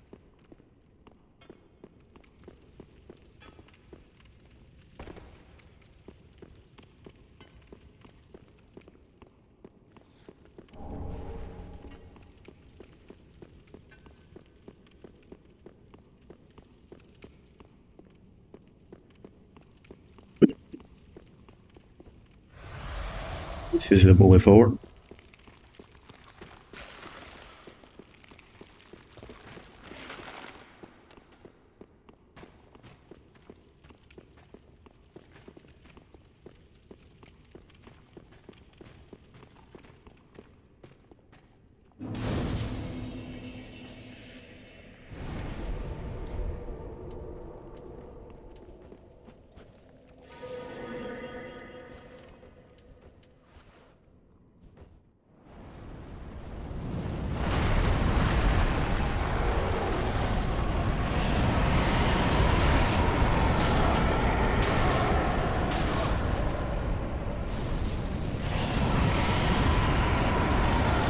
We need to actually knock this dragon down.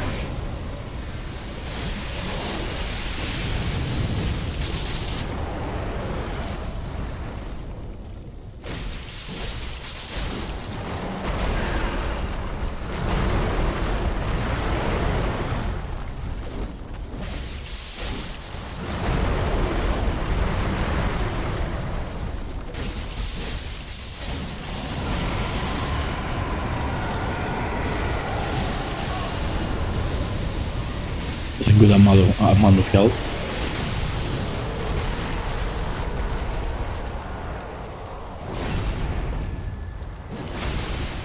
Yeah.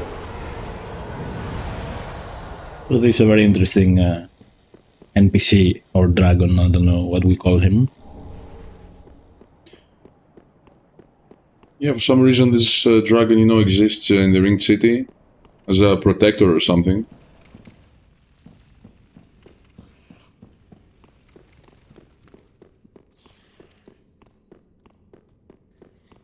Yeah, and here we can see a statue. I think it's Gwyn. Yeah, with Lord Gwyn, blessing, let's say, or giving some kind of gift to the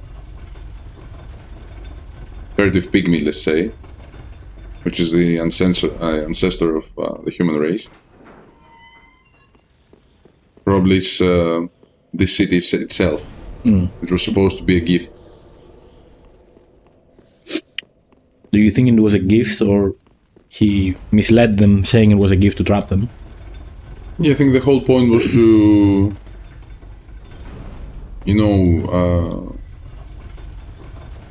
put them in a controlled environment, somewhere far away. from the gods. Yeah, so we're actually gonna drop into the statue. But there's a very special ring here. Yeah. Yeah, we already have this ring, but this is a +3 version. Which means it just gives the better buff.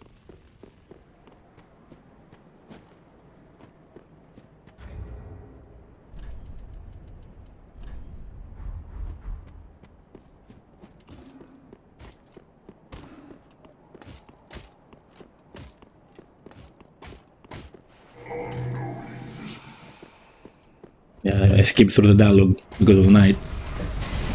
But he was saying that we should leave and not disturb the prince's slumber. Yeah.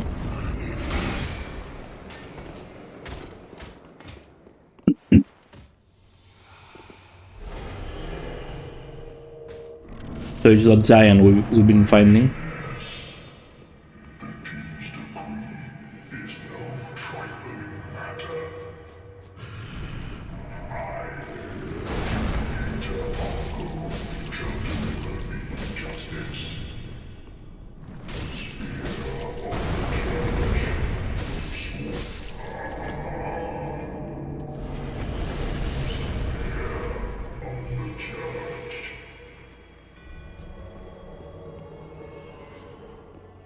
So this is another wood fight.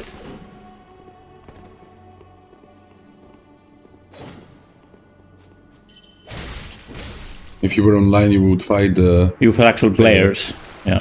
But if you're offline, you find this NPC here. Yeah.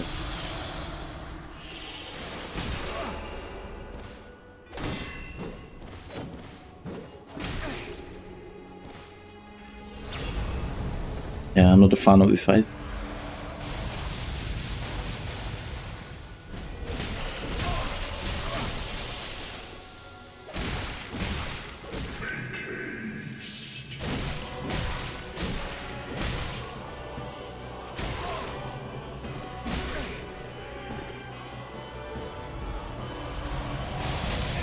I also heal him. Pretty annoying.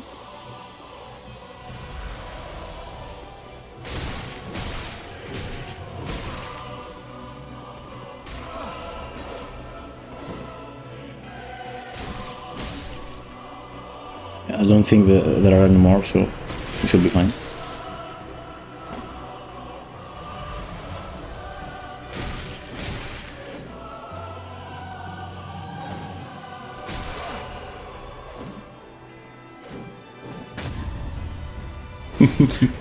Oh my god. Okay, at least I'm not dead.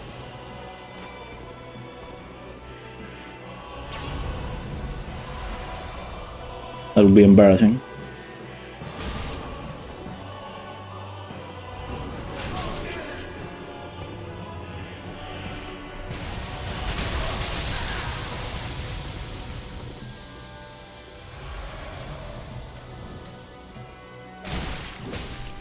Okay, he's gone. Okay. It's a weird boss all around.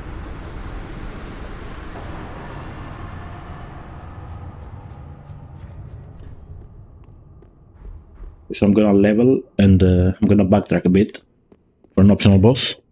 Yeah. Before we go to the final boss.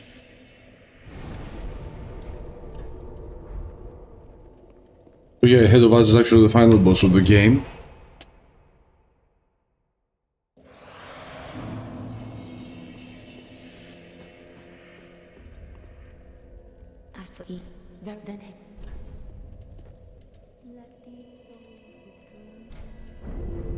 Ashen One.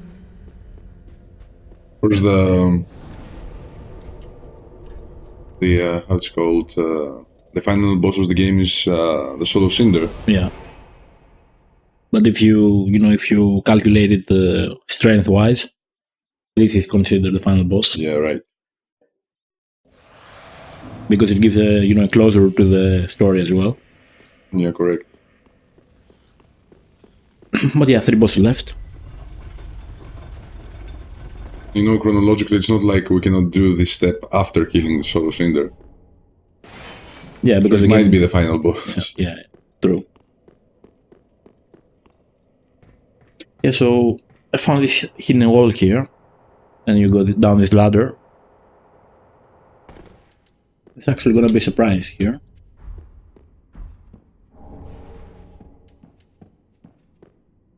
This is probably my favorite boss in the game.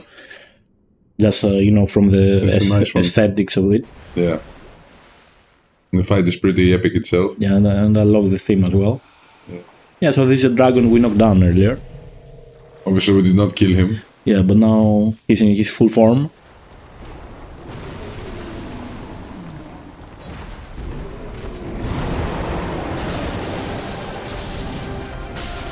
He has a lot of health. Cool.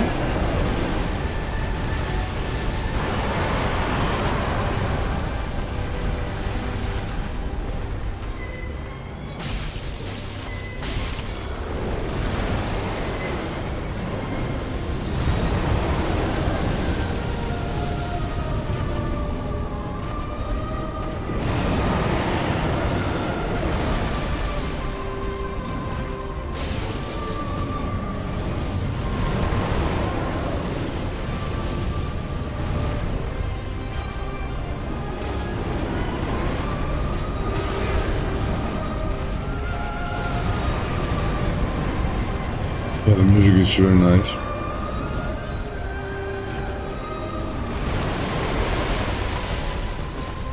I want to be hitting his head, but it's not always easy when he's moving like this.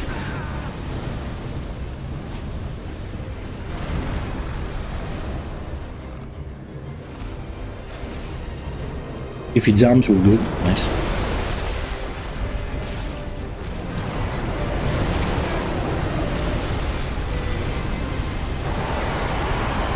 Yeah, he's not giving me good patterns, sadly.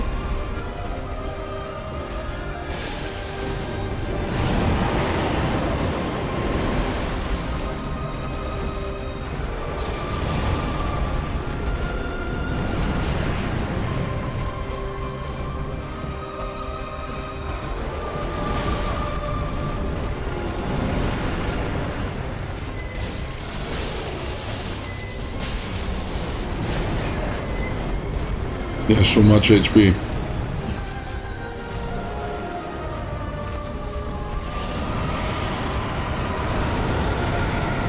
Yeah. He also has these, you know, dark powers.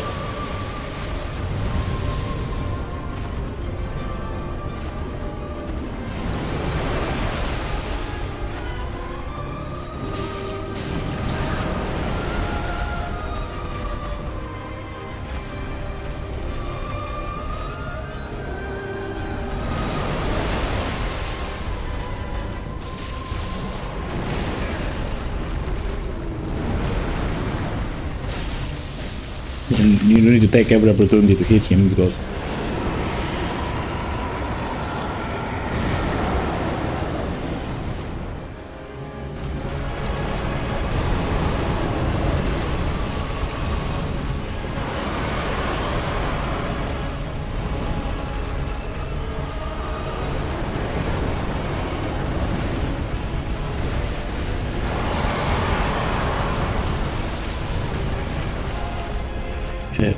chaotic boss, as you can see. If we stagger him, we should actually kill him now. So I'm copying right now.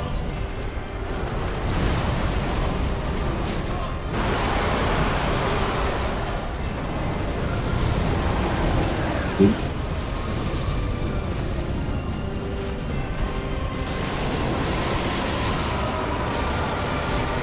Dead, yep. Okay, I tried to stagger him. To stagger him, otherwise kill him, but have a chance. We'll get him in the next one, for sure. Yeah, so Midir was a descendant of the Archdragons. He was tasked with fighting, you know, the Abyss and its creations by the gods themselves, who raised him, supposedly. And because of his immortality, he kept doing his duty even after the gods were gone. Obviously the Abyss had some effect on him, it changed him. We can see that he's able to use these dark attacks.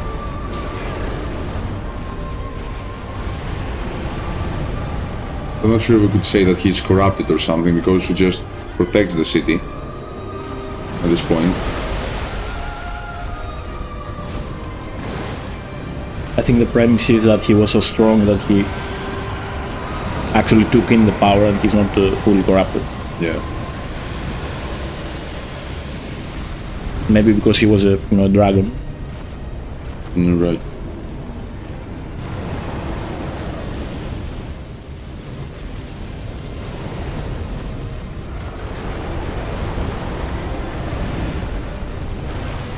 Yeah, so this fight is a lot of hoping that he does the right thing. So you can hit his head actually.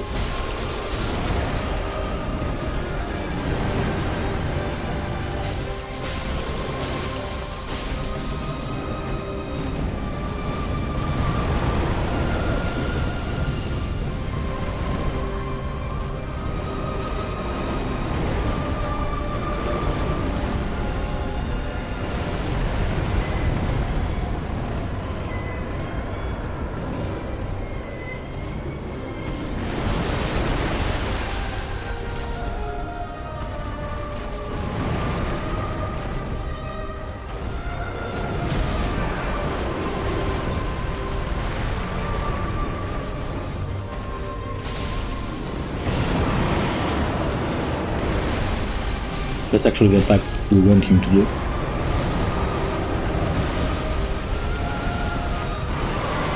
He went wild now.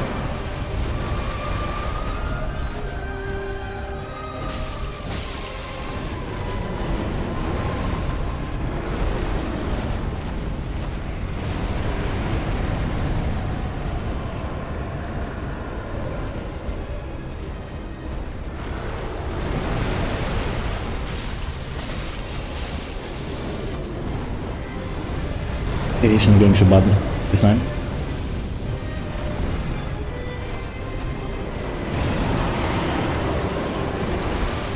Nice.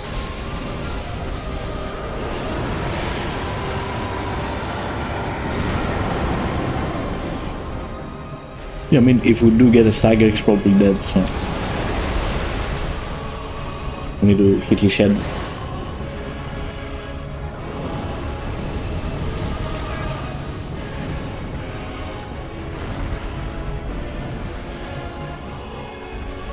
Come on, lands at me. Oh no. Not this.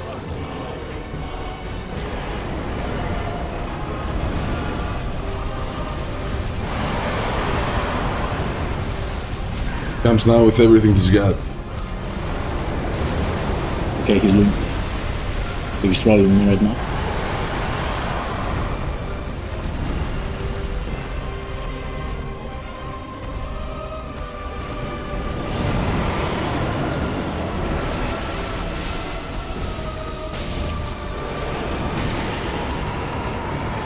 I'm not gonna be greedy. Nice. Nice. I think we got him. I almost missed it. Okay. Yeah, it was not bad. I think the third try. Decent. Yeah, my first experience with this boss was like when the DLC Ring City first came out. I had already played the game and I was at the New Game Plus 6 or something. Oh. So this boss on the next took me ages. Pretty tough.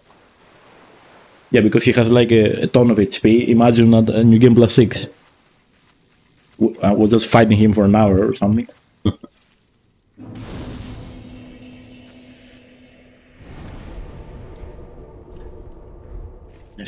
Gonna do some more leveling.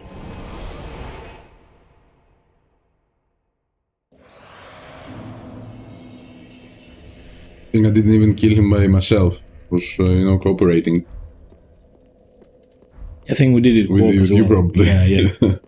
Oh, you mean your first clear on it? Yeah. Yeah, I think we're using like lightning spears and lightning magic. Ashen one.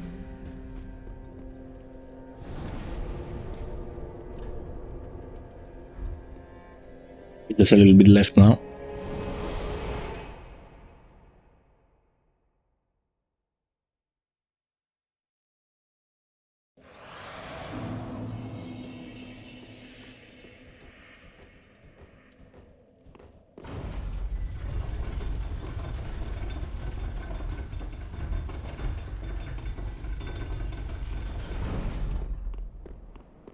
Okay, so now we'll find an interesting NPC.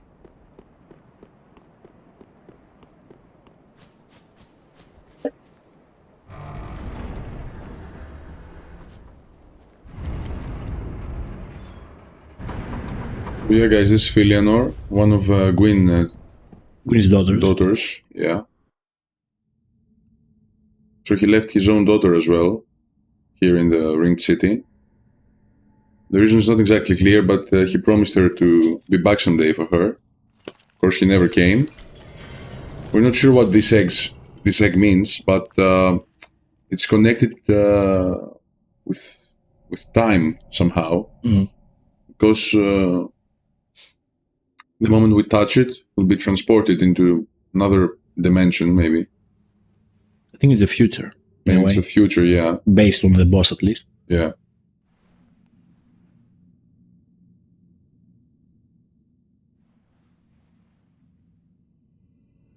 Do you think she was holding time, maybe, so the pygmies stay here forever? Could be.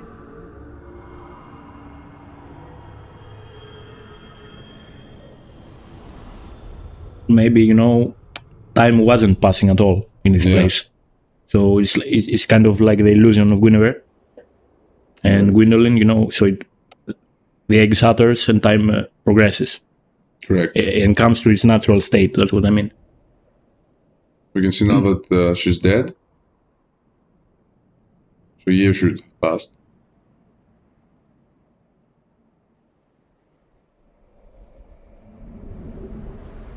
Yeah, so the area is not preserved anymore and everything is in ruins now.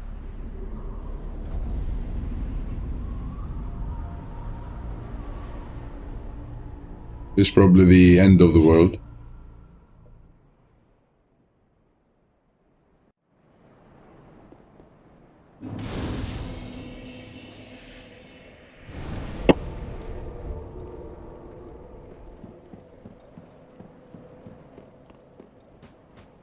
Is this the same crest we used to kill Anri? Around here, the crest of Londor? Oh, yeah, on that. It looks like it. Yeah. The Sword of Avowal, I think it's called.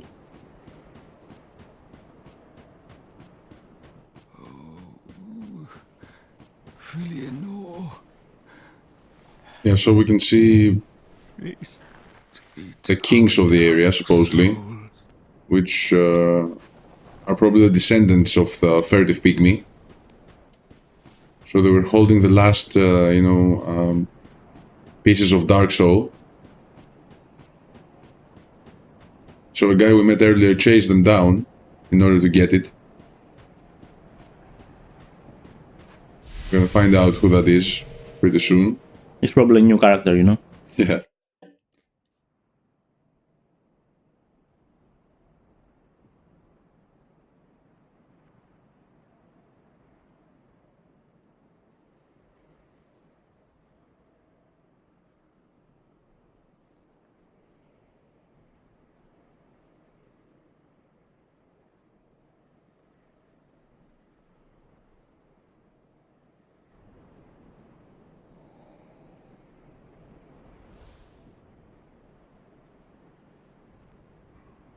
Recognize him with his red hood he's wearing. Don't know, he looks a lot bigger to me.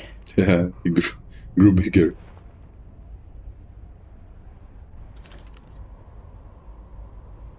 What? Still here?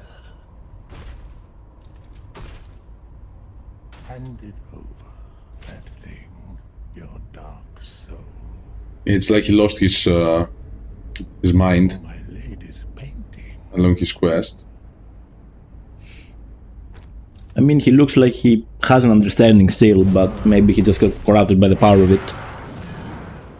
Yeah, because I think that he mistakes us for another pygmy lord and asks us to hand him down our dark soul. So yeah, Gael actually traveled all the way to Ringed City in order to find this pigment, which later the painter would use to create this new world.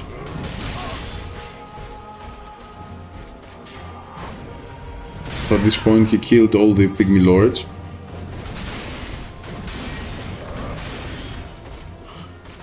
and consumed actually the Dark Soul itself.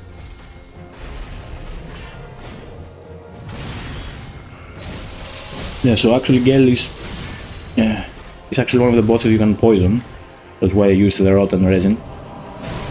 Oh, okay. Yeah, you can see his health is ticking down. Yeah. It's very useful.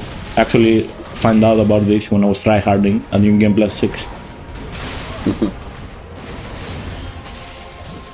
Okay, so that's phase 1. This is a 3-phase fight.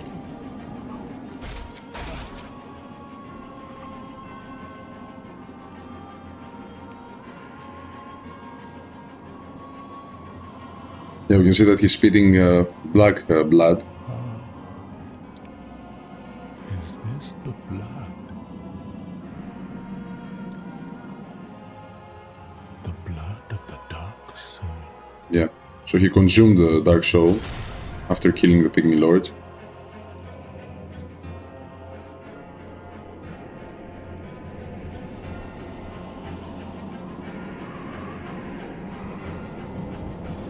You know, it's weird. It's like he was in a primal state and now he's evolving in a way. Yeah. He's become more human, let's say.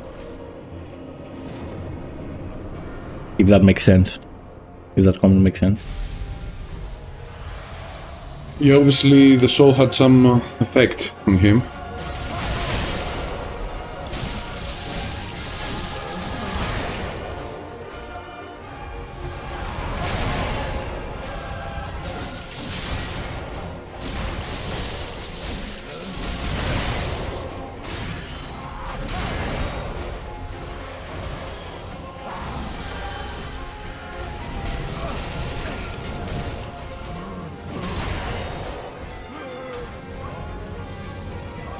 It's phase 3. Now he's able to fly. I wish that was the only thing, yeah. Now he has lightning everywhere.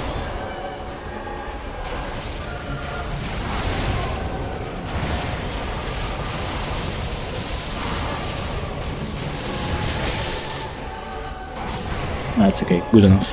No worries.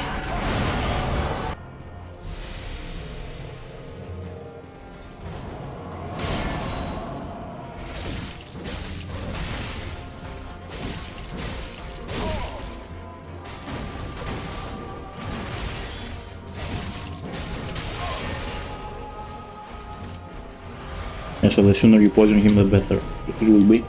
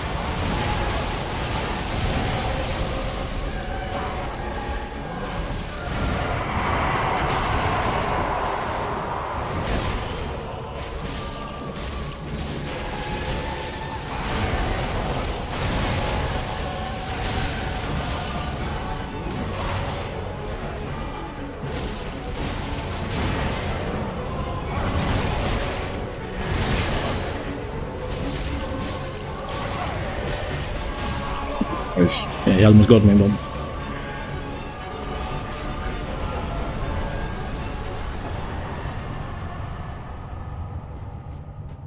Yeah, and we got like Blood of the Dark Soul, correct?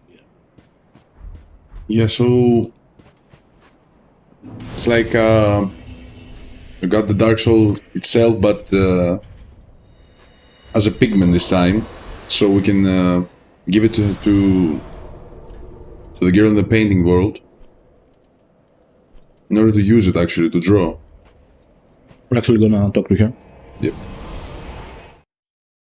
Before we got the final boss.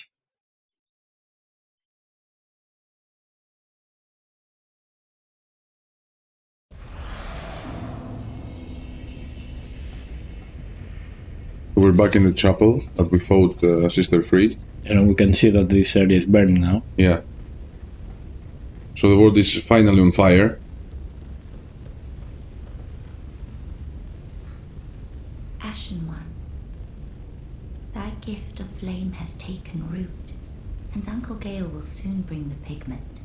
Pigment, colored like the dark soul of man. So I guess Gael was meant to come back, but yeah, with this, maybe he got trapped over there. I'm not sure what happened. He didn't make it back. Tell me thy name.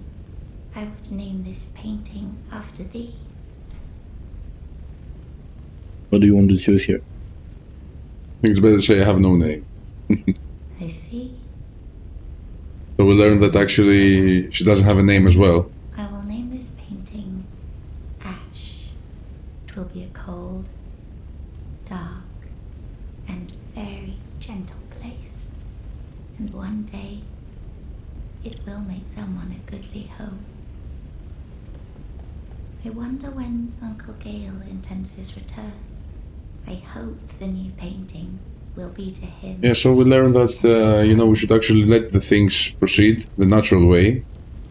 That's why this place is on fire at the moment, because the time has come for it to, you know, to be over, let's say. For the Lords of St. Link, and then try and create a new world. That's how the whole idea.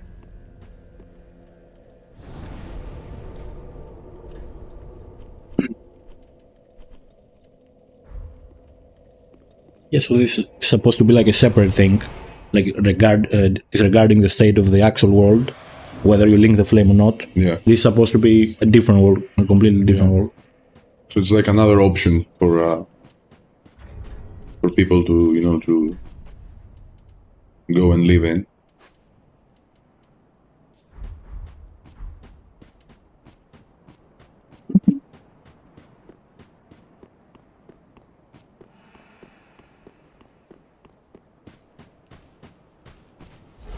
So this is the final protector of the first flame. So the Cinder is like a combination of all those people who link the flame throughout the ages. That's why it combines. There's a different combination of attacks.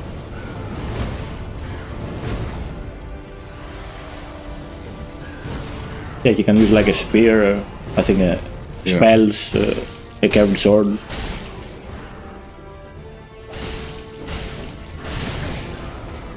It's very similar to the player in a way. Yeah.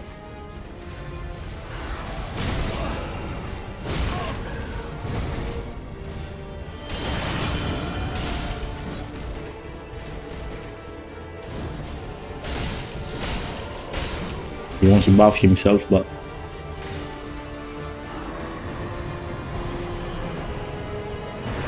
yeah. Now he'll start imitating the first Lord of Cinder, which all of us know from the first game. Yeah, he's supposed to be Gwyn right now. Yeah. The theme also changes.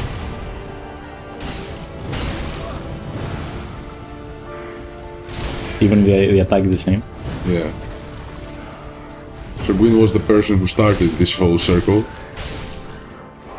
And now it's over. Yeah. Yeah, this boss was way easier than the DLC boss.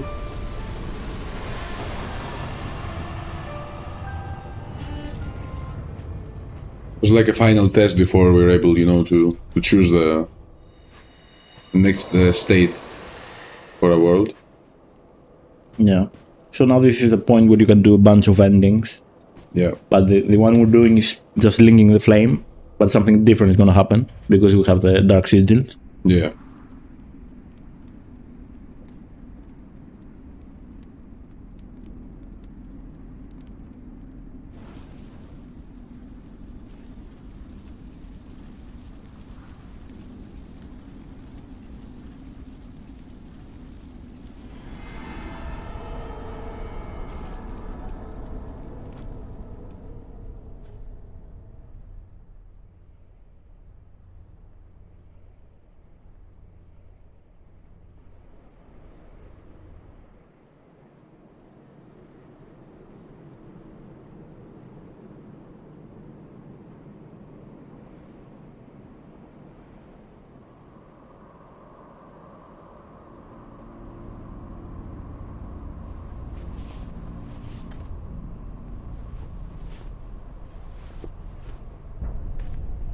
These are two of the three sisters.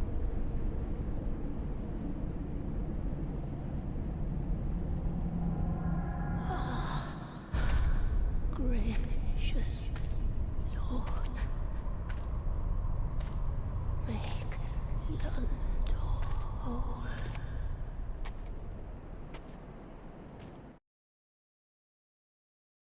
Yeah.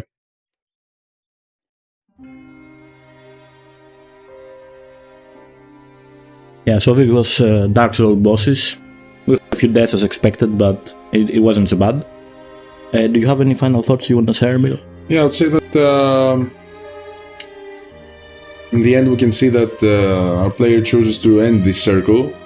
So darkness, surrounds the world, but we'll continue, as in the role of Lord this time.